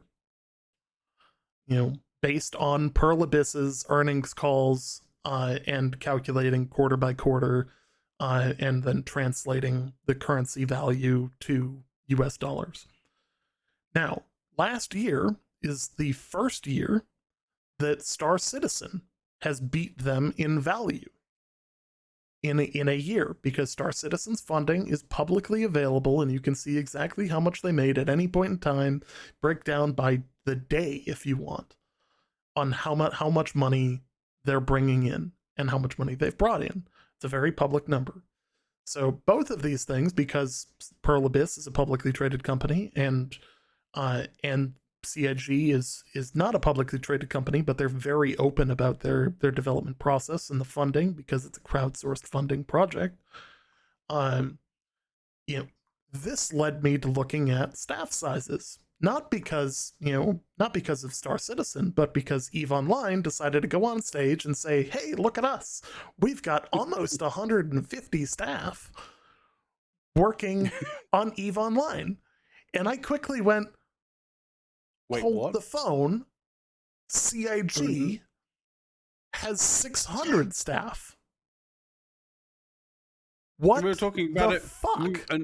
and we were talking about it before in the actual, like, in our starters and section. Like, they, like, CIG have 129 staffers just working on, what is it? Oh, what the hell was it?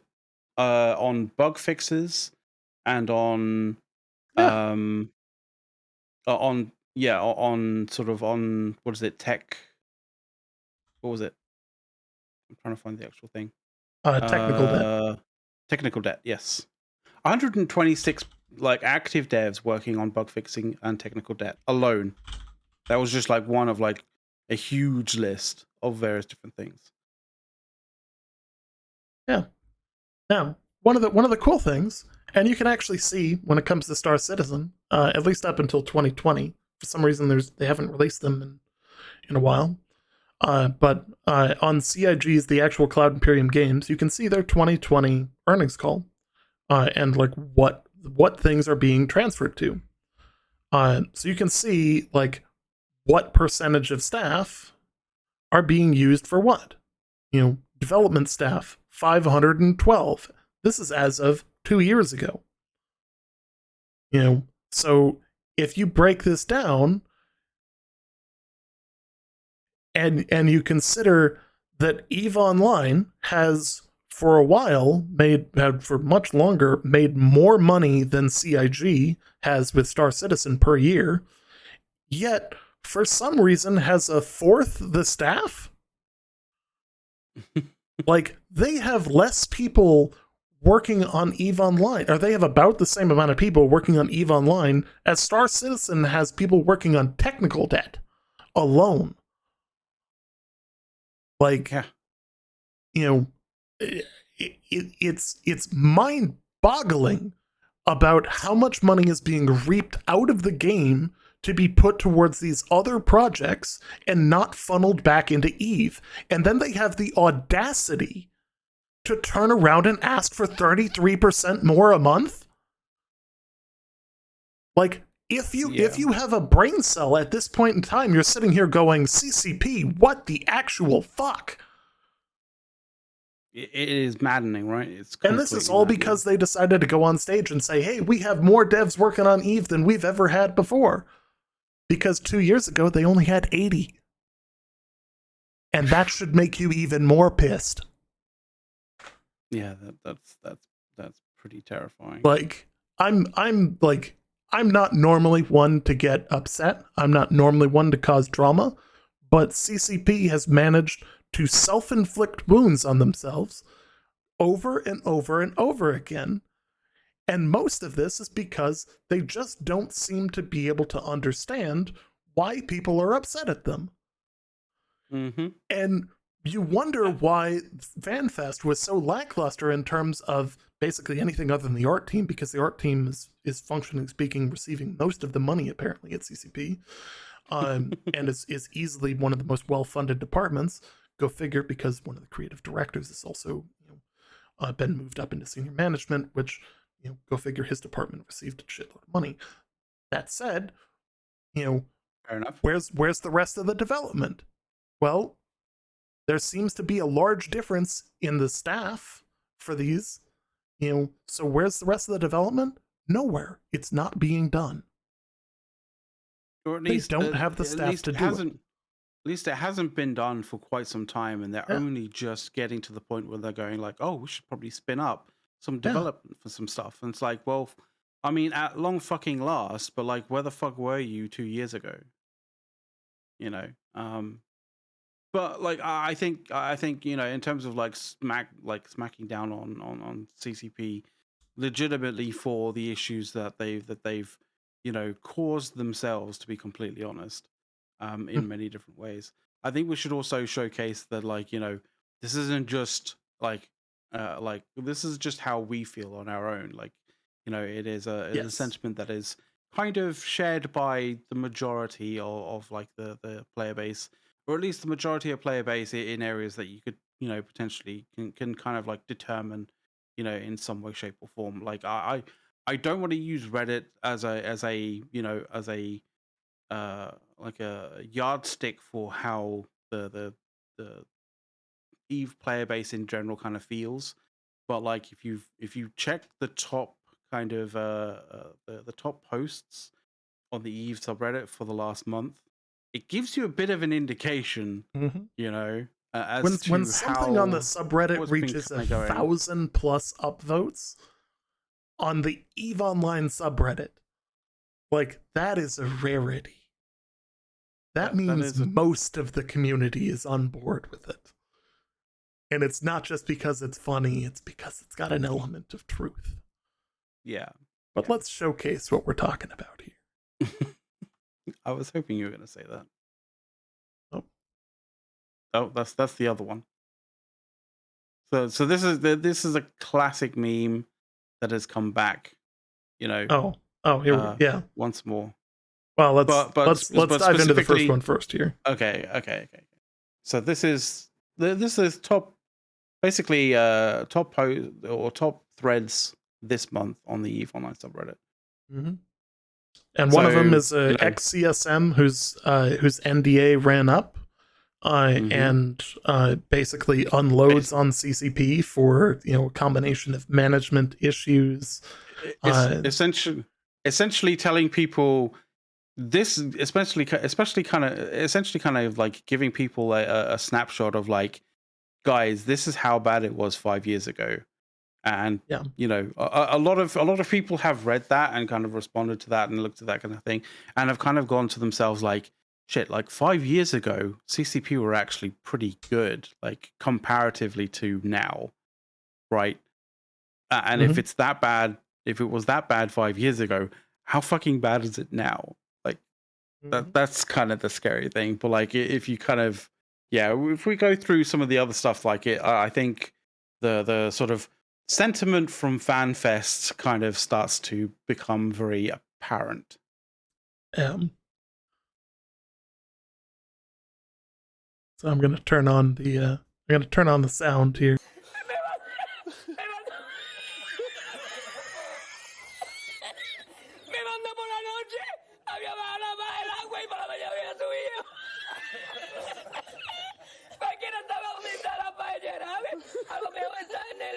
En el barco ese del petróleo. En el Prestige. En el Petriense.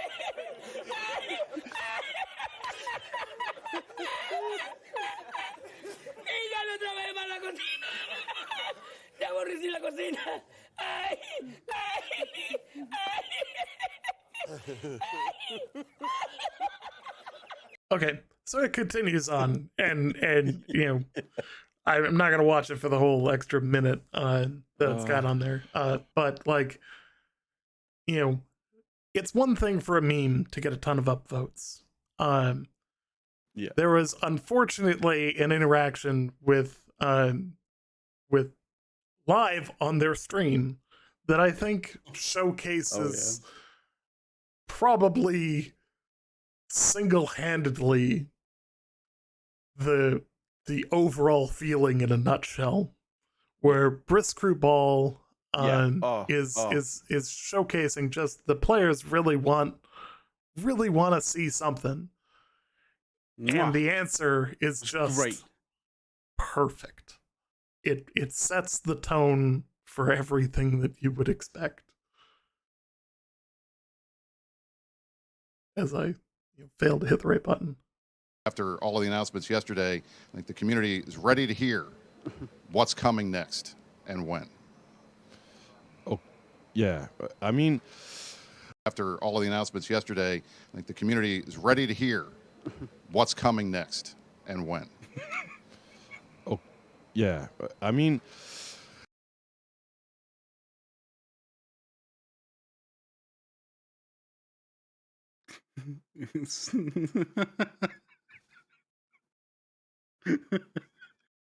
Oh, I know, I know, but it's just Can we get Elon Musk to buy CCP so perfectly? Like it just encapsulates it so perfectly. I feel for the CCP like who was caught there, but like, oh man, I just.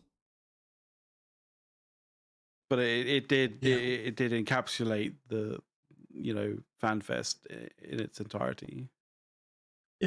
Yes, 100%. And it is what it is, guys. Like, we don't want to sugarcoat anything. We haven't, and we won't with just about any game. For a game that's 20 years old to be resting on its laurels for as long as EVE Online has, the wounds are self-inflicted at this point.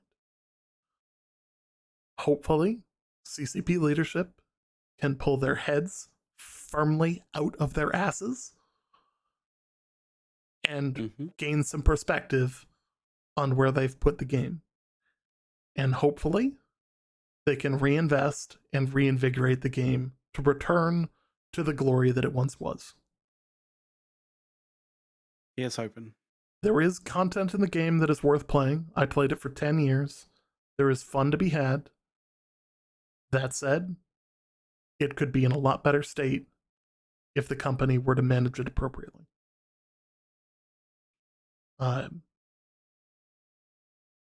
It is what it is. That happens. It is what it is. We are fast approaching the 5-hour mark on a stream, which I was not anticipating doing. I was not anticipating the show to be anywhere near this long. But I think we just kind of rolled on, and it was just like, yeah, well, there we go. It's suddenly turned into almost 5 hours. But fair enough. Again, I want to say, for anybody who joined us throughout, stuck with us throughout the whole works, thank you. We're after the show here, we're going to be hanging out in our Discord. Please feel free to come hang out. There's a couple of hurdles you got to jump over to get into it, just to make sure that you're not a bot and stuff like that. Please hop in, come have a chat with us. Whether it's about EVE, whether it's about Star Citizen, Lost Ark, New World, or really any game, like we're open to chat. We'd love having the opportunity for you guys to talk with us, as that's fundamentally one of the biggest things when it comes to building a community and building a stream. We're going to be as I think people have picked up on, our show is about MMO news. We've developed originally as a New World specific channel, and we're making changes to expand out and cover additional games, additional content, have longer show times, really showcase a lot of great opportunities, and good fun to be had in all games. And with that, as we always love to say, we'll see you guys in the new world.